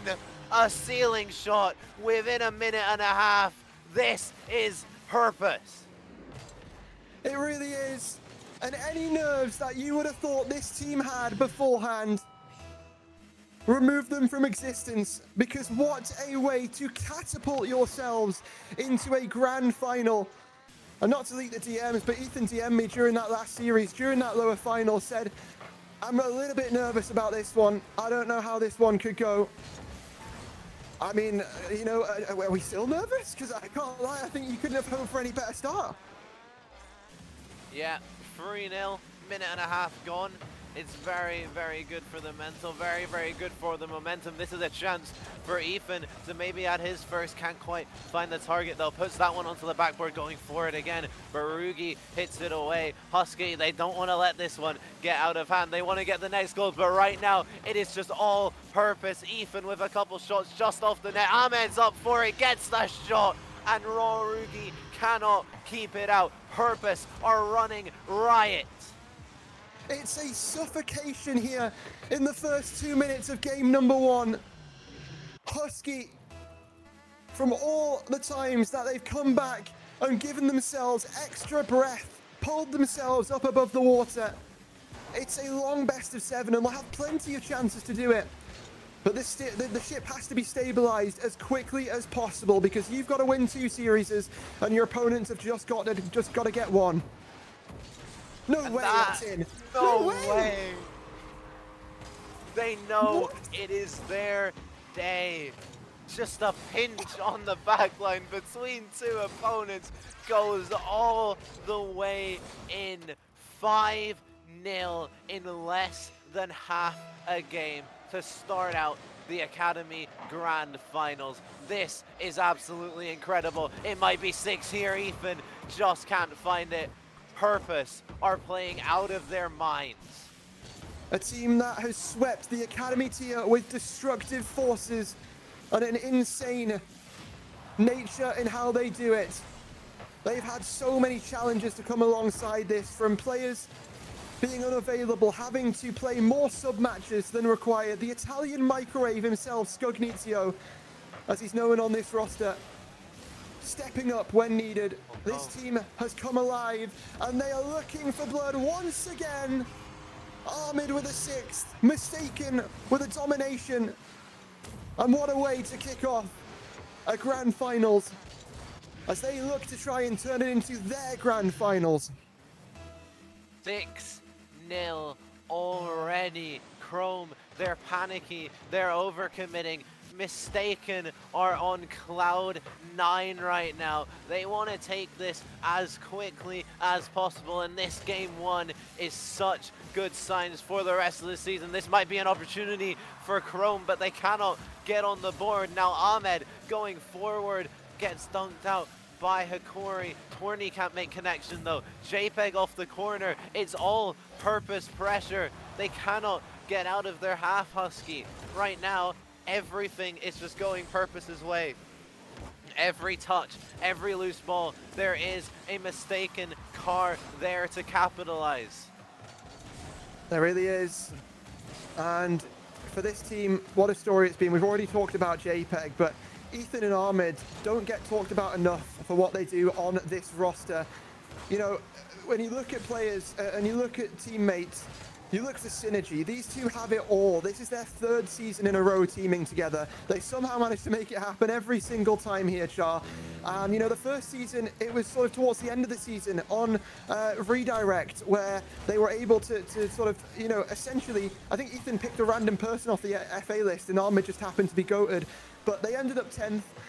They couldn't quite get it done. rsc-16, he runs that back on Nate Tuaharnig with Rubber Ducky, and they find slightly better fortunes, finishing 7th place. Chrome put in a goal here, but realistically, we're just going to skip over it because it doesn't even matter at this point. They find 7th place, and you know what? They miss out on the top 6 last season due to an 8-minute overtime, and they get knocked out by Momentum. This season, alongside JPEG, it's their first time as players making it into the top 6. Their first time playing on stream here today, ever. And you know what? The pressure of success weighs down on this mistaken roster, and I know it has. It's been really difficult for them to deal with, to try and deliver on the day. But what a way to kick off a grand finals and show that you mean business. Yeah, and I love to see that, this being that Ethan and Ahmed's first postseason, and it helps massively, and they're doing so well. As I'm not quite sure what's gone on. I think we might have had a lobby crash here, Hodge. Maybe, because it says disconnected for me as well. Yeah, me too. And I think it is as well. Yeah, okay. So that's crazy. It's some cold Academy gameplay that we're getting to see here. So yeah, we'll get this one back in and started as quickly as possible. Can we all just blame Stingray for that one? It's all Stingray's fault. Yeah, the Rocket League servers are definitely Stingray's fault. I don't think you know, a lobby reset with match admin controls is going to save that one. Let's be real. I think, regardless how you look at it, it's a great start for Mistaken, and yeah, moving forward into the next game here, Char, I'm interested to see how the adaptation comes through here from Chrome Husky.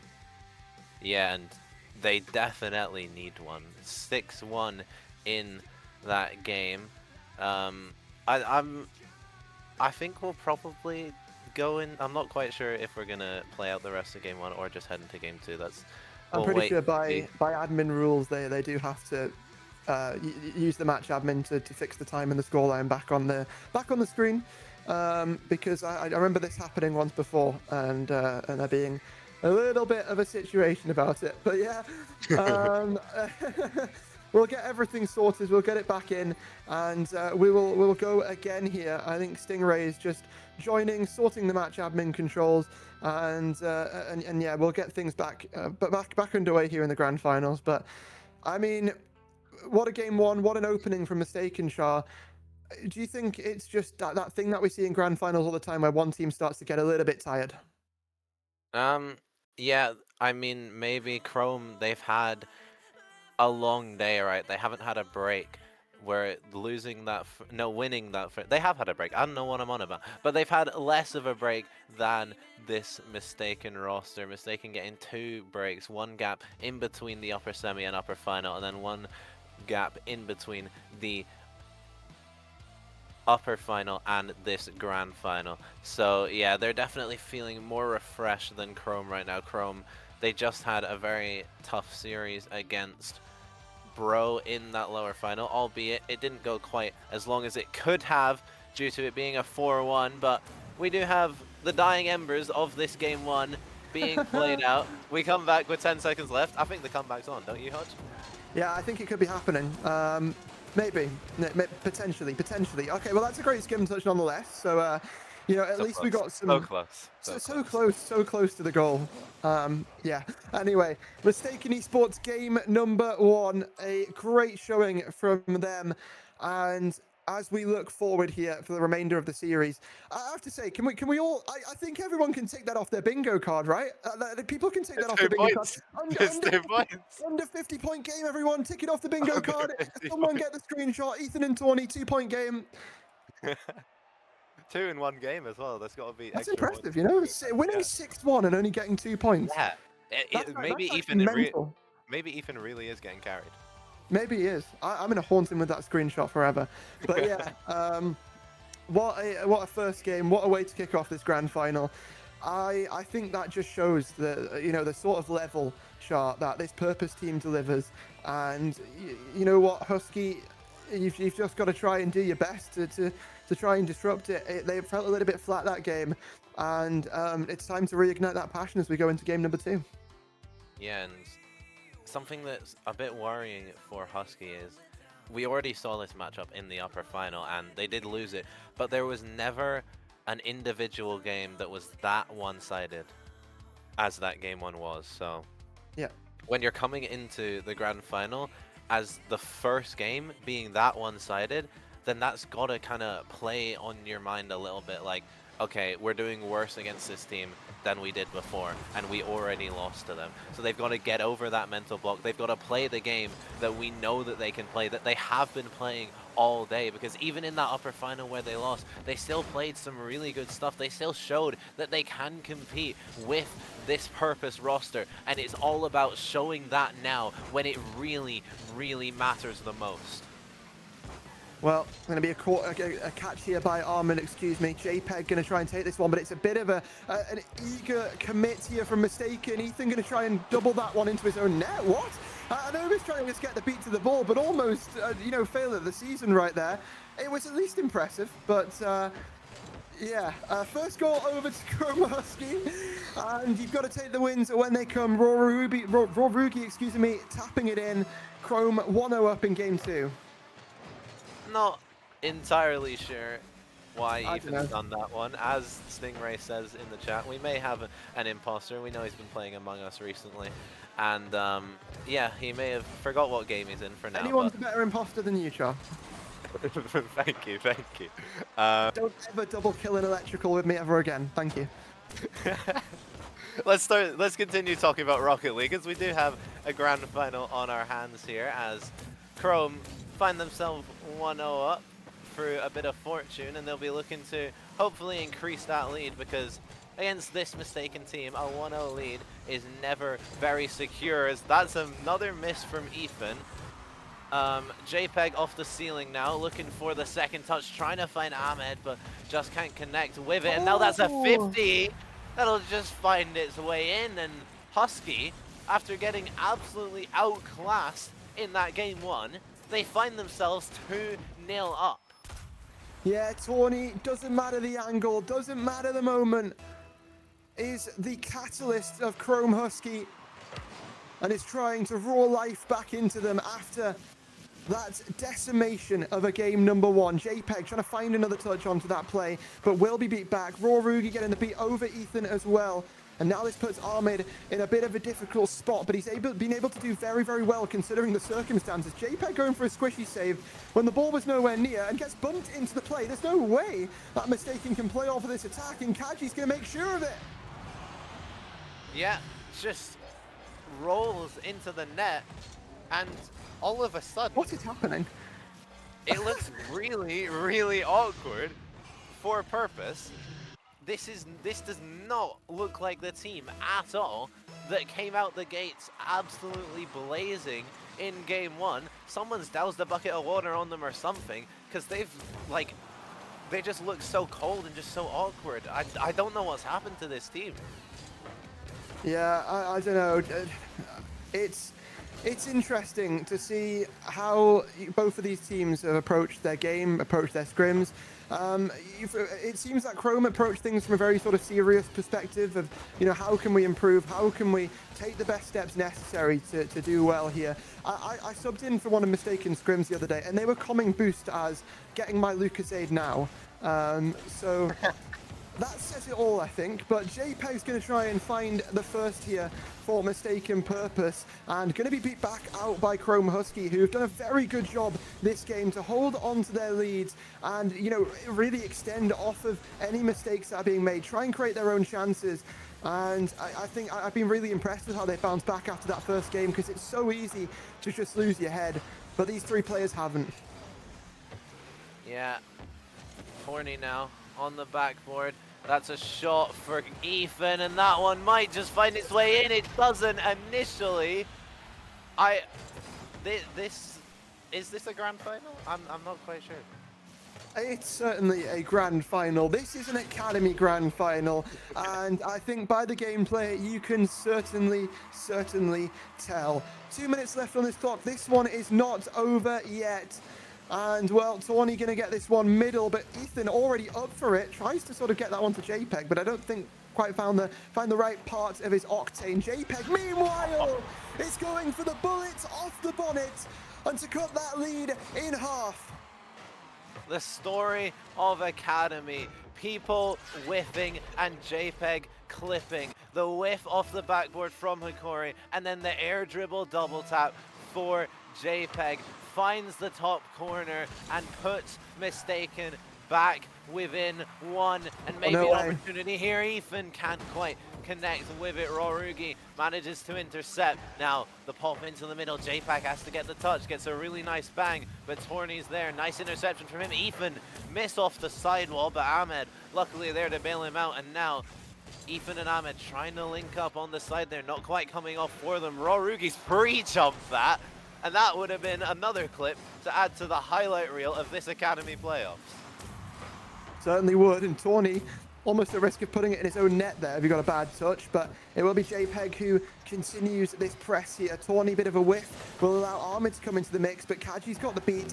Ethan back up onto this sidewall. Chrome Husky forced into the defense, forced to try and hold on to that lead that they have for the next minute or so, because Mistaken Purpose are on the hunt to try and close down that goal lead. And Ethan's got to pop over two players, looks to try and get this one front and center, but Tawny's having none of that. And Mistaken, as much as they might try again, it's getting stopped in their tracks here by Chrome. Ethan now with the shot. Rorugi barely gets the save onto the post, and now an opportunity down the other end, and Torny will slot it from defense to attack in an instant. Chrome Husky reinstate their 2-goal lead. Chrome Husky turn the tides immediately and essentially all but lock in this game number 2 win. What a turnaround after that game number 1 to show that they are very much alive. They're very much kicking in this grand final.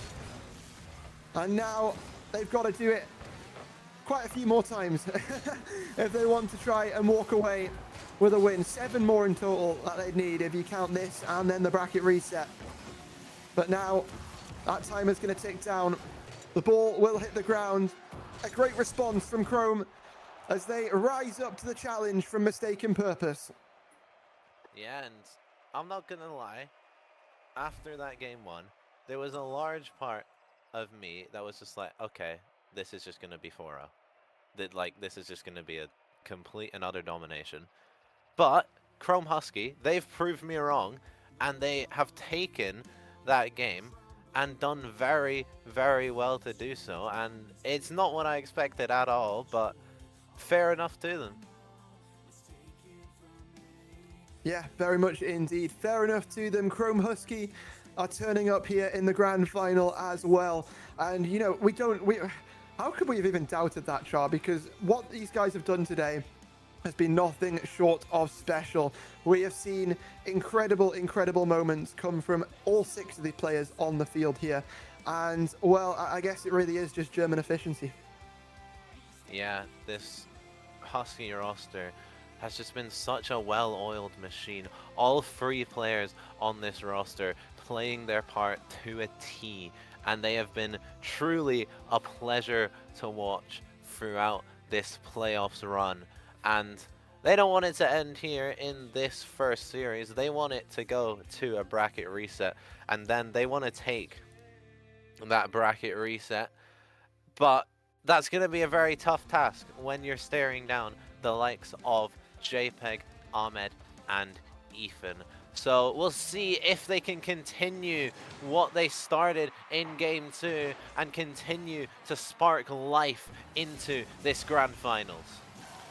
Well, already Mistaken being tested on defense. That's not the double that Ahmed wanted to find, but it is the double that he got nonetheless, and it probably actually surprised Chrome quite a bit. So did its thing, worked out, and now it's Rorugi on the attack. Kaji's going to take that off of him and maybe hail a little bit of a surprise the way of this Mistaken team in response, but 2 whiffs come through there, and JPEG makes the stop.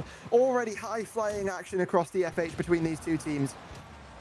Yeah, Ahmed now trying to take it forward, but just gets blocked up by Rorugi. JPEG, good spawn there, manages to get back to it in time, but that is a pinch and a half from Hakori, just sending it to the back post. And who else but just Torny, the man who has scored so many clutch goals for this Chrome Husky roster throughout the day. He gets another one here. Well, Chrome will find the first in game number 3. But what sort of response do we get from Mistaken? Already trying to do the same thing back to their opponent, and it's JPEG off the ceiling. He's found that catch, but he can't quite get anything more because Torny is there with the stop. Ethan now looking for the touch, manages to fake out one. Torny's on it, not a lot of boost. JPEG wins that race. Kaji looking for the mid, and that might just be open, but he can't get the finish, and neither can Rugi.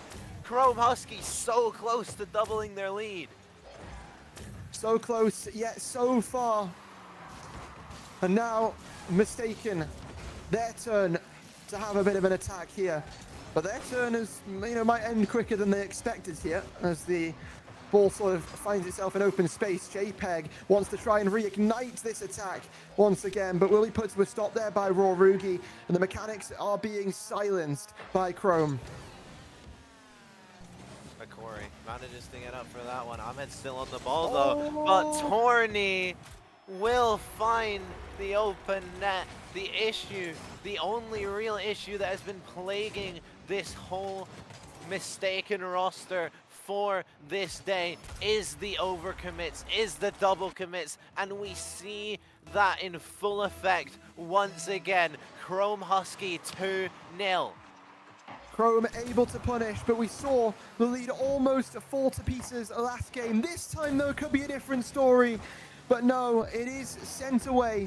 Kaji infield, going to be back over to this side wall where Ahmed is waiting. But so is Torny, and he just domes him in that 50. Kaji up for it now, tries to get it on the shot, but that's just why. JPEG now taking it forward. Ahmed has the shot, Torny has to get there. Manages to save it away so well, and now down the other end, Chrome Husky looking for the attack. Rorugi across, but Ethan can just send that one away nice and safely for now. Kaji to the backboard, Rugi's up, Rugi has the shot, that's the crossbar, who's there for it? No one from Chrome Husky can capitalize. Mistaken are dwindling in the defense while Chrome are thriving. Rorugi to sink Mistaken beneath the deep seas of DFH. Rorugi and Torny with a follow-up. Chrome Husky with a third. Mistaken are in trouble in this game 3. Just over 2 minutes to show what you've got, to show that you can come back from these losing positions. They almost did it last game, but almost isn't good enough. They need these 3 goals, and they need them soon. Certainly do. JPEG on the attack, has to be now, has to be here, but it's absolutely exceptional from Chrome, and Torny now looks to turn defense into offense here on a cross-map air dribble, but shut down. Both of these teams have been peaking at the right moment all day, but so far it's been Mistaken who've been the benefactors time and time again. But will that change under the grand final pressure? Ethan looking for the mid pass. JPEG is up for it, but Kaji does so well to block it out. Now going again, getting a little bit awkward there with Rorugi, and now a chance for Ahmed to get a shot onto net. But who else than Torny, who all day has been putting up an absolutely masterful performance and is continuing that trend here in the grand final, trying to force that bracket reset. Well, ever since that 6-1 domination in game number 1 from Mistaken, things haven't looked the same. Things have looked a little bit bleak. It almost feels like they've got a little bit too overconfident, and Chrome are ready to punish. Rugi hitting that up high off the corner. Ahmed's there, gets a nice clear. Ethan's up for it. Redirect does not come off for him, and as time keeps on trickling down for Mistaken, it looks like Chrome will be taking this game, and after an absolute domination from Purpose in game 1, Husky have completely flipped the script, completely surprised everyone. They will take the 2-1 lead in this series. They certainly will. 10 seconds will tick down off the clock. A bounce back from Husky as they look to stay alive. They look to thrive in this grand final, and still a years away because the bracket reset is still needed. But right now, I mean, Ethan, JPEG, Ahmed, it fell apart there in game number 3. How do you want to put things back together? That's the question we're going to be asking ourselves, Char. Yeah, and they really need to get back on their game, because these last 2 games, they've not been playing like Mistaken Purpose. They've not been playing like the team that we've seen all season, that we've seen today, dominating this bracket up until now. And Chrome Husky have showed up so well to come back from that dominance in game 1. And yes, Purpose, they have regressed a little bit, but so much credit has to go to this Husky roster for playing as well as they are. Absolutely, they are playing out of their mind here, this Husky roster, and they've only gone from strength to strength as the season has unfolded. You know what we might need to be doing here, Char, if things start to get more and more out of hand, as we do have to quickly get another server reset going. I think we're going to have to call in the Italian microwave, you know? It would be cinema, but I don't think he's available, unfortunately. So I don't think we're going to see Scognizzo on the pitch. Well, the Italian microwave is certainly with Purpose in spirit, and Master Ugwe the same for Chrome Husky. But I mean, as we go to Utopia for game number 4, and all the players get themselves back into this lobby here, the question asks itself: will Purpose stabilize this series, or will Husky start to just edge out further and further into the lead? Which is weird, because after game number 1, we were both sat here thinking, is this going to be a 4-0? Is this going to be a domination? Is this going to be as easy as it looks? But remind ourselves, Char, it's Academy. Anything can happen. And at the end of the day, Akkad ball is go.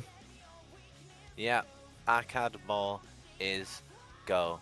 And yeah, like you say, it's crazy to see how quickly this series has flipped completely on its head. And yeah, I'm just in shock, to be honest. I did not expect this. Chrome Husky, they're playing so well. We'll see if they can keep it up, as we do finally get underway here in game 4. Mistaken, they're on the ropes, they're on the back foot, but JPEG is never on the back foot.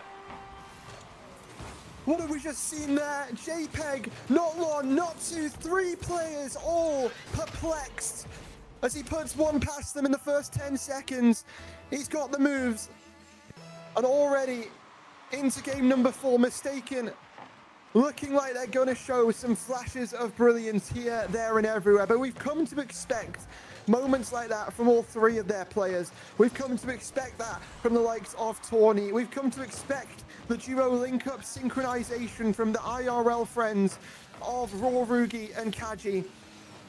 We've come to expect so much from today's action here in the Academy playoffs, and it's a shame it all has to come to an end after this one. Maybe we'll get one more series, maybe not. Ethan taps it in off of the follow-up bounce from JPEG, sealing down Rorugi with a whiff, and, well, Mistaken double their lead. Yeah, Ethan puts that one into the top shelf. JPEG with the assist. Rorugi just couldn't get there. Now they may add a third. Ahmed off the kickoff. That one's dropping down. That one's awkward for the defense. Kaji does so well to get it out, but a shot from Ethan redirected by JPEG. Purpose are back. I'm absolutely perplexed by this grand final. What are we witnessing? It's domination into domination, and it just seems like whoever scores the first goal is just going to score 5 more. I don't know if we're going to get a close game this entire grand final, Sonch. Well, if so, let's hope it's a game 7. But for now, it's another one. 4 goals in not even a minute. Mistaken. What? I don't understand this grand final. Me neither, but JPEG, I think he's beginning to, with 3 goals on the board in this game 4. He's beginning to understand how Mistaken want to play against this Chrome Husky roster, and they're looking back to their game 1 form. But the fact that it's so early that they've got these goals means there is still plenty time for Chrome Husky to get back into it. So can we see our first contested game of the series? What, right now? Yeah. You think we're going to get a contested game in this grand final, Char? You never know. You never know. Crazier things have happened. Crazy things have happened indeed. But yeah, 4 goals, 3.5 minutes left. It's not out of the question, but it would certainly need to be a comeback of all time here from Crow. Honestly, they just need to tell themselves it's game 5. You know, first goal wins. Yeah. Even any goal, even if you just get 2, any goal will help, just so you don't feel like you've gotten absolutely blown out the water here as that clock reaches the 3-minute mark. They're still down 4, so they've managed to improve from the first minute at least, from going 1 minute conceding 4 to 1 minute conceding 0. It's improvement. That would have been absolutely ridiculous. That is absolutely ridiculous. This Mistaken team is a living, driving highlight reel. We'll get that one in the clip of the season alongside every single... You know what? Maybe don't even do that because of how many insane goals that this Mistaken team has scored. And the same can be said for Chrome as well. We've seen some incredible shots from them. But we need to see them here. We need to see them now because for them, it's a different story. For them, they don't get a second bite at the cherry here if they lose this series. And JPEG's put a 6th past them. What is happening? For anybody who's in chat wanting a 1,000-point game to tick off the Academy Bingo card. By the way, if you don't know that we have an Academy Bingo card, go into Academy discussion and type in the search bar Academy Bingo card. It'll probably come up. Get started. But yeah, one of the boxes, a 1,000-point game. JPEG is on a mission to complete that for everyone. Stream can't see it right now, but I have my hands on my head in shock, and I just did it like automatically. That's 1 back for Chrome, and listen, it's Academy. Never say never. Never say never. Back in like week 2, I watched, was it week 2? It might have been week 1. I think it was week 1 actually. I watched DSQ throw 4 3-goal leads in a row to lose a series to Vortic. So anything can happen in this tier, and well, at the end of the day, it is a CAD ball for a reason. But Ahmed is there for the tapping off of JPEG. 800 points for JPEG right now. Ethan might be mowing the lawn. It doesn't even matter. How's Brazil, Hodge? How's Brazil? Certainly better than the weather in the UK right now. Put it that way. For sure. 7-1 up here for this Purpose roster. This grand final, I don't know what this is. Like, first game, we see Purpose absolutely dominate. Next 2 games, not quite the same domination, but Husky are clearly the better team. and then they come out in game 4 and just do this to them. I'm lost, man. I messaged Char last night, everyone for context, at like 1 a.m. and said, Char, are you ready for a grand final? He was very excitedly, obviously very excited, and was ready to get it going. He said he was more excited for this than last season's Prospect Final. Last season's Prospect Final, I don't think anything's ever going to top that. But you know what? We were going to put it off till Monday, but we might as well just start doing an episode of the Academy Cooldown podcast live in the grand finals, because we've got so much spare time to talk about pointless stuff because of the lack of stakes in this very game right now. 8-1 from Mistaken Purpose. And to update everyone on JPEG's stats, we are currently at 812 points. JPEG, let lock, please. Let lock indeed. He could get the 1,000-point game over the line. And throughout this season in Academy, I'm not in the Academy tier, but I've been kind of a fringes member of the community, and looking in at the community of the Academy tier, it is by far the most community-driven tier in RSC, and it is such a great one at that. It's so good to see the RSC bring so many different people from so many different places together and make so many new friends and connections, and it's just been a great and wholesome place to be for the entirety of the season, really. It's a double pre-jump. Yeah, I mean, I would 100% agree. Look, this season in itself is the most fun that I've had across my seasons that I've been involved with RSC, and it's rich considering I came 10th place in the conference. So maybe this season of Academy for a lot of people is the friends that they made along the way. But for Mistaken, it's all about the trophy. And another one will roll in there for Ahmed. 9-1 as Mistaken push for double digits. And JPEG, well, it's looking like we might not be seeing an 1,000-point game. Ahmed, can you just give him some goals at this point? I know we're trying to bring the stats down a little bit, but like, we've got a bingo card we need to tick off. Yeah, I think this season is probably my second favorite season, and I'm not even playing it, so that speaks volumes of how great this RSC has been. Certainly so.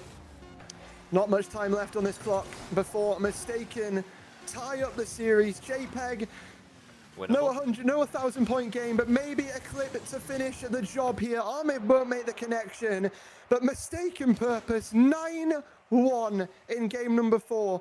Absolute destruction as they tie things up in this grand final. Yeah, they saw the 6-1 in game 1, and we're like, okay, that's pretty good. That's a pretty good battering. That's not good enough for us. They come back 3 games later and absolutely demolish Chrome Husky. And a part of me wonders if we could have seen a timeout here, but they haven't called it, and I think that there's probably nothing wrong with that. They're saving it for if they do lose that next game. But coming back after a 9-1, we've seen them do it after a 6-1. I wonder if they can do it again. I have to say, the absolute scenes if we move forward it's the end of this grand final, and we're sat here looking at a team who won a game 6-1 and 9-1 who didn't win the tier. I mean, at the same time, Husky have had their dominant games as well. So it feels like both of these teams are really giving it their all, and why wouldn't you from this point onwards, Char? But you've just got to continue to dig deep. That is everything here in this moment, and you've just got to try and find something even when there is nothing. We're going to head into game number 5, and I'm going to let the ads run. I'm not going to snooze them because I feel like if I do, the ads will end up playing in game 7, and we don't want that again. But game number 5, a decider to see who takes the lead for Chrome. This would be massive, and there we go. They've already got the first. Like, we cannot keep seeing this. Like, they immediately score, man. If they score 4 more in the next 50 seconds, I'm done. You can solo cast the rest of this. No, we can just leave it. Like, cast. Stingray can solo cast. He can do it. I'm not doing it either. Okay. Well, for now, it is Ahmed who picks this one up. He might have an open net to shoot with. He can flip cancel and shoot on target fast enough. The keyboard and mouse warrior of the lobby is here to try and claim his trophy. I didn't know he was keyboard and mouse. He is. His team didn't even know he was keyboard and mouse until week 5. That's considering him and Ethan have teamed for so long as well. That's quite an interesting one. Yeah, well, it's the most mistaken thing I've ever heard, let's be real. But yeah, already into this game number 5, and the salvos are being fired from both of these sides. Rugi going to play that touch high, but Ahmed plays it low. Ethan waiting to try and get a touch here, but it will be JPEG and Rugi who race to that ball. JPEG becoming the benefactor, and Ahmed diving in as well. Chrome looking to stand strong on the defense, and it feels like this is the first game where we've not seen one team, you know, blow each other out of the water in the first minute. Yeah, we actually have a game on our hands after a minute gone. Chrome looking to add another one maybe here, but no one could get to that ball. Now Rugi off the sidewall, can't find the connection. Now Ethan going down the other end to the backboard, looking for the double tap. That one's high, and Ahmed just can't make connection. So close for mistaken, but no second goal quite yet. JPEG, don't do it. The flip, okay, that would have been unreal. It would have, but it won't be because it didn't happen. Ahmed taking it from the corner. A little bit of a squabble here between JPEG and Ahmed as to who wants to take that ball. And it will be Chromie pick it up in the end. Raw Rugi, a passing option potentially, but JPEG's going to cut that out entirely. Kaji turning on the play and looking to keep that one going, but it will be Ethan to take things up into the skies. Tawny going to be blocked out there. A mistaken want to keep this pressure going. Ahmed now trying to get the cut, looking for the double. That's a fake for Ethan, who finds the finishing touch. Mistaken take the lead. What a development from some of these players on purpose. Ahmed and Ethan denied top 6 2 seasons in a row teaming together, and how they have changed as players, as people this season, teaming alongside JPEG. And you know what? I think Ethan would be one of my, you know, highest nominees for most improved player this season. There's a couple of players that I have in the running for that one, but he'd certainly be quite high up the list here. I can't lie. I almost ended up teaming with him last season, and I thought he was really mid. But I mean, right now I had him third on my players list in Academy. So what JPEG does to people. We've got a Rule 1, ladies and gentlemen. Torny and JPEG. This is the first Rule 1 that we've had, I think, all day. Maybe there was one on a series that I missed, but you do love to see that. And now we've got a 2v2. We'll see who can come out the victor. That's a shot from Kaji, but Ethan with the clutch save, and Raw Rugi cannot get the rebound. Well, this is where the 1500 peak in twos is tested, and this is where Chrome's narrative that they've been trying to push this entire season so far, the philosophy that CMV does not matter to them, peaks, twos ranks, get rid of it. Chrome Husky 190 under the cap and still showing up here in the grand finals.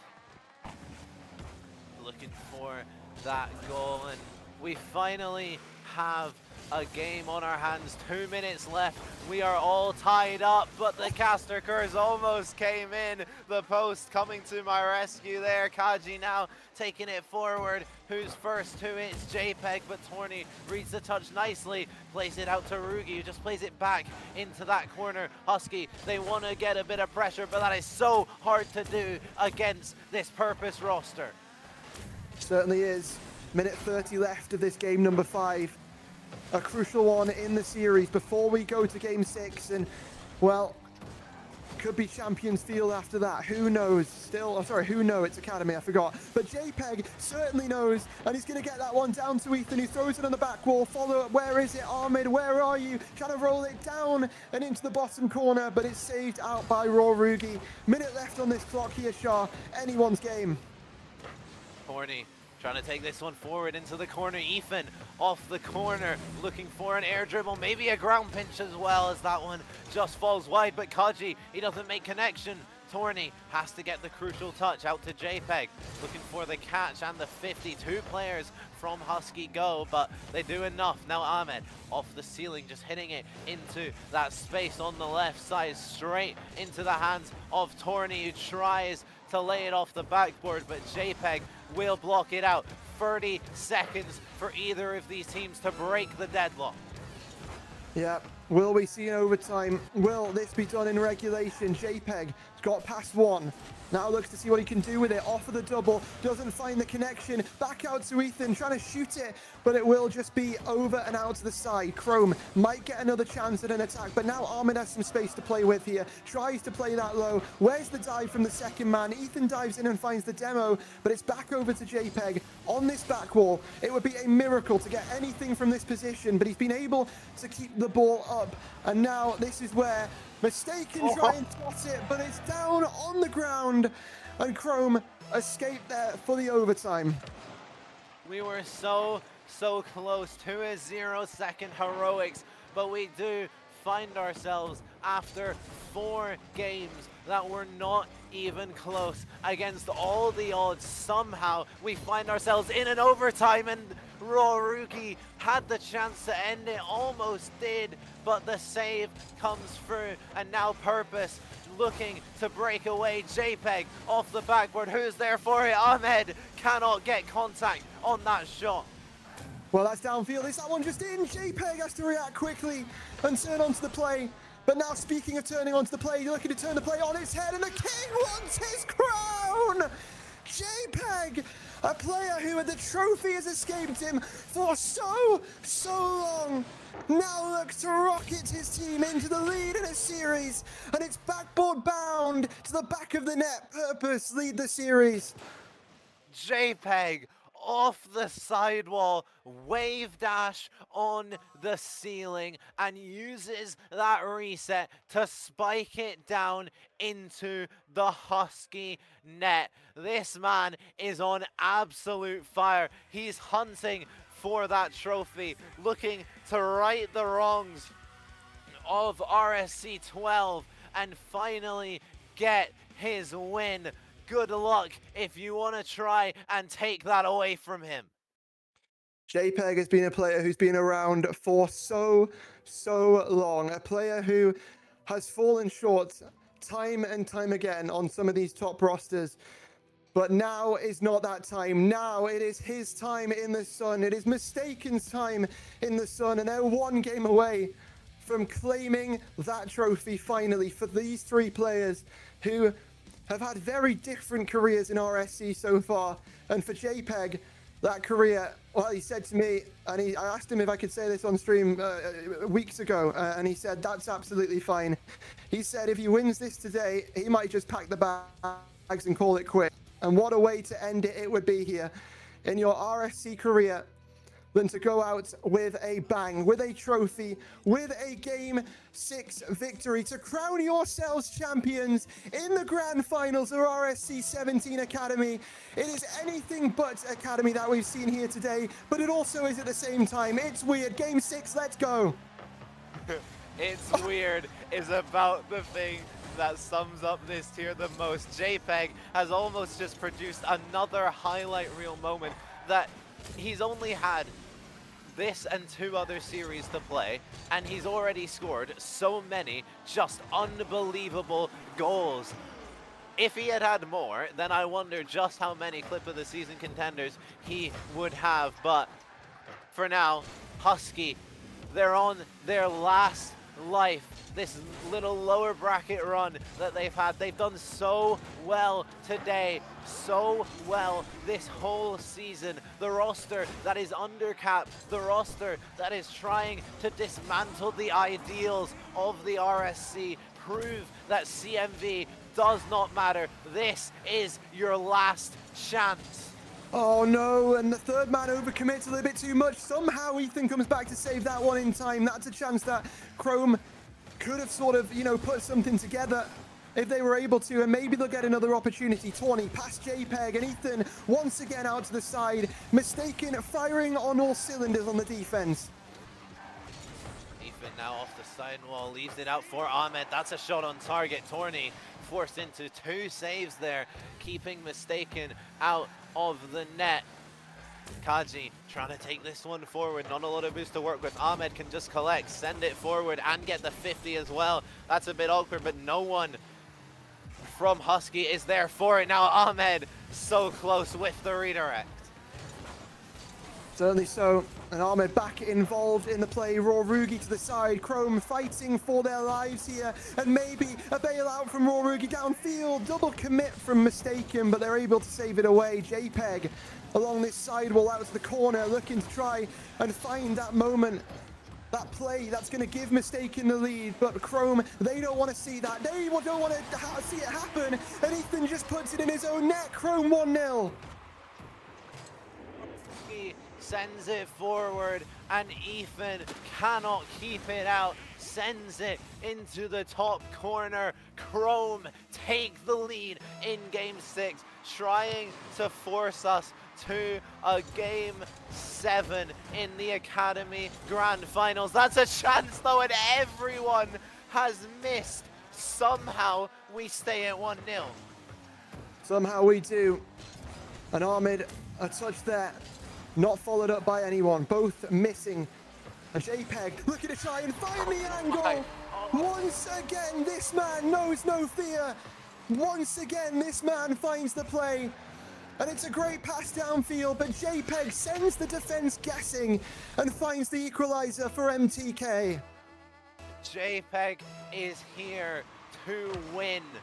He's making everyone know that throughout this season and in this day. An absolute MVP performance throughout these playoffs from him. Looking for another double tap to add to the collection. Couldn't quite find the net there. Torny now trying to take it out, but blocked out by Ethan as that timer takes closer to 2 minutes. We are in a deadlock, 1-1. Who will get this all-important next goal?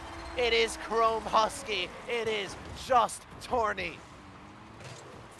And that is the best way to do it. It is just Torny, just him, who stands in front of Mistaken, but just Torny is someone who has come alive here in the playoffs today just as much as JPEG has as well. Kickoff strats now from Mistaken. I spoke to them before. They've been getting the coaching. They've been learning some of these like proper RLCS kickoff strats to pull out in these sort of moments. And it hasn't really found them success there, but certainly worth a try to continue making your opponents guess. JPEG down the line, Torny to the back wall. It's starting to get a little bit hectic now as one team looks to try and sort of close the deal on the other season and also crown themselves champions in the process. Putting that one forward, gets the dunk onto JPEG as well. Will that one just find its way in?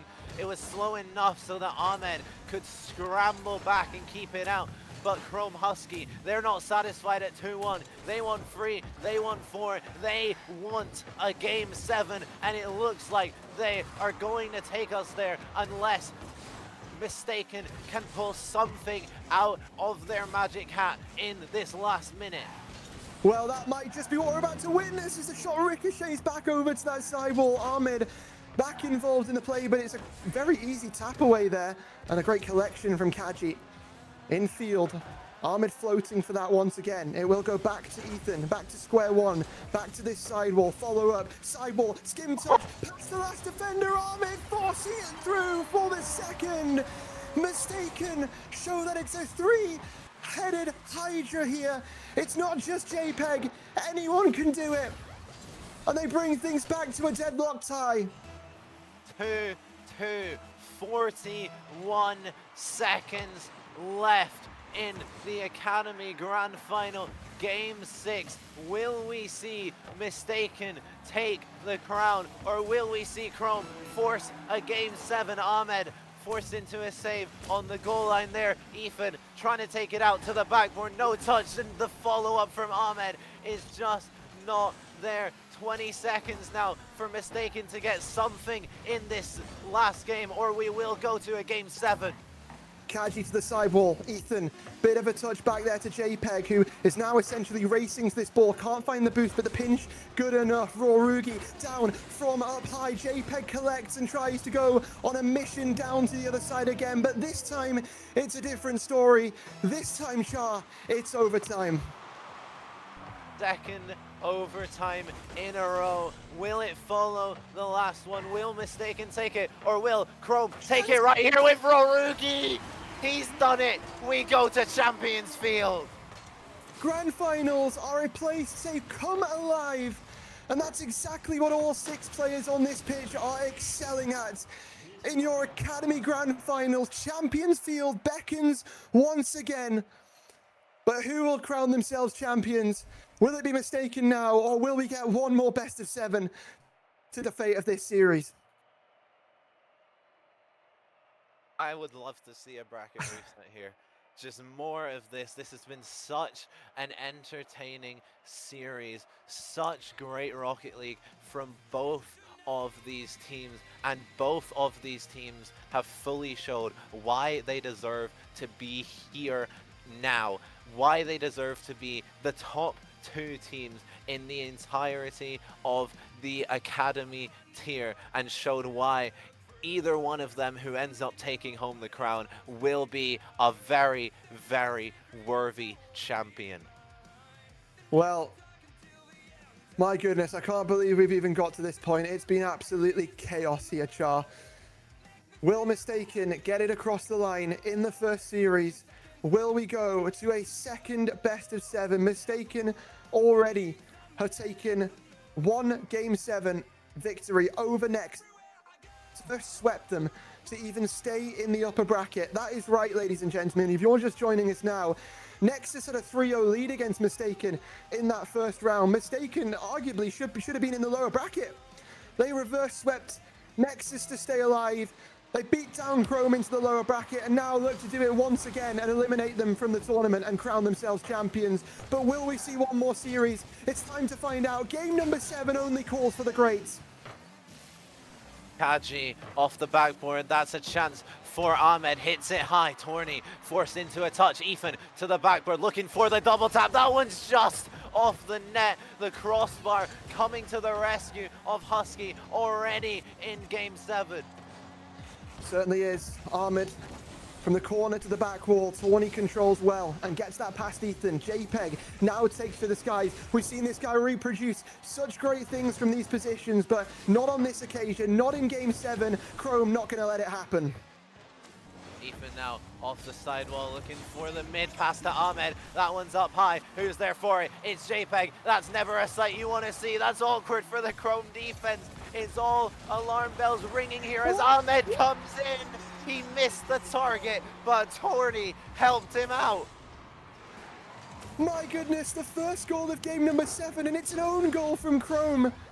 It's panic stations, and why wouldn't you in this situation? We get a little okay in the chat from Ahmed, but the lead is in the hands of Mistaken. The timer is set on this grand final. The timer is set on this season of Academy.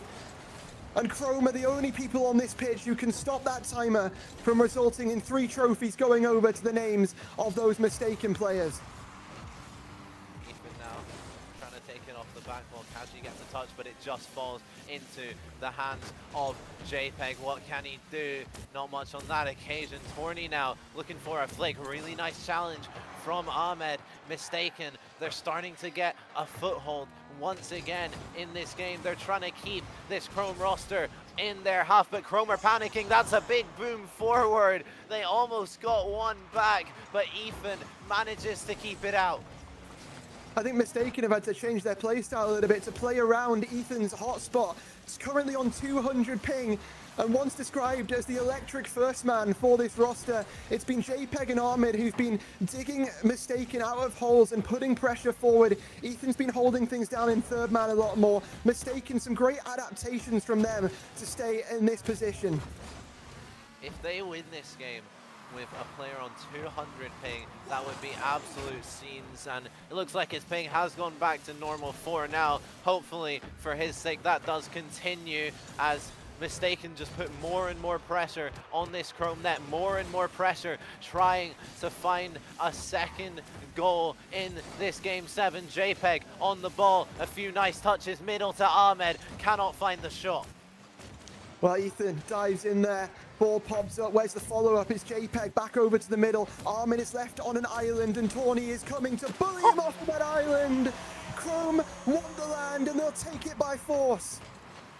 Torny playing disruptor. He saw the danger, just cleared the path for Rugi, the captain himself, to put it into the net, tie us up here on Champions Field. Whoever gets this next goal could well be your Academy champions, and it is almost JPEG with a monster of an air dribble. That one might still find its way in. My goodness. Well, Chrome is still going to need a second best of 7 if they win this one, but would certainly set up for an all-timer, and so is JPEG with that shot. It's been clinical from both of these teams. Chrome punishing the counter-attacks, Mistaken creating the chances themselves, but now it's a little bit awkward as two players committed very far forward here for Mistaken. Rugi jumps up for that, and we're not really going to be able to find anything of value. Meanwhile, JPEG's playing for the air dribble bump, but can't quite find it. Tawny, savior medal already here for Chrome.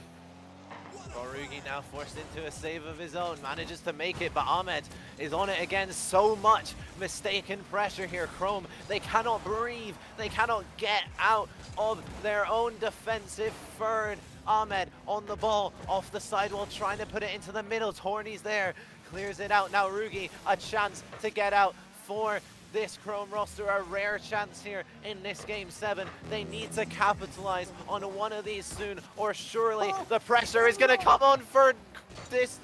Oh my god, they almost scored, and Ahmed can't put it in as well. I'm losing my words here, Hodge. 45 seconds left of this affair before it goes to golden goal once again. The two best teams without a doubt here in the Academy tier, and everyone on this field has it within them to find a moment, and Rugi might have just found the moment that buys this series a second best of 7.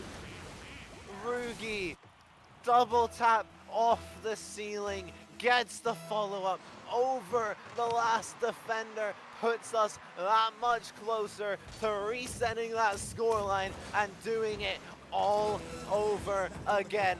30 seconds here for Mistaken to get something before this game and this series comes to an end, and we have to do it again. Rugi trying to take it forward, gets it off the corner, that's into the middle. JPEG, who's there for it? Is someone there? Ahmed misses, and Ethan gets it. The countdown, one last chance here for Mistaken, but JPEG can't get it, and the timer is ticking. The ball will hit the floor. We go to a bracket reset. We're going to go again here in the next best of 7. And my goodness, Chrome push it all the way. They test Mistaken purpose, and even after all the mechanical shots that we've seen from both of these teams, it's still not enough to settle this grand final for Mistaken purpose. A second series will be needed to decide the fates of these two teams. Is this happening again after Prospect last season? I don't know, surely not, surely not. We'll see how this second series goes, but regardless of how that second series goes, this will go down as an absolute all-timer of a grand final. Both of these teams putting up such a great performance. 38 goals in 7 games between these teams. But the stat that I want to highlight, Mistaken, 71 shots.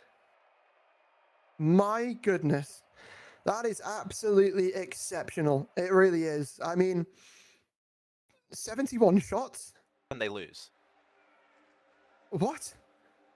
Like, I don't know. Like that's crazy. That's crazy. It really is. But this series as a whole has been crazy. Let's see if we've got a series MVP for it as well.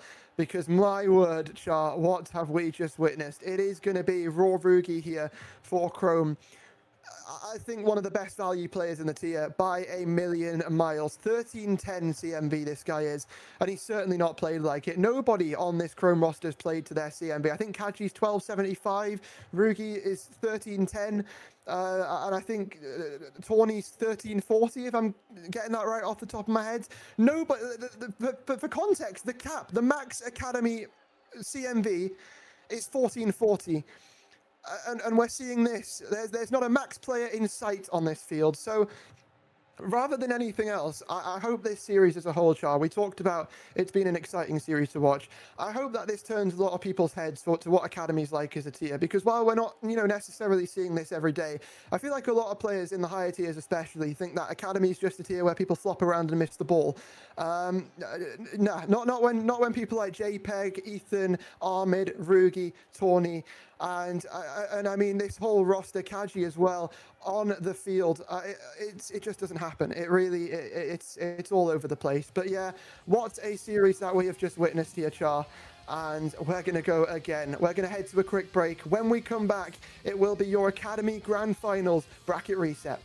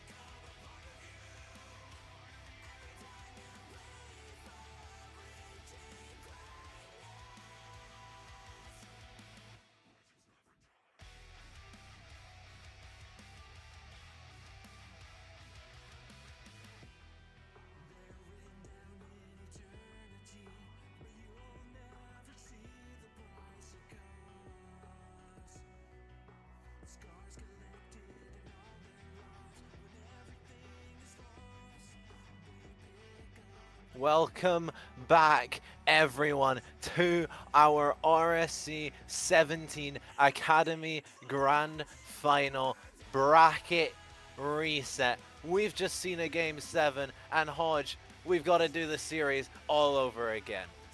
We certainly do, we certainly do. And before we get into it, we're going straight into the playoffs bracket, and then we'll talk predictions. What have we seen so far here today, Char?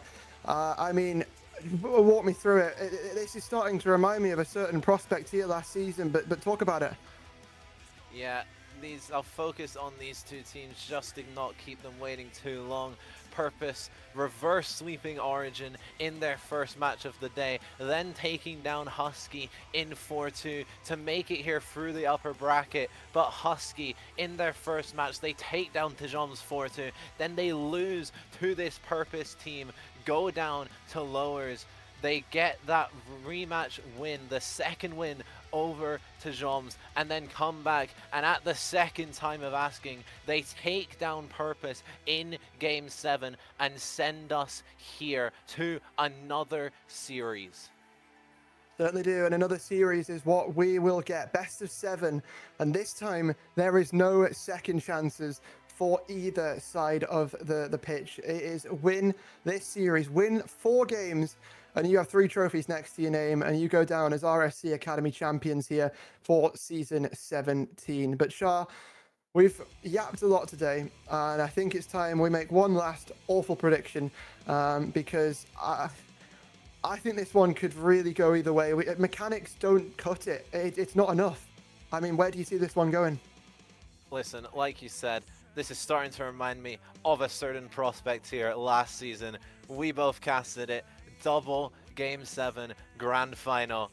We've just seen one Game 7. We're going all the way again. Give me 4 free Mistaken. I think they're going to come back, get the win in Game 7, and crown themselves champions of RSC 17 Academy. Okay, I'm going to go with a 4-2, and I say that 4-2 to Mistaken. I feel like we start to see fatigue play a factor in these situations, and I feel like that just, you know, it's very rare that we get those Game 7 situations once again. So it's only the second time last season it had ever happened in RSC history.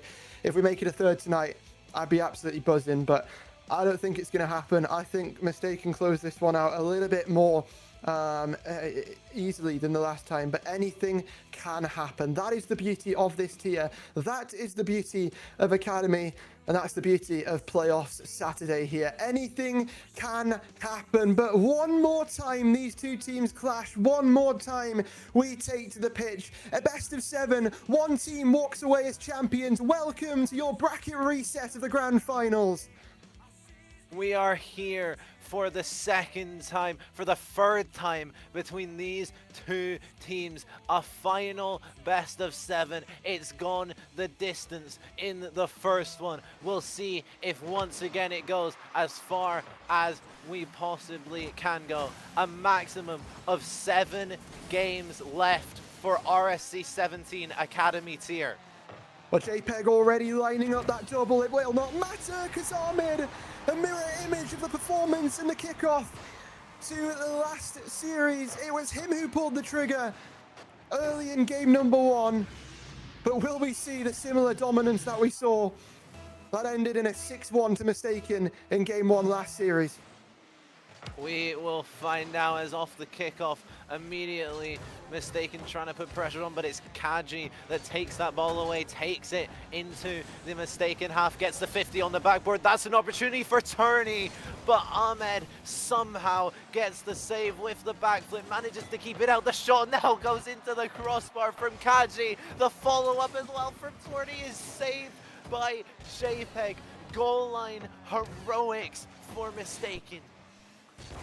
Goal line heroics, but heroics, I say they get you only so far, and that might be the case because we've seen so many heroic moments from both of these teams in that last series.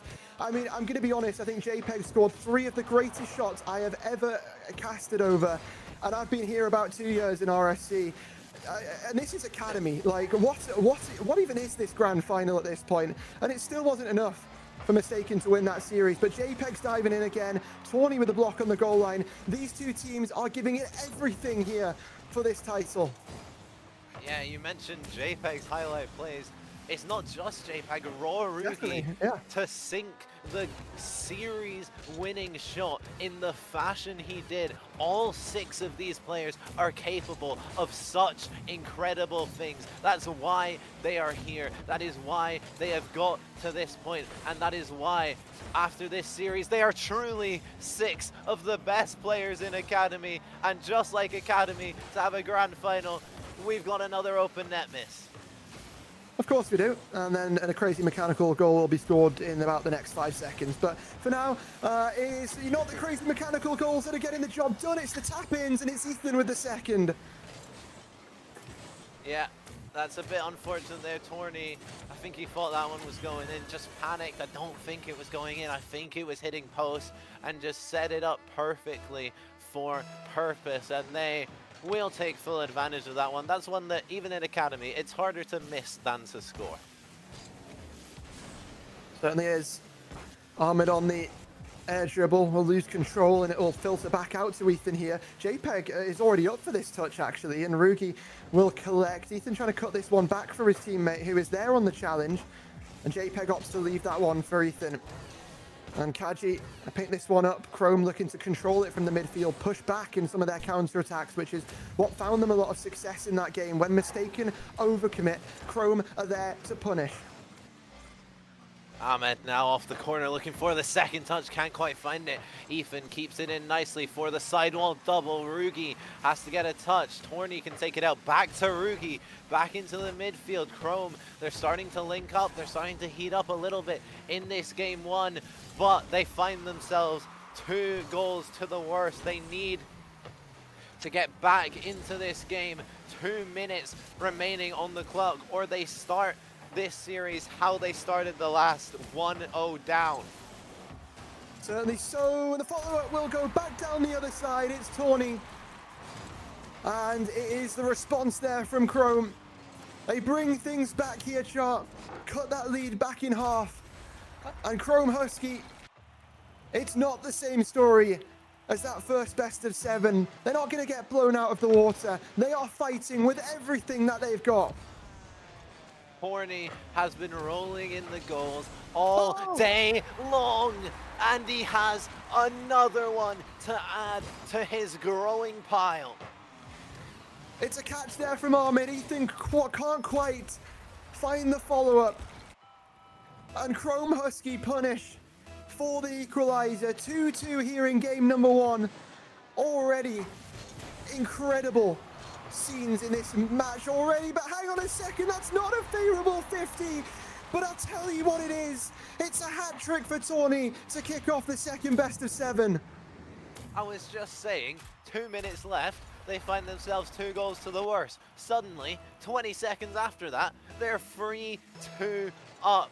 Chrome have flipped this game completely on its head. The kickoff strat coming out from Mistaken. We'll see if it proves fruitful. JPEG off the wall. You never want to give JPEG time off the wall because we've seen exactly what he can do now. Down the other end, Ethan clearing it up. Ahmed trying to get there, just can't find the shot. JPEG's on as well, but Kaji will secure the clear for Husky. It really seems like Chrome are doing what Team Serene did last season in Prospect, where they ran that lower bracket, they took it to game 7 in the first series, and then the second series went to game 7 as well. But maybe not, maybe it's JPEG. Maybe all he needs is an air dribble catch and over the top of the last defender to tie things up. Absolute cinema at every level of this grand final. JPEG is ridiculous. Another goal to add to his growing catalogue. These 2 players of JPEG and Torny, while all 6 players on the field have been playing unreal, those have been the 2 players that have been putting in those clutch goals for their team and have been playing so well alongside Ahmed, Ethan, Rorugi and Kaji. All of these players doing themselves so proud here. Well, it only matters for one thing. That is the trophy. That is the glory. That's a double commit there from MTK. And Tawny, hat-trick. Why not more? Make it 4. Make it a 700-point game. Make it a mistaken collapse here in game 1. Make it 25 seconds away from being 1-0 up in the bracket reset. Can they start the bracket reset on better footing than that first series? They're 20 seconds away from doing just that, Chrome Husky. But now they've got to defend this. Rugi just taps it out. Ethan's onto it. Ethan getting the touch over a double commit from NTK. Another one coming out for them. The countdown is on the screen. They have one last chance here. Ethan goes for it, but Rugi wins that race. The ball goes to the net. It won't find its way in. Husky don't care. They take the game number 1. Husky are in full form as they look to try and bring things forward in this series, starting on the front foot and starting how they wish to end it. My goodness, Char, what a shock in that game. Purpose started a 2-0 up in that one, and then towards the end of that game, things started to collapse. I said the end, it was the whole thing pretty much. Tawny just peaked, and well, you look at his teammates, certainly helping out as well. 3 assists from Rugi, 1 from Kaji. Husky just are that team. Yeah, it's just unreal. 4-3 in this first game, continuing the trend between these two of incredibly high scoring matches. And yeah, it is great to see. It is such entertaining Rocket League for the stream and for us, Hodge. I'm thoroughly enjoying casting this. This is one of the most fun I've ever had casting since I started, and that is down to the level of Rocket League that these two teams are putting out on the pitch. It certainly is. I think this is set up to be a series of all time. Will that happen or will it not? I've had a look at the predictions, the community predictions in the academic server that everyone has made their bets in the tier. 7 people for Chrome, 8 people for Mistaken. And Mistaken want to try and show already into game number 2 why they are the favorites. But Chrome, the surprise of the day, blocking things out, slamming the door shut in their opponent's faces. Nobody predicted them but themselves to win. And well, they want to show why they are this team, why they are a team who has come alive here today and shown everybody what they're made of. That's the save coming through from JPEG. Early chances here for both teams in this game too. That's a chance now for Ahmed, but Torny is there to save it away. Torny once again hitting that one high. That's scary though. That's a double commit from Chrome, but that one might just find its way through. Ahmed able to scurry back, and now JPEG looking for another solo play, but can't find anything just yet. Well, Ethan nudging to shoot this one on target. JPEG there with the follow-up. First goal secured for Purpose. Yeah, Ethan's shot just too high. Rugi playing the net, and JPEG is there to put it in after the crossbar. Rebound, 1-0 up. Purpose find themselves, but they found themselves 2-0 up in that game 1 and still let it slip. They cannot afford to let it slip once more. Certainly the case. 3.5 minutes left on this clock.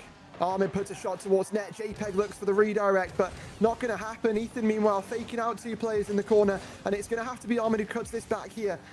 Once again, re-aggresses into the play. JPEG there with the follow-up to get around that second man, and now looks to put it in all by himself. JPEG doesn't care who you are, what you've done to get here. He takes names nonetheless. JPEG is absolutely ridiculous. The Doomsy with the defender in net is so difficult. JPEG is on another plane of existence right now. Clip after clip throughout these playoffs, this man wants his trophy. He's hunting for it, but the problem for him is there's a pack of wolves that are on the hunt as well. There certainly is, and they have been for the past few hours. What a redirect from Rugi. That is insane. And you talk about clips from one, clips back from the other as well. Everyone on this team, everyone on this field, for both of these teams, has the potential to do stuff like that, Shah, and we're losing our voices watching it happen. Yeah, I don't know. I'm not going to be able to talk for a few days after this one. JPEG has added a third, a really nice dunk onto the third man, and just nobody home for the side of Husky. Nobody home. The lead back in the hands here of Mistaken Purpose. Let's see what they can do with it. Or will that pack of wolves, like you said, Shah, that's been chasing Mistaken, that's been hunting them down, will they catch up? And will they be able to find 2 goals to bring things level in the next 2.5 minutes? Corny trying to take that one forward. Rugi now on the backboard. That's an awkward touch, and Ahmed maybe should have kept that one just a little bit lower. Could have kept it under the crossbar, but for now we stay at 3-1. Maybe not for much longer. Torny can have anything to say about it. Ahmed now with the shot. Nobody's home for the double tap. He does it. This is Academy, everyone. Welcome. If you're a higher tier player and you saw that Nexus Dexterity fail of the week 4, and thought, yeah, what is this tier? How are people struggling in this tier? This is why. Yeah, this is a better showing of any than the true quality that can be found even in the lowest tier in RSC, even in the Academy tier. There is still so much talent, so much quality, and so much content to be found from this tier. In my opinion, it is truly the best tier in RSC. I'd have to agree. Personal bias, regardless, doesn't matter. We've seen some incredible things here today. And that's only going to continue as we surge through this best of 7. Ahmed just beats every player there in that 50. And Ethan should have a relatively free ball. Never mind, Kaji's pre-jumped it. Still might not matter. JPEG looking to receive this ball. Will get it pop over the top of Tawny. And now looks to sideball skim it. Infield for the pass, but JPEG doesn't matter how he gets it middle, as long as he gets it there, and it's destination confirmed. Or is it for Mistaken? Horny trying to get forward, but Chrome Husky, they just cannot get out, and that's a shot for Ahmed, but can't find the finish. Maybe at the second time of asking. Oh, no. No one can find it, and now one last prey here for Chrome Husky. They don't have time on their side. They don't have the scoreline on their side, but they have these 3 players on their side. Well, JPEG, a quick touch there to pop it high. 3-goal lead here for Mistaken. You can imagine that this game is all theirs, and if it's not, then they don't deserve to be here. You can't be throwing a 3-goal lead from this perspective, from this point of view, and as much as the shots will ricochet back and forth, it will be Mistaken who come out the benefactors and keep their 3-goal lead intact. Ethan now playing this one back, and time has trickled away. That's a demo though, and that might just make things a little bit more interesting here in this game too. Could we see a last seconds comeback on the cards? Well, that is the question. It's brought back into the realms of reality here, everyone. 2 kickoff goals needed. Let's see what we're going to find off the kickoff. Kickoff strats both sides, but it will be Ahmed who gets the sidewall touch there. Downfield, JPEG, all he needs is a light touch, and he'll get it. Taking it into the offensive half here for Mistaken, and a good pop there from Ethan will seal the deal on the temple. And my goodness, the series tied here, chart. Chaos is really ensuing. Yeah.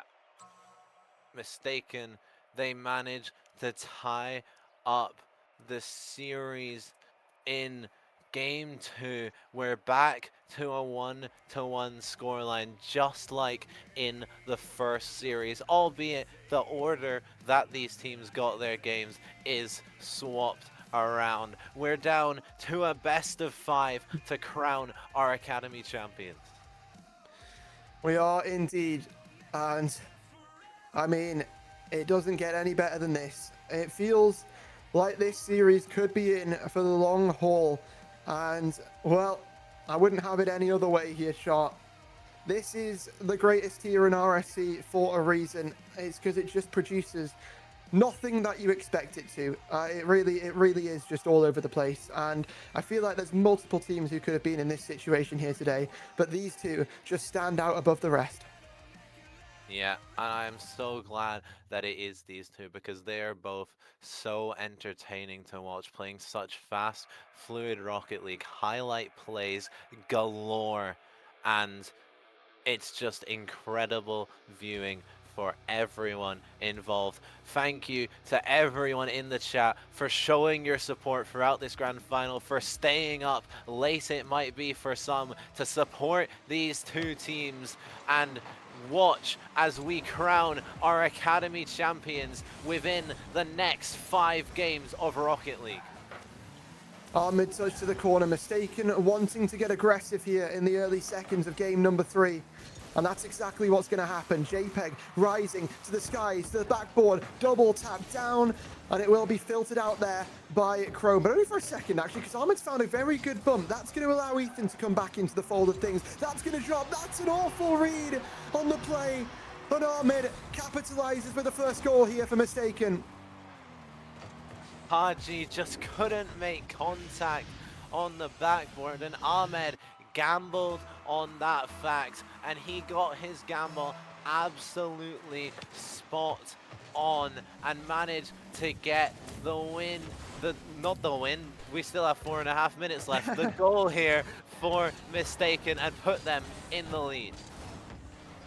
I don't blame you for mincing your words a couple of times here, Charles. We've been going for a while. And we could still go for a while more here with how both of these teams have been playing. Kaji going to drop it down. Ahmed popping it up. Tawny should have a free touch here to the sideboard, but this is going to allow Mistaken to sort of reinvent their passing plays once again on the attack. Infield, Rugi's missed that touch and allow Ethan to have a go, and JPEG will as well. Tawny, great save, denies the angle. Now Ethan will turn on this one, full boost, and all of Chrome are so low here. JPEG's up for it as well. Ahmed now for the free shot, what can he do? The bump comes through, but Torney off of the inside of his own goal manages to clear it away. Now Chrome looking to go down the other end and put some pressure on, but it's just more Mistaken. Torney, a great cut there to try and keep some semblance of pressure for Husky. JPEG to the back wall will be sort of bumped out the way there by Ethan, but Mistaken should still have a relatively free touch here, at least one. Ahmed waiting below for the catch, and it's a pop-up. That makes things a little bit awkward for the two Mistaken players, but the whiff allows them an escape opportunity. Rugi up for that, gonna get beaten to the punch, and Kaji will control it through the corner. Mistaken holding on to their lead, but we've seen how deadly Chrome are in the counter-attacks, so I wouldn't take that as gospel. Kaji 50 over to the side, looking for it again. Just gives away possession though. Straight to JPEG, and you never want to give possession to JPEG. Now the 50, Ethan's on it, looking for the shot.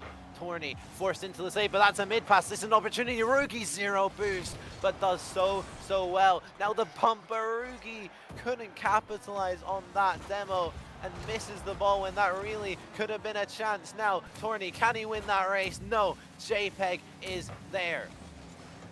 It's a marathon, not a sprint, and both of these teams are the embodiment of that quote.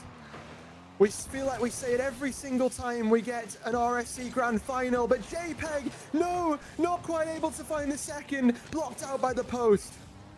That's not like him missing that open. It was a little bit difficult to get around it, but from what we've seen of him this series, you really would expect him to put that away. Hopefully, it does not come back to bite Mistaken in this game and in this grand final. Torney to the backboard, playing it a bit too far across for Rugi to get anything on it. Now going up again, wins that race against Ethan. Now JPEG and Torney. Torney gets a really nice 50 and maybe a double. Almost comes through. Rugi's there, who's first to it. Kaji tries to get a shot into net, but the Mistaken defense is holding the Chrome Surge at bay. It certainly is. And now that Surge gets washed down the other side. There's a change of the tides here into FH, and Ahmed looks to try and make a play from the back wall. It's a heavy commit here from Mistaken, and now this is the chance for Chrome to punish, but they throw away possession, and Ahmed picks it back up and gets it down the other side. Is that one forward? JPEG pop up, but Torny is up about 10 minutes ago for that one. Rugi now getting a touch into the corner, looking for the second. Not a lot of boost, but does very well to get something on it. A double commit from the defense on Mistaken. They managed to get it away. Torny, really quality catch, and the bump to follow it. Can someone get there? But just nobody is there for Chrome. And now Ethan down the other way, cannot get the contact he would have wanted. 30 seconds for Chrome to pull something. Well, Ahmed from this corner, tasked to try and keep this safe here from Mistaken. Rugi can't quite get that touch. That's going to give Ethan a free ball, but throwing it away a little bit too easily there, and JPEG going to look for the sideball double. Why are we looking for sideball doubles in this situation, guys? We don't need to be throwing this one away. 5 seconds left on that clock. JPEG wins the 50, can't get another. Ethan's a bit awkward. This now tests Ahmed, but he's up to the task, and so are Mistaken as the ball hits the ground. Mistaken surge into the lead of this grand final, just like they did in the last series, but now they look to try and find a different ending. Yeah, they want to keep on winning here. Ahmed with the MVP award, 340 points for Mistaken. Torny actually getting more than that, but that's just because of the sheer amount of saves that this Chrome roster had to make. 7 in total throughout the 3 players, shows that this Mistaken team, when you give them that opportunity to pressure you, they can be so good at it. Even though they only scored 1 goal in that game, they kept up the pressure, they held it so well, and they made it so difficult for Chrome to find anything to go off in that game 3. Certainly so. Game number 4 calls next, and it really has to be Chrome who answers the call here. And Shah, I still think this series has got very much legs to it. I think it can certainly still sprint the distance to Game 7. But like we said, it's a marathon, not a sprint. And, well, Game 7, it might be a while away. It's time for these teams, these players, and, well, us as well, to be honest, to pace ourselves for the rest of the series before one of them gets a little bit burnt out and overcooks things to the point where they can't restore it. Yeah, I don't think we're seeing any real burnout happening just yet. Both of these teams somehow still seem to be at the very top of their game, albeit with a few double commits sprinkled in, but I think that does just happen from time to time, even though it is so late for these teams, past midnight for some of these players. The fatigue, I would have thought it would have set in by now, but these players seem to be so good at dealing with that, dealing with the situation, and keeping on going despite having played so much Rocket League. Yeah, well, it gets no greater pressure than this situation. Grand finals, bracket reset. The first grand finals that any of these players, I believe, have played in, apart from JPEG. And he's experienced what it's like to lose in that situation. Throw it back to rsc-12. He's now become a mental leader for his teammates. I spoke to Ethan, and, you know, a player that was once hailed, I guess, thought of as, you know, a player that crashes out very easily, has a bad mental.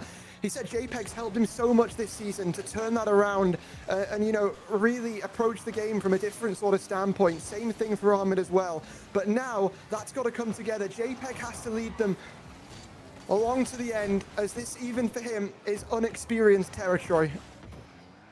Yeah, both of these rosters, they're not only great on the pitch together, but they're also great off the pitch together. All 3 members of Mistaken having become friends through the RSC and through Rocket League. Kaji and Rugi being friends in real life, and I'm sure Torny vibes just as well with them as well. And Torny also vibes very well on the pitch when he's putting in shots like that. My goodness. I mean, Chrome just send a battering ram, don't they, Char? Whenever they want to peak, they will. And Tawny secures the first tier of game number 4. It's a battle and a brawl on the Coliseum, but who's going to come out victor at the end? Kaji trying to find Torny, but just couldn't get it. And now Chrome, they may have overextended a little bit here. JPEG looking for the mid pass. Ethan's there. It's to the backboard. Kaji has to get an all-important touch, and Rugi, lovely little skim to just buy his teammates some time. Ethan, not a lot of boost. That's an awkward touch. Rugi's up for it, but cut out by Ahmed. Speaking of Ahmed, he'll leave this one for JPEG or not. It's popped up. This has made things very awkward now for Ethan on the last line of defense, and the last bastion to try and stop that from happening is JPEG from above. Reads the touch perfectly. Mistaken hold on their defensive lines, and now look to turn it around as they go cross-court to try and stop Tawny from doing the same thing. Ahmed off the backboard, a 50 in front of the net there as well. That one pops high. This is a bit awkward for the defense. That's to the backboard. Who's there? Ahmed racing in, but Tawny is equal to it. Ethan taking over for JPEG, getting a nice touch off the ceiling, and the fake underneath. Ethan levels things up. Another one of these players that can just find a moment, and while he is one of the best mechanical players in the tier, who needs mechanics when you can just fake the touch and send the defense packing? Kickoff once again. We've seen so many of these here in this series in the last hour and a bit. Oh, I'm not do it to them. sure how long it's been. Ethan just taking it past a lot of them, and Ahmed is there to put it in. But Ethan, you are absolutely unreal, my friend. The hotspot hero for Mistaken emerges once again from the shadows to the peaks. He's always there, and so is this entire roster. Can't get the touch on that one. JPEG clears it out. Kaji off the sidewall looking for the backboard. Chrome, they have a minute 30 to get back into this, or they risk going down on the series point, championship point here for Mistaken if they can get this next game over the line. That's a perfect flick though from Torny straight into the top corner, and once again on the Coliseum we're all tied up. Sometimes you need the leader of the pack to really make it known that this pack of wolves is still on the hunt. And it's Tawny with a perfect top right flick to make it happen. Now looking to once again get this aggression going. And it's picked up there by Kaji in the corner. Minute 13 left. Tied up situation. JPEG from above. That's going to drop down. Ethan looking to try and slam this one middle. And it's popped up there for Ahmed, who reads the touch perfectly when nobody on Chrome does. But still, that last line of defense gets it clear. And we still find ourselves at a 2-2 deadlock. Starting to see a few more double commits on the back line from this Hussey roster. Maybe the nerves, the fatigue starting to set in a little bit, but they're doing so well to keep on going right now. 40 seconds, Ahmed booms that one long. Torny has to get this touch right, gets a nice one to the sidewall, but Ahmed will get the dunk on, leaving it for JPEG to collect. Ethan trying to put that pressure on, none of his teammates mid for him. Rugi over to Kaji. Ahmed able to intercept. That timer is ticking ever closer to overtime, Hodge. Well, now this is going to drop down here. It's picked away there. And Ethan will have the chance to get it over the top of one. Kaji save on the goal line. Final 10 seconds before another overtime is what we see to settle these two teams and the chaos that ensues around them. Ball on the ground, overtime here on the Coliseum. Mistaken look to put themselves on series and championship point, but what does Raw Rugi have to say about it? Torny gets beat out to that one. JPEG gets a touch forward, sends Kaji scrambling back to his backboard, does really well though, looking for the pinch, doesn't find it. Ahmed gets the touch, and Torny, that is a crucial touch. Not an easy one to read, but he manages to get it. Kaji now to the backboard. Rugi is up for it, but cannot find the angle. That's a misplaced touch though, and Torny so close to putting it in. Now, maybe mistaken down the other end. Rugi with the save. Ethan taking this one back. Mistaken running with their tails between their legs because the Wolves are on the hunt, and JPEG has got a perfect ball to work with but missed the touch. Ahmed now has it all to contend with. I mean, they say they put him in difficult positions often, but under this pressure, it takes a different kind of player to still keep his cool. To the back wall, it will ricochet as Kaji makes a touch into that corner. Mistaken now, out of the defense, into the offense, out of the fire, and into even more flames here as they look to try and come out with a victory on this series, on this game number 4, Char. But it's so difficult, and they're being tested, they're being worked for it. Yeah, all 6 of these players are having to work so hard for this game win. 1 minute 30 deep into overtime, and this could be the shot that ends it. But the crossbar of Mistaken in this overtime has absolutely come alive. Kaji now booms this one forward. JPEG getting bumped, but still manages to get the save. Torny, not a lot of boost, gets it past JPEG though, and looking for the 50 onto Ahmed. That one rolls high up the backboard. Ethan, crucial intervention there to keep it away, but Chrome are swarming. This is a shot into net and just off target. Chrome somehow have not taken this overtime quite yet. Not quite sure how. 2 minutes into overtime, both teams have had chances and both teams have squandered them.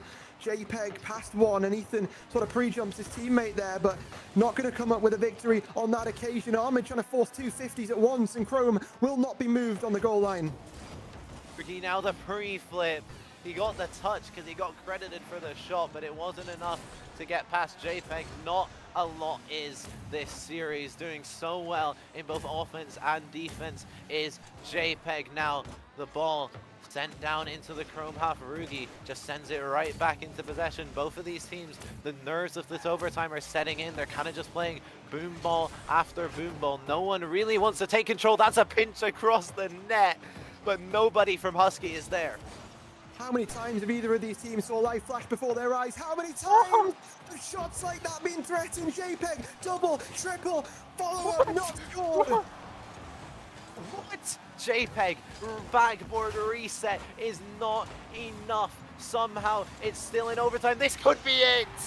And it is. Ahmed is the one to close it out. Mistaken, 1 game away from the championship.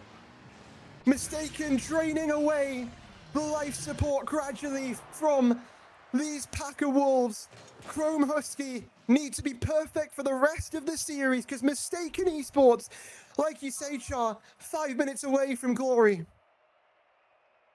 1 more game, and we do see a Husky timeout. The first time a team has gone down in this series by 2 or more games, and we see the first timeout call of the grand final. And I think it's probably wise just to take a minute, take a chill, and try and reset. Yeah, I think, you know, at this point, things are just getting a little bit too chaotic across the pitch. It really could be anyone's game. This feels like it absolutely still could, go the distance here, Char. But Mistaken are winning out on some of these situations time and time again. What a series. And I tell you what, if Chrome bring this one back, it would be magical. I mean, still a lot of time to work with, but this series, one way or another, has been an Academy Grand Final and a Grand Final in general to remember. We have seen some of the most mechanics I have seen out of the lower tier ever. I think it does take the cake, to be honest with you. But the timeout in session, and we're going to continue to let this Chrome Husky team talk about what's going wrong, what do they need to do to try and fix the mistakes, or is it just a little bit of a mental reset? I'm not gonna lie, right? At this point, in the night, tactics and game plans Mean kind of nothing. go out the window. Yeah. Like, it's just, can you make that play? Can you make that save? Can you find that little bit extra to get that ball into the back of the net? That is the question that Chrome have got to be asking themselves. And I think that throughout this series, we've definitely seen they can give that little bit extra. Throughout this day, we've seen they can give that little bit extra. They've got to do one final push here. They're one game away from losing a grand final. What have you got in these kind of situations? Have you got the ice or not? Well, that is what we are about to find out here and now, Char. The timeout seconds away from being over before these teams will have to fight for it all here. And Chrome backs against the wall one more time. It has been a long season with ups and downs for everyone in the tier. And I think everybody can say that regardless of where they finished, regardless of where they've been in the league, it's certainly been a season of all time and one that I'll never forget, that's for sure. But grand finals, a chance for Mistaken to win it all here and now. We go to Beckwith Park and it's time to find out if this is the final 5 minutes we see of Academy Rocket League this season. We will find that out. At the end of this 5 minutes, we could potentially crown a champion, or we could do those 5 minutes 2 more times after this. It all comes down to this, the final stretch of the season. We need clutch moments from both of these teams. All of these players, JPEG flip reset. That would have been a great way to start it off. Just how do you even recover from that one? Maybe you don't at all, because Rugi's got to tap in. It's 1-0 to Chrome Husky. It's positioning perfection from the Wolves. Rugi finds the opening goal off the timeout. Such a crucial time to score, especially so early off of the timeout. Gives you that belief, gives you that confidence. But this Husky roster, they need no more belief than their performance throughout today, their performance throughout the season. They have been such a joy to watch. I've casted 3 of their series now, and in all 3 of them, they have been so amazing, played so well. Some of the best Academy Rocket League I have ever seen in my life. But will it be the best? That could be answered in 5 minutes' time. And right now, Raw Rugi's looking to put on a masterclass around the Mistaken defense. Husky don't want done with this series just yet as Tawny takes to the skies, takes to the heavens, looks to try and get this one middle, just like some of the touches that this guy has created across today's insane grand final. But not this occasion. This time it's downfield, back to Kaji Hikori, taking things and tries to pre-flip into the touch to get that one middle. 3.5 minutes left on this clock. Lead still in the back pocket of this Husky side, but we know how this grand final can swing back and forth. 100%. It's been doing it the whole time. This is a chance, though, maybe to add a second. Who's first to it? Ethan manages to get the pop. No one from Husky contending him for that ball, and Mistaken now maybe can break out of the defense with JPEG, with Ahmed. Rugi is there to stop that counter, though, and now they maybe have one of their own, do Husky. That's a good aerial from Torny, just couldn't get the B. Rugi can't find the angle either. Chrome, they're pushing, but now JPEG is looking threatening as well. Ethan for the double tap. Fake for Ahmed. Ties it up. My word. What an intelligent play there. Could have just set up the double, but recognizes Ahmed is below to tap that one in, draw things level, and bring the challenge back to Chrome Husky, who in their own right are playing such an incredible series here. And Char, do you remember what happened last time in that Prospect Grand Final? It was that team of Momentum who went up 3 games.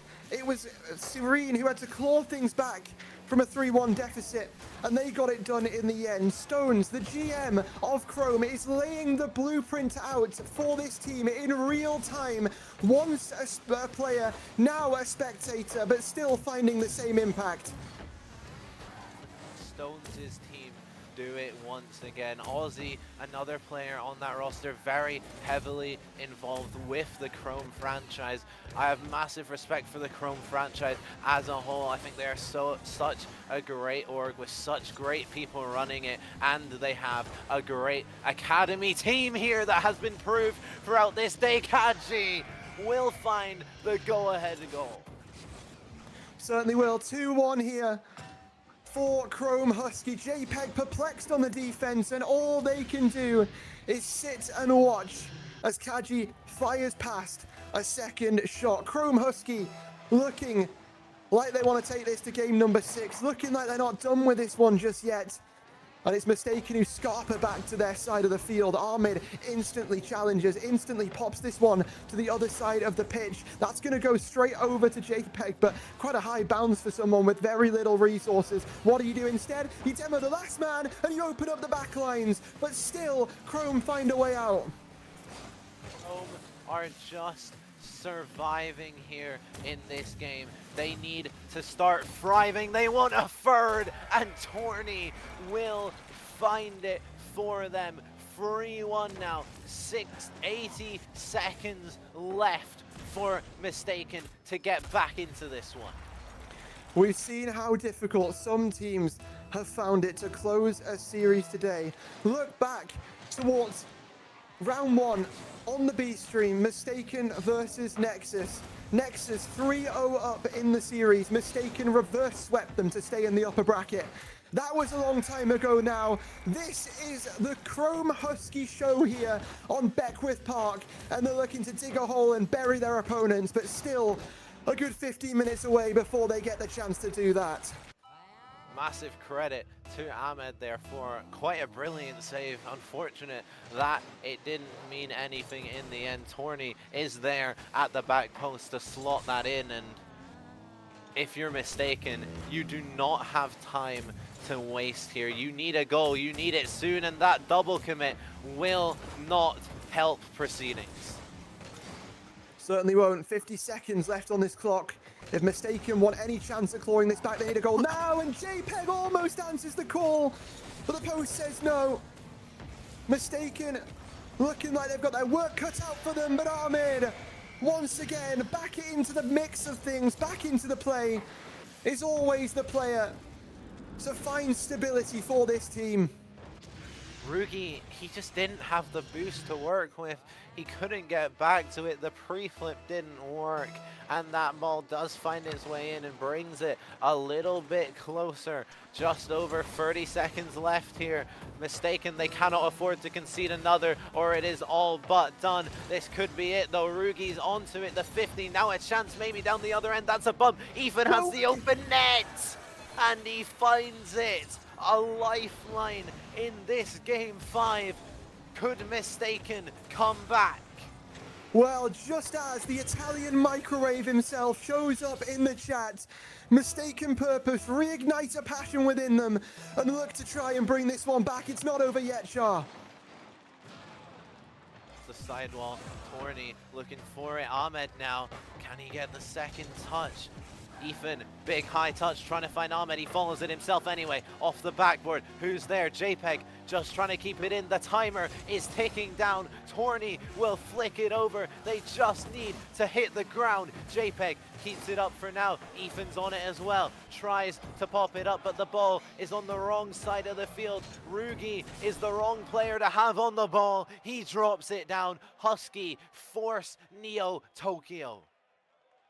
They do. Game number 6, and immediately the response in the timeout from Mistaken. They slam that button immediately after Chrome do. It's timeout for timeout. It's trade for trade. These two teams are using every resource they can to try and do what they can to crown themselves champions here, Char. Yeah. Timeout call from Purpose. I just had to think of what to say for a second, because this series has me at a loss for words at times, man. This has been an absolute roller coaster, and it's not done yet. We still have at least 5 minutes, potentially 10 minutes of Rocket League still to play. We will see which of these teams has that clutch factor to get it over the line. We certainly will. And what a day it has been for not just these two teams, but for everyone in Academy. I mean, it's just been back and forth the entire day. Anybody could have been here, but the fact that these two teams are is just poetic. The server has gone down for maintenance, typical Rocket League. And the more that things change, Char, the more that they stay the same. We'll get things back going, and we'll get the lobby restarted. But my goodness, to think that we could be one game away from going back to what we had last season, repeating RSC history. And last season, the second time ever in RSC's history that a grand final went the full 14 games. The first series and the bracket reset. I said I didn't mind a third. We could be going the third. We could be going the whole way. I mean, it's magic. It really is. Yeah, that is possibly the best word to describe what is happening right now. And another word to describe it is also tiring for all of these players on the pitch, us in the casting booth, I'm sure Stingray as well, back behind the scenes, but we are still here and we will still bring you these last 5 or 10 minutes of Rocket League. These players will give you the best performance they can, and hopefully we up here in the booth will continue to do that to the best of our abilities. This is the Academy Grand Final. We are at most 10 minutes away from crowning our champion. The timeout call from Mistaken, let's see if it pays off. Let's see if they can do what they need to do. They want to take this in 6. They don't want to let it go to 7. It all comes down to this right here. As the timeout is done, we get the players on the pitch for Game 6, this storied map of Neo Tokyo. Here we go. It ruins dreams, it writes legacies, but at the end of the day, somebody has to lose. Will that be now? Will that be in 10 minutes time on Champions Field? Who knows? JPEG already denied in the first 10 seconds, and the early fireworks are stopped for now. JPEG now off the backboard. Torny does well to cut it out. This can maybe be a chance, but Ethan is first to it. Will send it away. Now Ahmed's up as well, but it is blocked. These teams going blow for blow so far, each matching what the other does to perfection. Another save coming out, this time for Ahmed. Now JPEG off the ceiling, looking for the reset. Doesn't find it now though. All the way back, this will go as JPEG finds a collection, finds a pop over the top. That was a little bit risky, and now the pressure starts to dial up on the defense here for Mistaken, because Chrome are circling around. Tawny back in field, Rugi touch back to his teammate. Chrome are trying to rinse them in the rotations, but Mistaken have got tricks of their own to stop that from happening. On the back line, nice catch, pops it over one as well, but can't find the 50. Now a chance maybe for Mistaken. Ahmed almost gets the Doomsy, trying to follow in JPEG's example, and so close to doing just that. We're still 0-0 as we approach the 1 minute and a half gone. Ethan gonna dive in for this ball, finds the demo. JPEG, Rugi, locked into rule 1. No. To keep this going would be insane at this point, and it's broken in the end. It is Ethan who picks up possession, gets it over the top, and looks to try and find that demo. JPEG pop up here. Where's the challenge from either side? It's swords clashing in the air as both of these teams look to dish out the killing blows, and maybe Game 7 is still destined.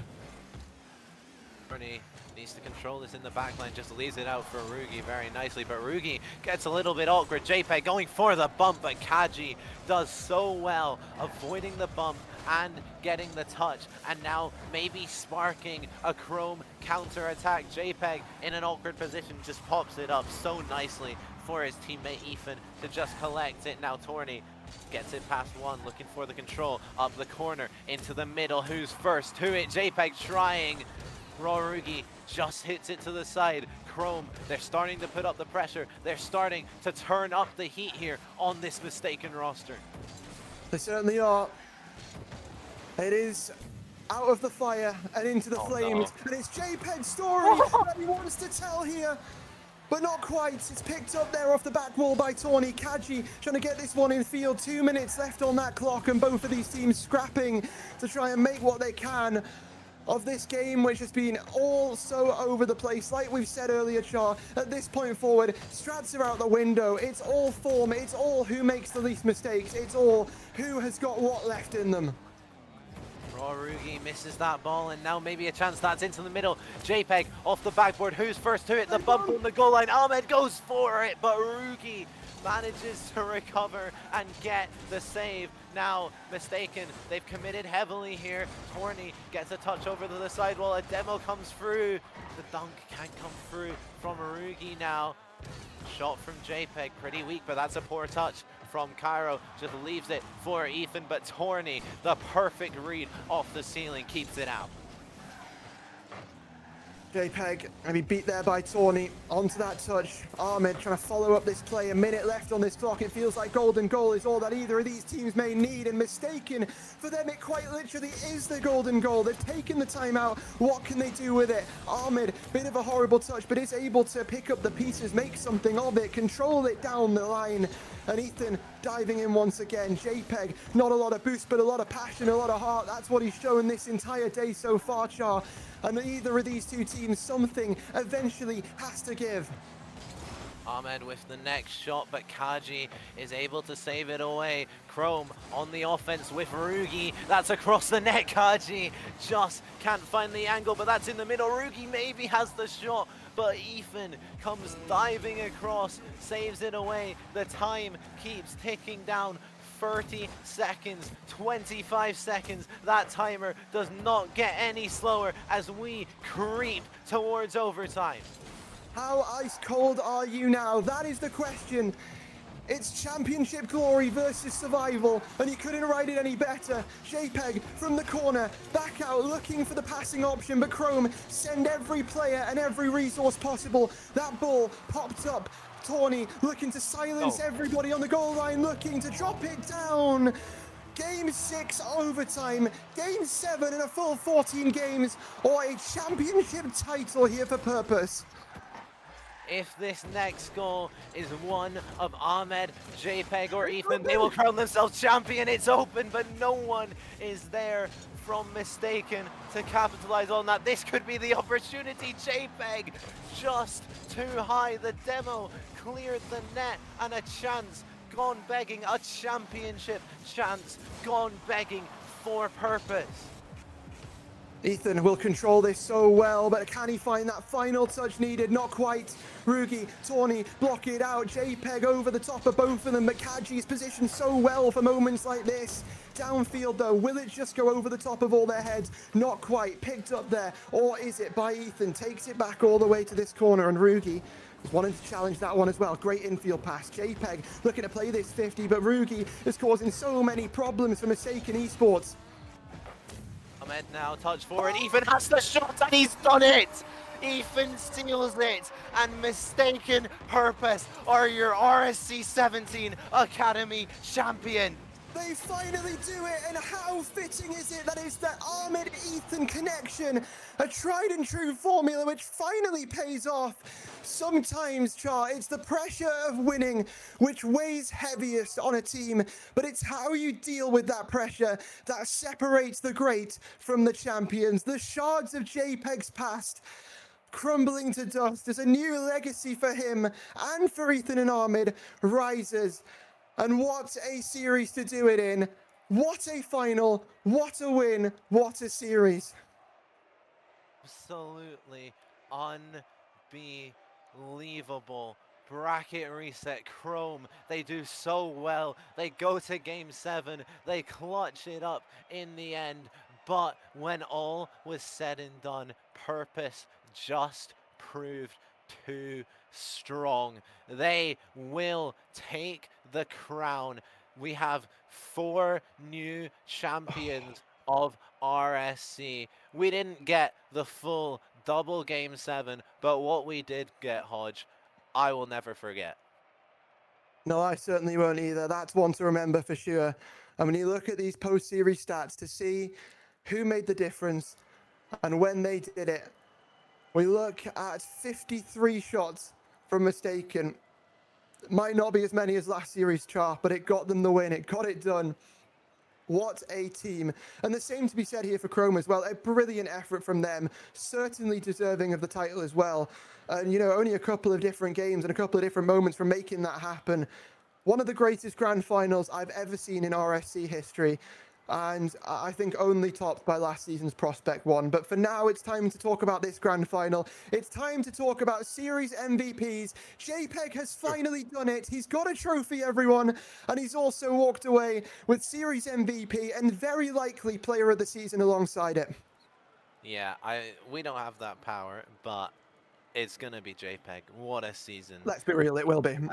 Like, best player in the tier, and he's proved it by winning that trophy. But it's not a one-man roster. It is not a 1v1 tournament. There are 2 other players on that pitch. There are 3 other players on that roster, and all of them have put in an absolute shift.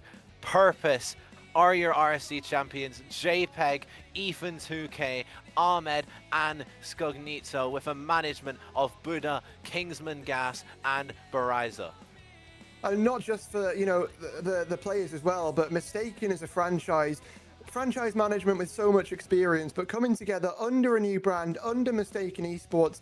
What a draft it was from Buddha, trading the picks to get 2 round 1 picks in Academy.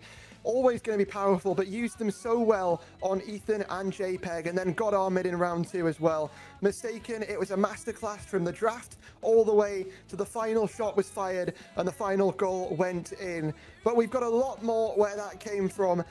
And that's happening very, very shortly. We're going to get an interview with the players. We're going to get to talk to Mistaken Purpose, because having spoke to them before today, I know these guys have got a lot to say about this moment here and now. We're going to go to a quick break and set things up. But when we come back, we will have your champions for a little bit of a bubble.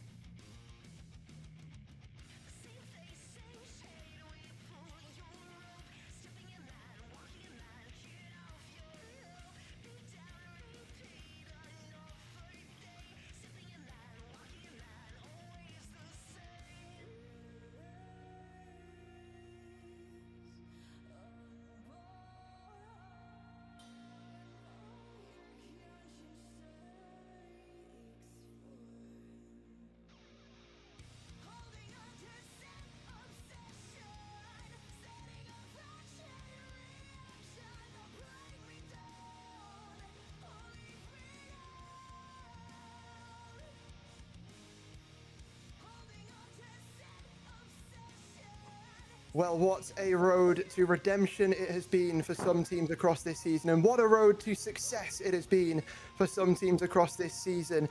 One of these teams is obviously your champions, Mistaken Purpose, and we have gathered pretty much an entire village for this interview. We've got the entire roster, we've got all three of the management, and I mean, first of all, I've got to come to the man himself, JPEG. You finally did it. Let's have a bubble, JPEG. Let's have a bubble, okay? Having a bubble. We're having a bubble, lads. Okay, you've finally done it. RSC-12, the curse no longer. You finally have that trophy. What is coming across this line, first of all, mean to you, finally, after everything that you've been through as a player?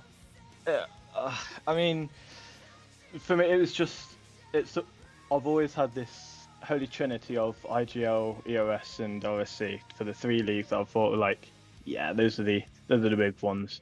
And I won IGL 5 years ago, EOS 2 years ago, and I've had 4 years attempt at this league with whoever different teammates and different tiers, and yeah, I mean, shot call, I was nowhere to be seen in the winning goal, but it was, yeah, it's 11:30 at night. Somebody is in my flat, and they have definitely been woken up. So. Yeah, I want to come next to you, Ethan. I know that the internet has been a bit of a problem. Playing on a hotspot throughout the entirety of playoffs, did that affect your performance? Because you still won in the end, but did that make it all the more difficult? In some aspects it did, yeah. There were some moments, especially in the first series, I feel like if I wasn't on the hotspot, I feel like we might have won Game 6 of Series 1. And Game 7, I was also lagging a little bit. But sometimes the comms are delayed and I can't read the ball as well. But it affects it a little bit, but not too much. You just kind of get used to it. And I've been on it since week 3. Fair enough, had the time to get used to it then, which is good. I want to come next to you, Buddha, the GM for Mistaken's first season in the RSC, and obviously you invested heavy into the academy tier, got those 2 round 1 picks. How does it feel to see that investment and that planning worked out in the end?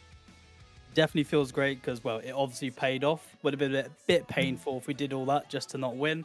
But no, knowing JPEG's history, we knew he was one of the main players, the best player in the tier. If you get JPEG, you just got to build him a team. We're proud to say we're the only franchise to get JPEG his trophy. Many failed to do it. And we knew if we got him, we had to get him a good supporting team around him. So it's also, big congratulations to Ethan, Ahmed, and even Skug. He played huge within his sub games, especially with the amount of games you got to play in a 5-week format. So just big congratulations to them. Very proud of them. And also a big thank you to my management, Kingsman, Gas, and Bariza.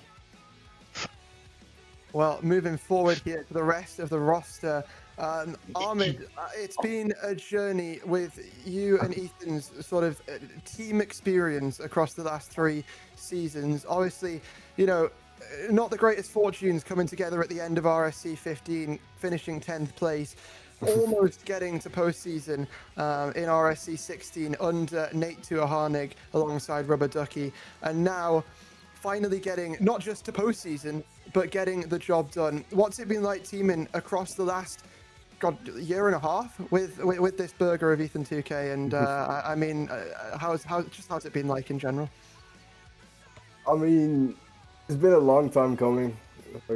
I think having JPEG as a third sped up the process a little bit, but it has been a long time coming. No complaints from me.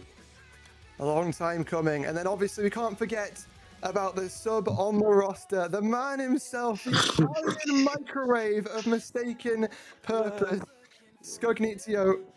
Talk to me, bro. Yo, please, Scognizio. Scognizio. Your teammates have been pronouncing it wrong to me the entire season. Okay, Scognizio.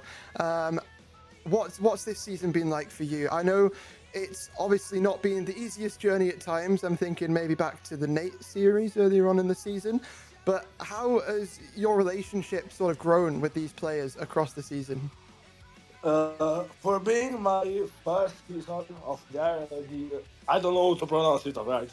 Uh, the first season of this, I found myself really good with my teammates. They have been really kind, and they learned me a lot of things.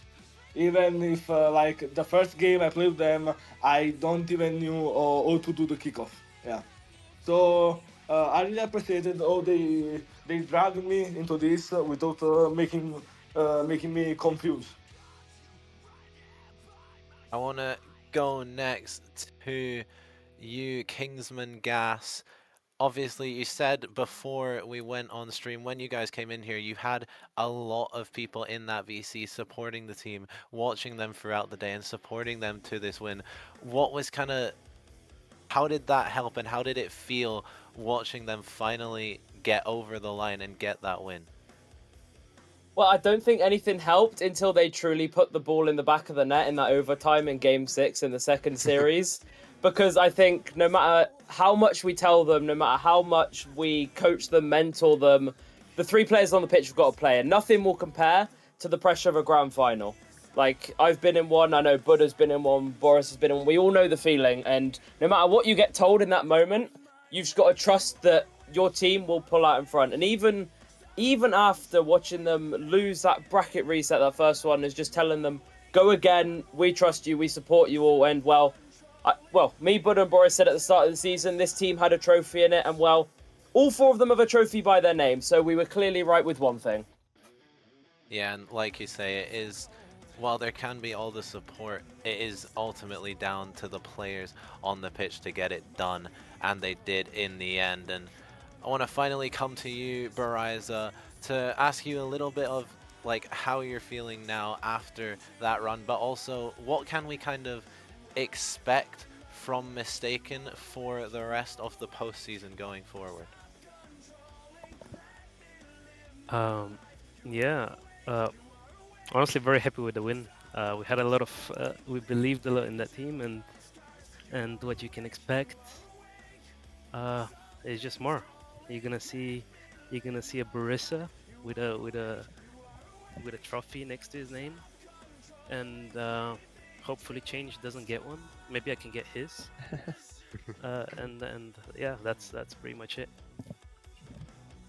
Okay, well, to come back to the players here, because we've got a lot to still go through, and I think one thing I've got to ask here to JPEG, obviously, everybody always says throughout the season, JPEG, oh, it's a JPEG carry, it's a JPEG 1v3, but that's not the case. You guys wouldn't be here if that was the case. I want to give you a chance to sort of shed some spotlight on your teammates and why, you know, they've helped you get to this and what they've done to make that happen. Well, I think the simplest answer is look at the second and final series. First one, final, yeah, I'll take credit for that. I mean, we did lose, so I didn't carry. But the second one, I was absolutely nowhere, like, at all. And the pair of them basically did it for themselves. Skug is the best player anybody's ever seen. And to be fair, what he played, as I said, he played like 5 series or something, and he won or drew every single one. He didn't lose at all. And for a tier that for me has progressed so far, particularly from when I joined, for him to just sort of come in first try, not, as I said, he didn't know like left goes rule, and even still, he's not been a liability for us. It was a sub game when we were like, oh, we have to use subs. It's like, okay, we'll just play him then. And it felt like a 3v3 the whole time.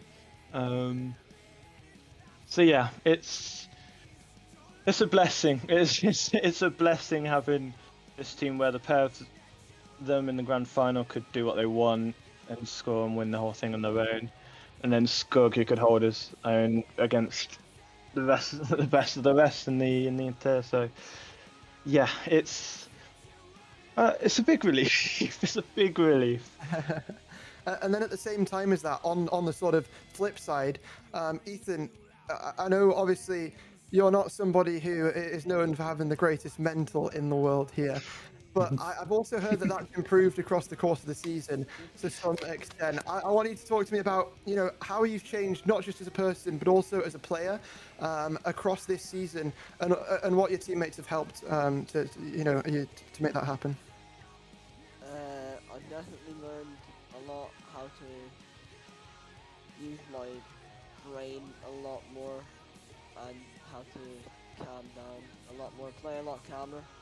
I used to get very angry for no reason, but with playing with my two good friends, especially with Ahmed, who I've played for so long, and JPEG fit right in, playing with two great friends, I find it like really hard to get angry.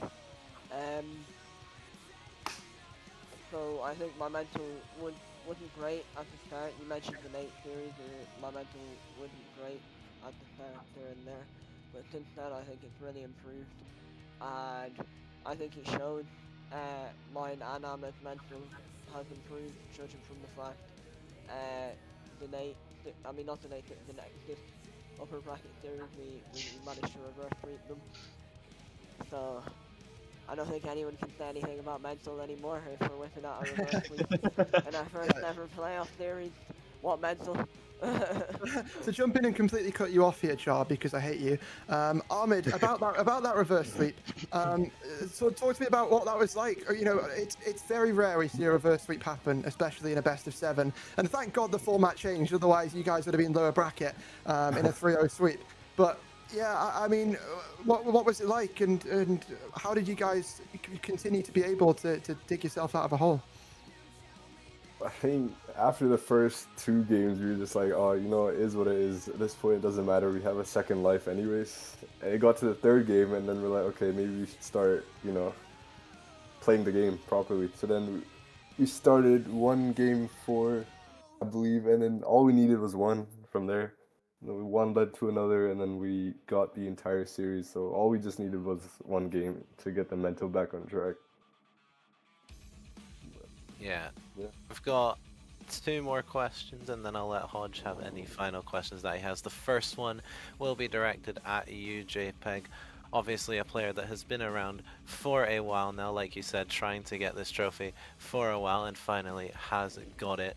And after that bracket reset came through and you guys lost that, did you start getting worried? Was there any past thoughts that came into your mind, or were you still just completely locked in on the next series that you had in front of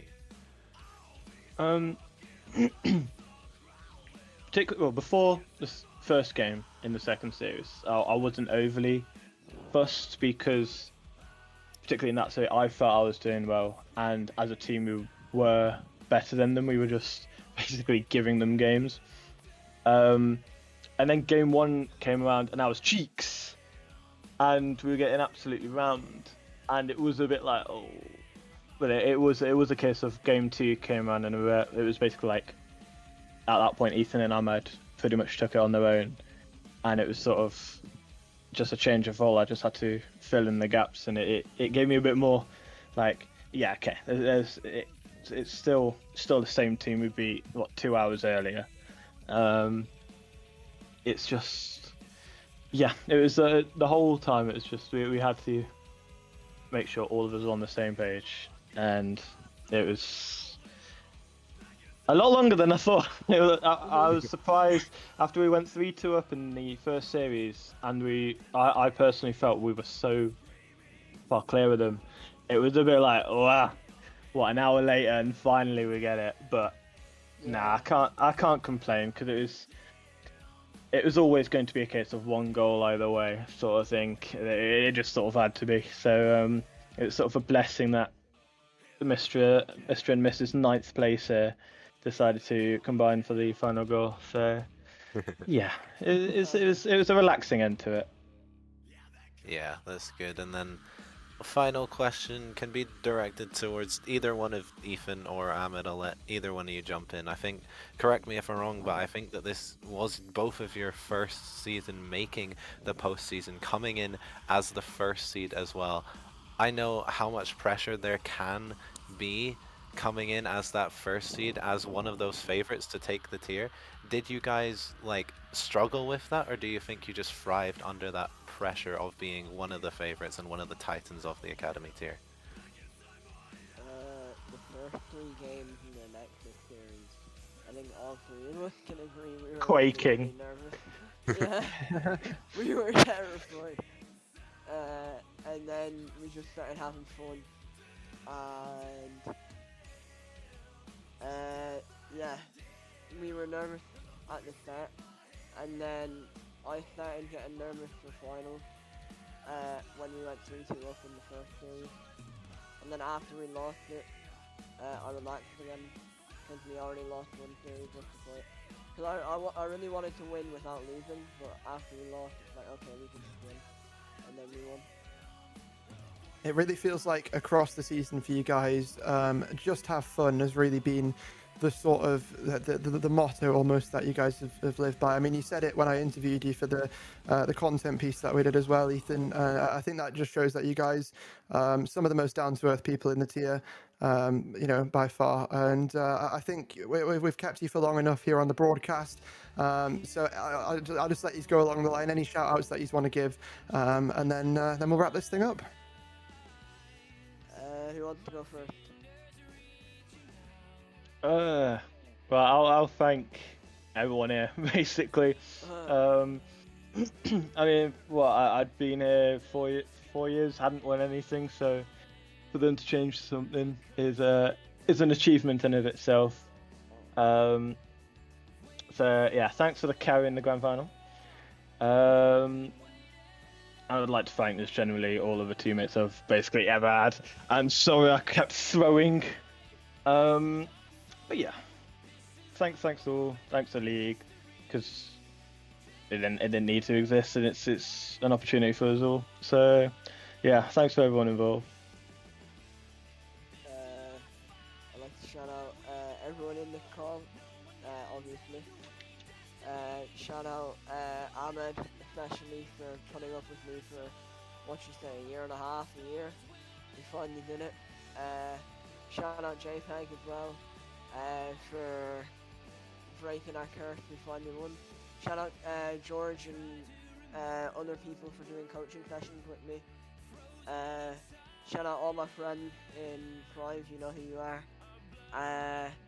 Shout out to all my haters, KMW, you gave me the fuel, I won, you didn't hold that.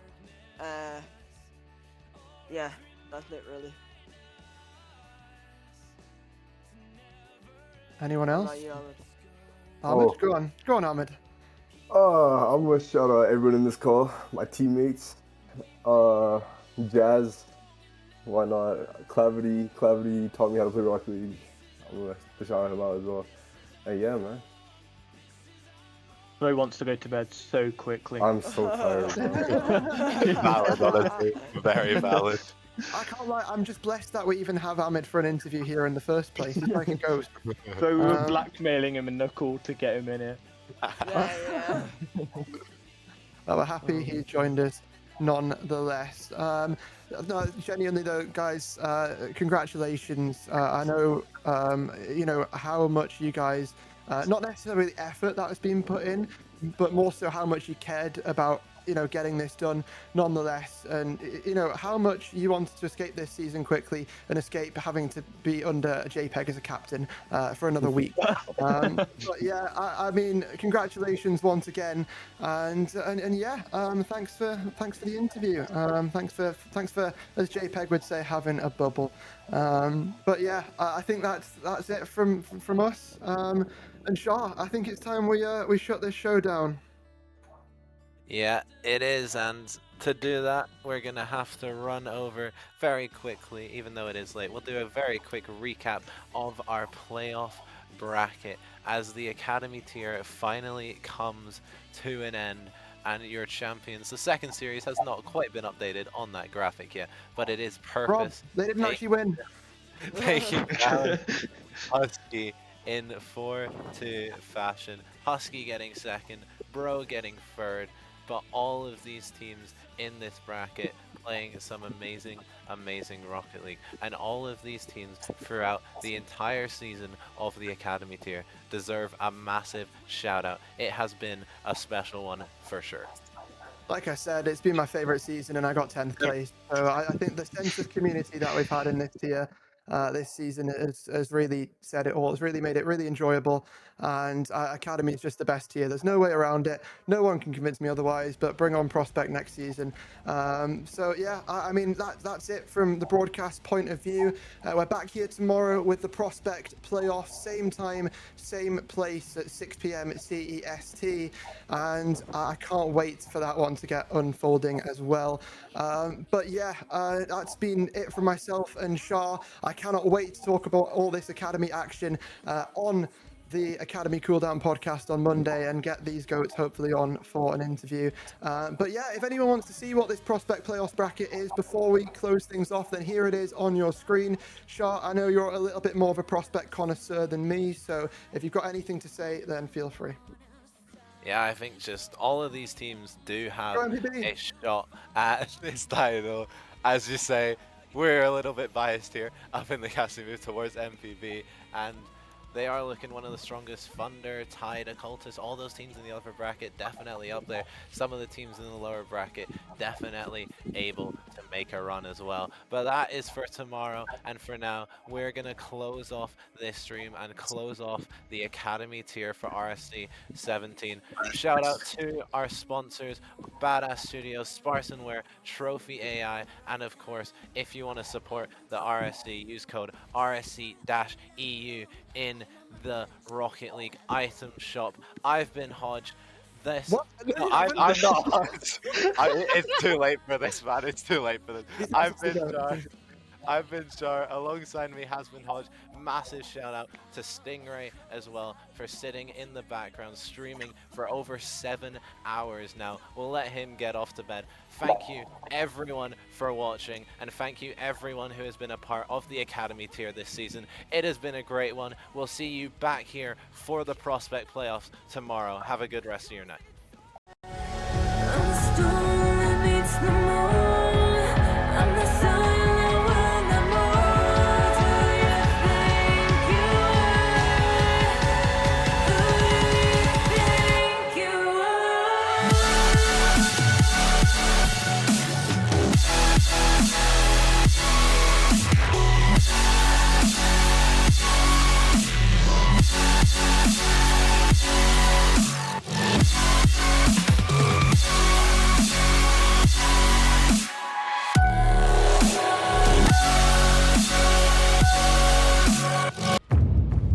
This isn't just merch, it's what teams wear when they mean business.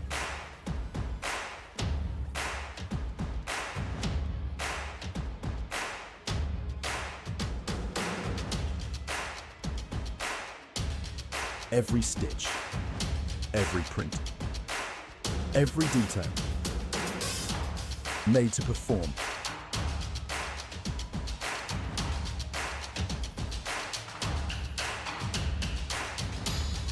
Trusted by the grind, from grassroots to championship halls.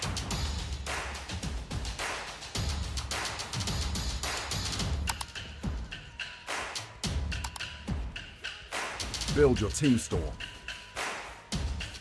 Wear the brand that wins.